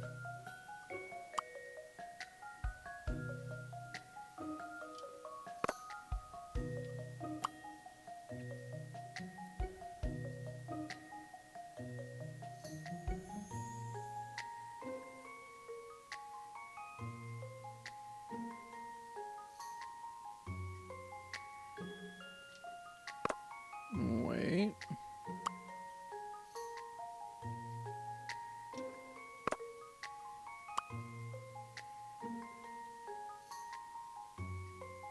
No!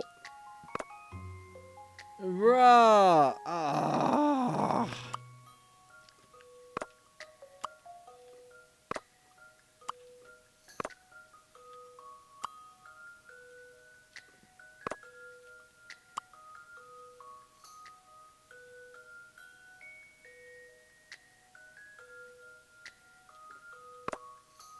So I cannot do something like that because I need to try to ensure that the last couple of pieces can be enclosed by everything, so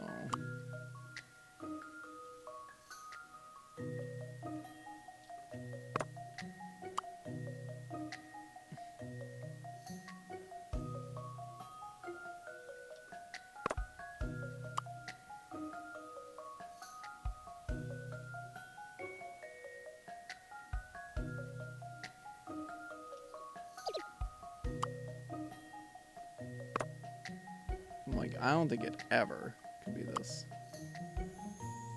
There's no way.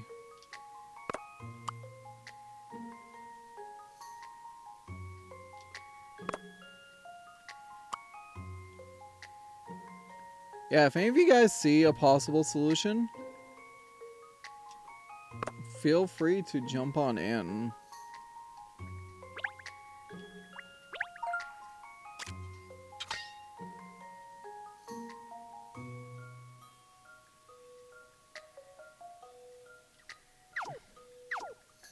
Okay, so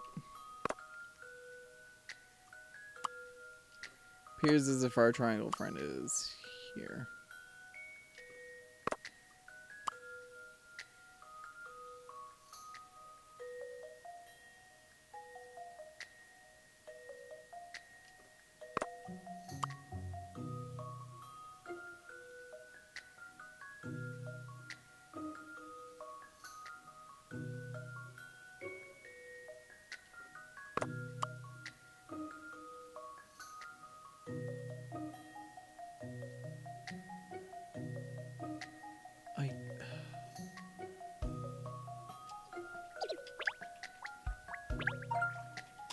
It's the triangle enclosure so that the uppermost hamster is at the top of the enclosure. And then it's triangle, circle, square.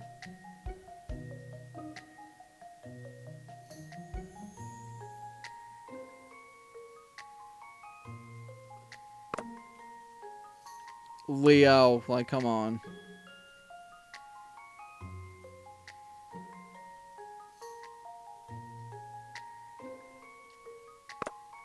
Actually, would...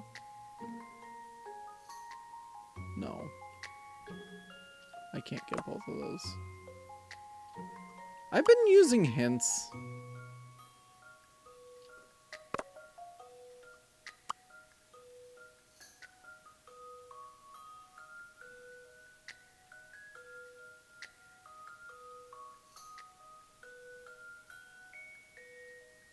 Oh, wait. I almost... There it is. I've seen how to solve this now. Puzzles are made for I mean, to be fair, it seemed like using hints may not have helped, but it kind of did, as long as I didn't, you know... I was just happy I didn't have to use the whole thing. You did it! They seem fairly calm when they're eating. Perhaps they didn't need separating after... Okay, screw this puzzle.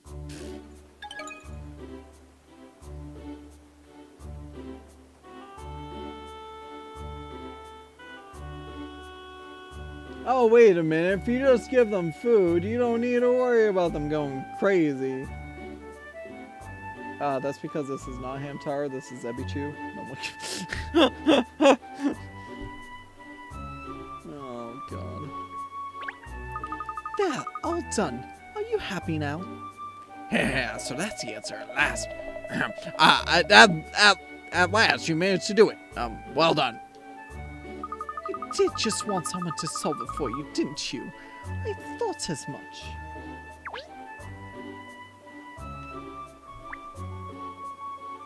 We're so close. There's a dog over there, look. A stumpy, scruffy old thing like this one. Smart looking nut. Now that's called... now that's the pot calling the kettle black. Finally, we gotta talk to the dog. Excuse me, have you got a minute? What's happening, Hound? You don't look like you've missed any meals lately. Yeah, I got fed, thanks for the concern. Actually, me and my friends here are looking for a cat. Have you seen any around? This place is crawling with cats, Hound. I bumped into more than I can just count today, even. Or if you're looking for a fatty of a puss that's wide all over the main bay, I can help you out.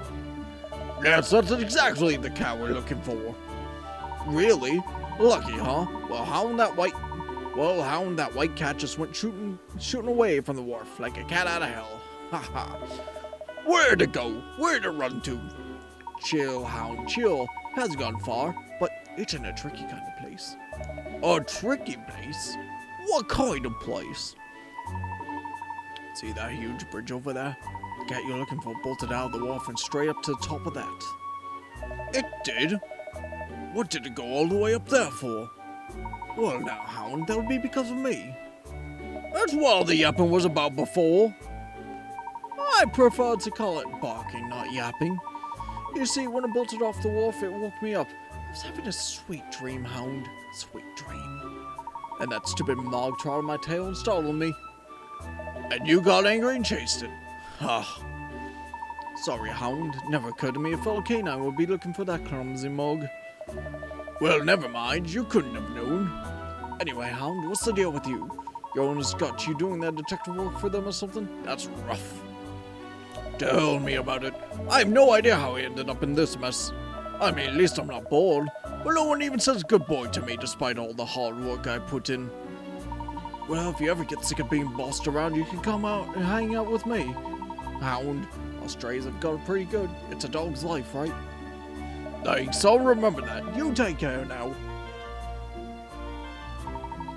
Is everything alright, Shell? Yep, I don't know what that dog's name was, but I'm calling him Bingo. He says it's half white cat. Really? That's wonderful. Does he know where it went? Apparently he climbed to the top of that tower on the bridge over there. I suggest we go and fetch it down before someone runs off somewhere even harder to reach. Good idea. Come along then, you two. Let's hurry. The head. We got the head. Head of a white cat. Yeah. Woo! Woo! London Bridge. The Tower Bridge.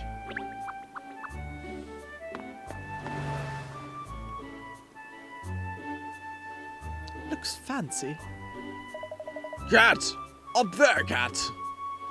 How did it get itself all the way up there? Good gracious, we must hop it down at once. What if it fell?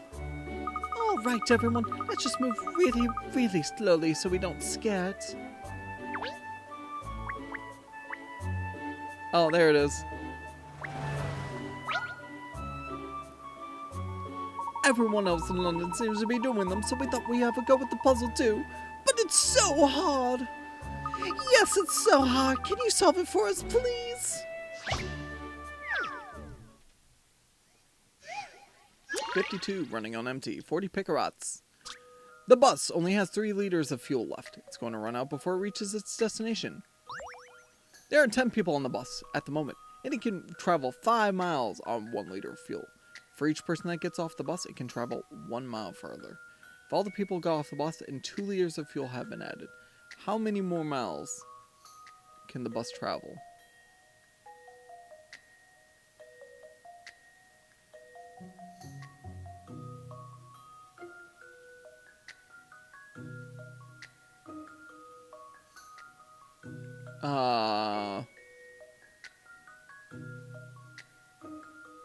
Zero, because nobody's driving the bus. I swear to God, I hope that's the answer. Also, okay, it's a fox. I swear to God, this isn't the answer.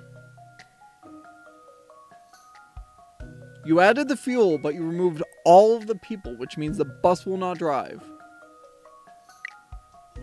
I swear to God, this isn't the answer. This is an interesting one. And that's how it's Thank done. you. You did it. If all the people get off the bus and there's nobody to drive it. There we go. There. Does that help? Oh, wow. Yes, yes, you're the best. Now we can enjoy seeing the sights again. Yes, that puzzle was really doing our heads in. Picala. Pink coins.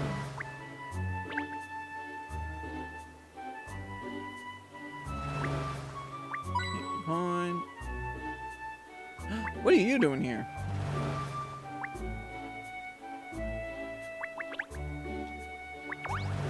What are you doing here?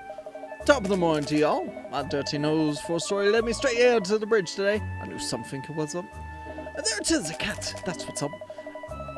Now, how can we get the poor thing down?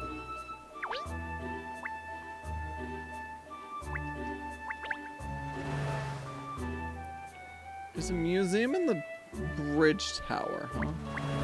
Coin. That's probably all the hidden coins we're getting, honestly.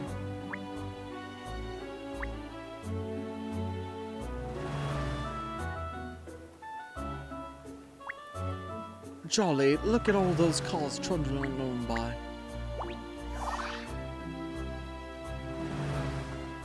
Cat! How do we get the cat down from all the way up there? Don't worry, Shell. There's a simple way to recover things from higher places. With the puzzle. 51. Stair blocks. Ah, with stairs. Stack all the boxes and make a stairway with no gaps from the start point at the bottom left to the top of the cliff on the right. People can only climb steps at 1 level at a time and cannot climb steps of 2 levels or more. Remember, there must be no gaps under any of the blocks. And we can rotate pieces, so.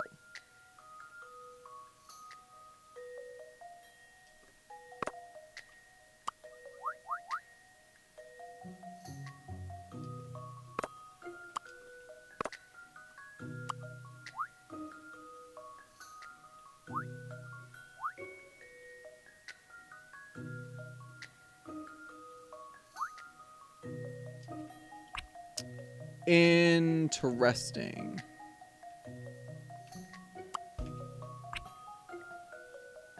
So this is gonna end up being weird. Tetris.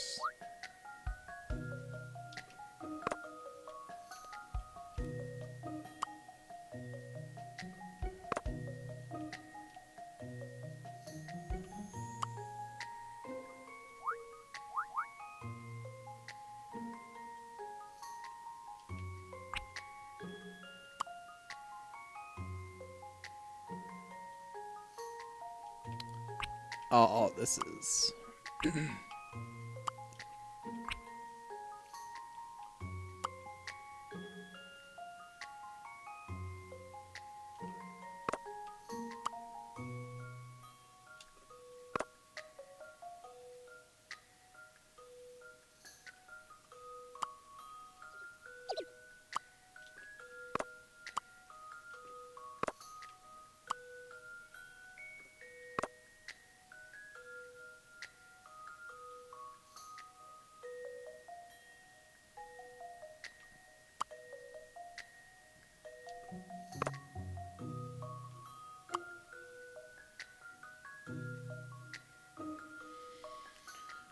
That's obviously not right.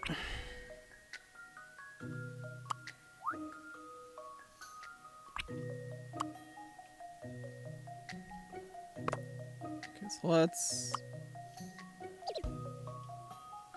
move things over by 1 block, right?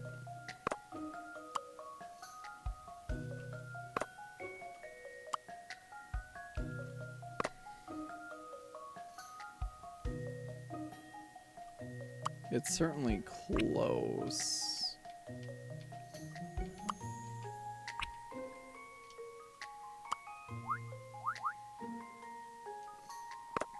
That would only go like that. But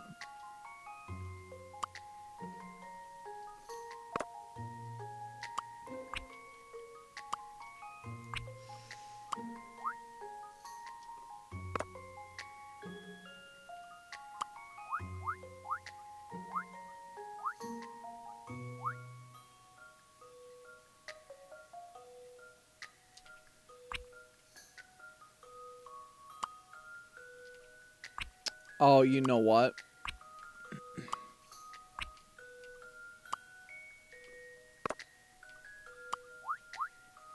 Is that gonna end up being it?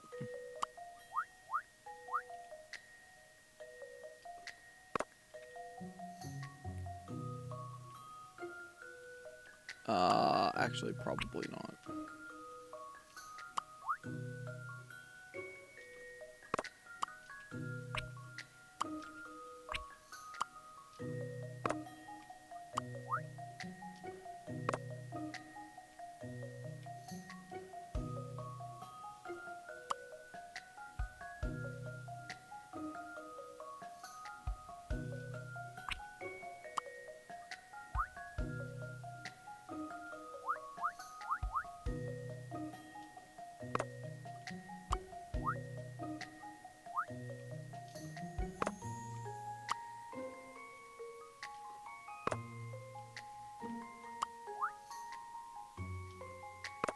It's so close, man.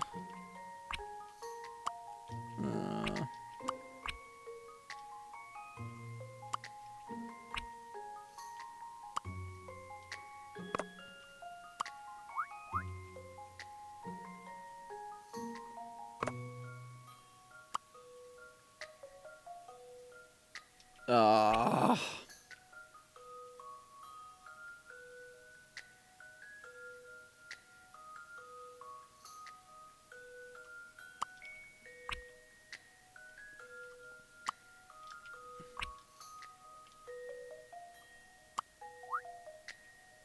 So what if I do that chunk instead there, right?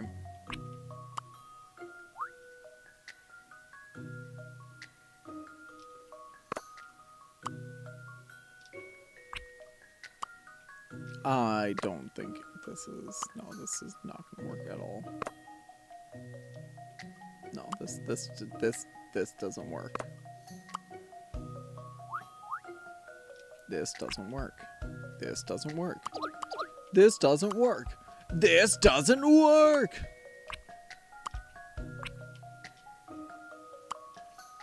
I don't like these Tetra spaces. Okay.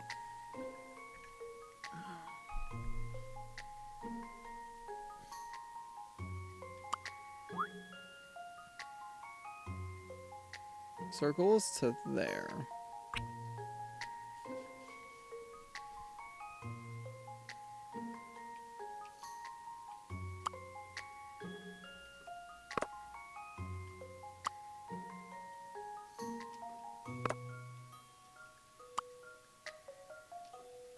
That's a lot to fill in. And that's part of the problem. But if I did something like that, right?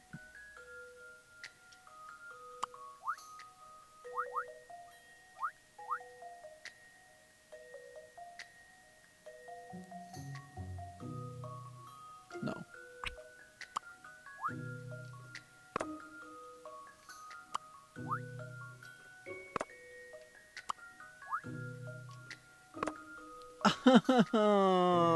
It's so close.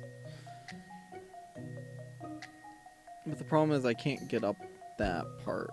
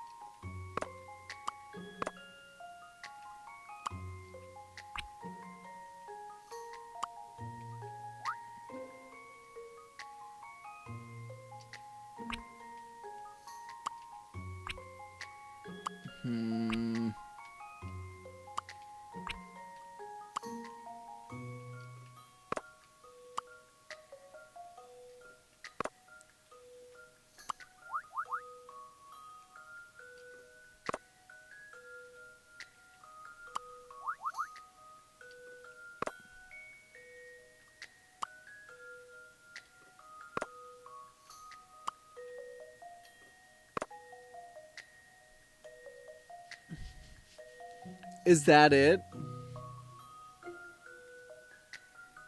I don't think I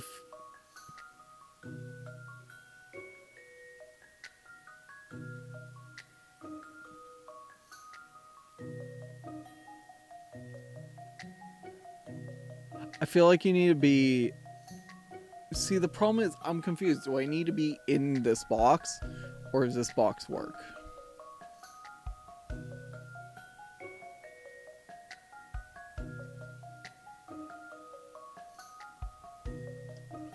I'm just gonna try and go from there. I've seen how to solve this now. Okay, that Any was mystery or any puzzle solved. the answer. You did it! Now there's a stairway right to the top of the cliff. Ooh, we get the Doreen item. Rexy Wexy! Whew. Safely back on the ground. That was a paw in the mouth moment. Now, we just have to ascertain if this cat really is Rex or not. Of course it is. It's the spitting image of that photograph at Double's place. No, it's not. Perhaps, but there's something not quite right. What's this? You're talking again? Look, it's even got the same piece of snakeskin or whatever it was stuck to its fur. You're right, Shil. It's like the skin we found in the shed. We found shattered in the garden. Well, that eliminates all doubt, Shirley. This must be Madame Dublay's Rexy Wexy. Come on, then. Let's get him back to his owner as quickly as possible. Oh, yes. I can't wait to see Madame's reaction. She'll be over the moon. Yes. Gosh, hello there, Miss Tate, if I'm not mistaken. The Mayor's Secretary from Guildhall. Fancy bumping into you again. Thank you for, for rescuing my cat. I beg your pardon. Did you say this is your cat? It isn't Rex? Yes, well, no, I mean, this is cat. Well, I can see that as a cat, yes. No, I mean, it's my cat. I just color him cat. Ridiculous name. Oh dear, I hope I haven't, upset your dog. No, don't worry, he's just admiring the name. So, this is your pet, Miss Tate? Oh, yes, definitely. I mean, well, she has a red ribbon and red collar, so I'm, quite sure. I found her at the wharf, you know? I suppose that's why she, always sneaks onto boats.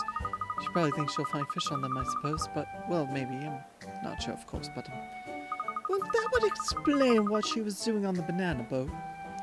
So we've got the wrong cat. Ugh. Well, we still rescued it from danger, didn't we? Yes, thank you again. I'll have some, stern words with her about sneaking onto any more boats. Yes, I think that would be wise. Oh gosh, we've been chasing the wrong cats all this time. I don't believe it. I was sure we had the right animal. Right animal? Where did we slip up, I wonder?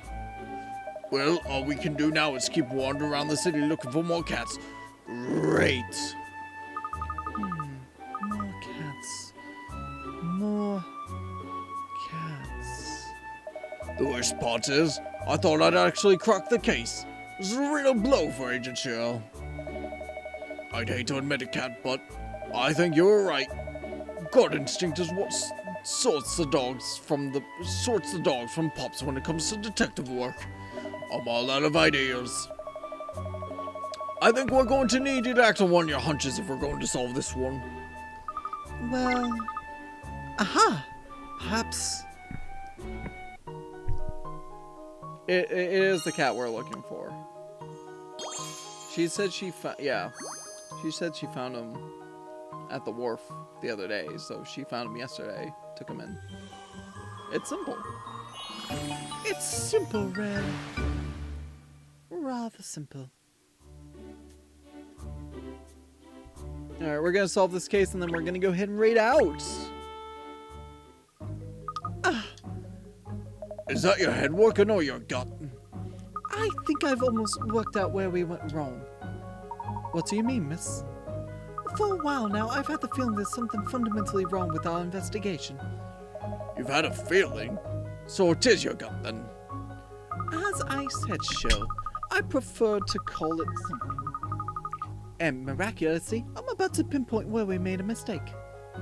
Are you sure, miss? We better put our heads together, Pinstripes, while the gut's busy rumbling. If only we were looking for a dog, I could probably have tracked him down. A dog? That's an interesting point, Shirl. Madame Dublay never actually said that Rex was a cat, did she? We just assumed that because of all the cat decorations and toys at her residence. It's blurry. No, I'm not worried about it. We're gonna raid out very soon anyways. You're right! How could we have been so stupid? that. And with a name like that, of course Rex isn't a cat. Rex is a dog. Iguana! A iguana? I thought it was strange for someone who loves cats so much not to have any cat food in the house. But the nibbled plants, the teeth marks on the fruit. Yes, it's all unmistakably iguanary. But she loves cats, doesn't she? She might be allergic to the cats, even though she loves them. She had all those cat decorations and things as a way of controlling Rex. Oh, is that what it is? To stop him finding his way into parts of the house she didn't want him in. In other words, she was using the fact that iguanas dislike cats to contain him without having to resort... Oh, I'm starting to think I might like iguanas. Although, now I'm even more stumped. An iguana could be hiding anywhere. On the Not contrary, anywhere. if Rex is an iguana, there's only one place he can be. There! We know he loves bananas. There were banana skins all over Madame Dublay's home. So, Rex is on that boat. I'm 60% certain of it. 60%? Does that qualify as certain? Not really that much. Not really. Oh, great. Oh, great. Excuse me, sir. Might we look at the banana crates?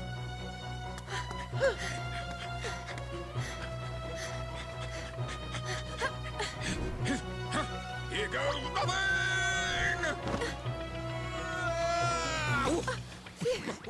We made it.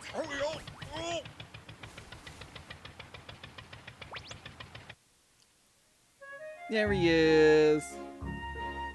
Darling, my precious Rexy Wexy, where have you been? Oh, how cute.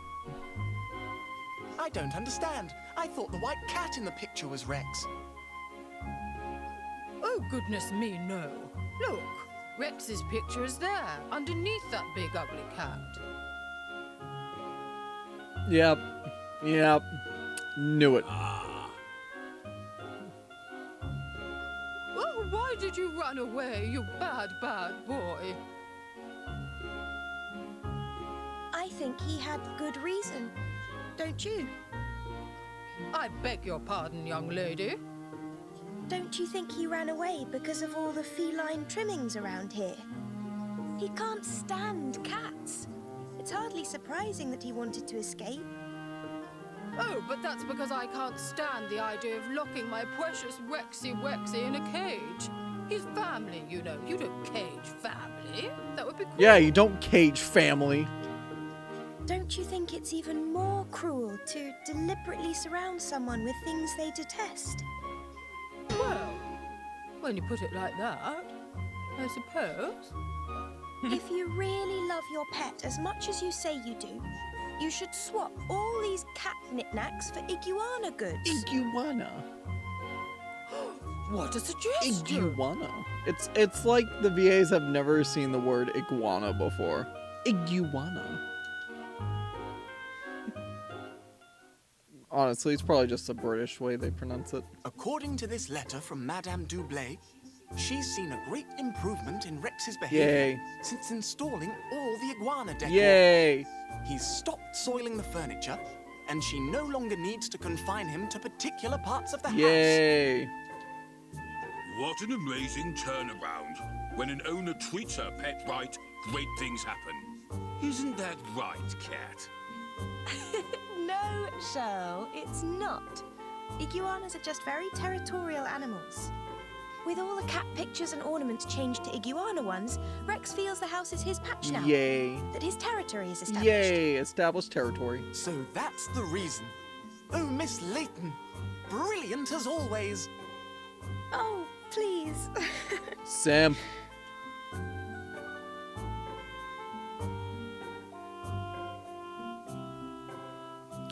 So, Rex was returned to his home, and Madame Dublay learned to care for her pet in a less oppressive way. Well, for me and my Layton detective agency, the successful resolution of the case led to all sorts of new inquiries.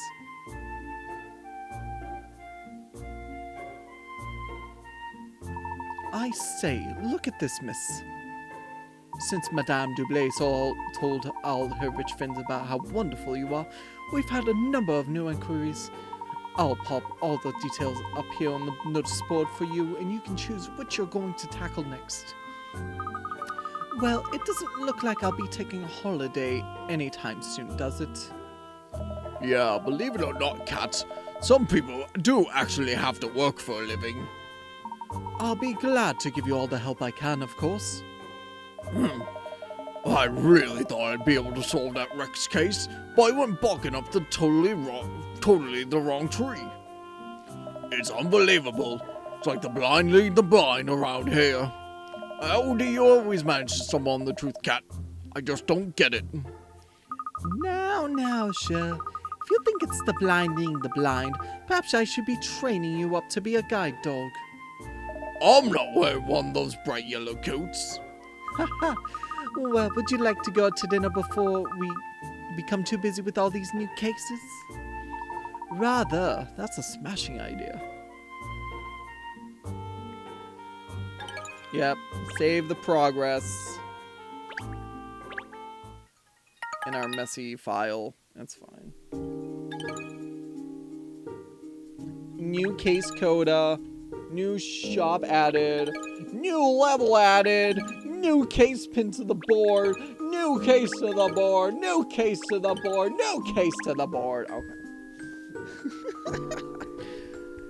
Oh, that was quite a bit of stuff going on there. Well, I appreciate everybody that was here watching, chatting, and lurking. I do appreciate all the support. If you guys want to join my Discord, link is there. I host events exclusive to the server on Saturdays. We've got karaoke night coming this Saturday. We alternate that with a movie night and community game night. So if you're interested in any of those events, that's the place to be. Ooh, excuse me. Who are we gonna raid? I only have one that I can really raid right now.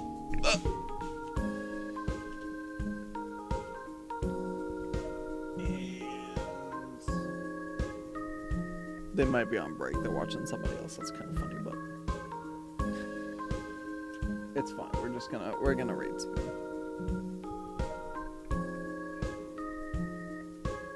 Alright guys, I will be back on tomorrow. It's going to be a TBD day because I've got the ice cream sample collection I need to do tomorrow. So keep an eye on the server for when I'm back on tomorrow. I will be back tomorrow though at some point. Either way, enjoy the rest of your day, guys. Peace.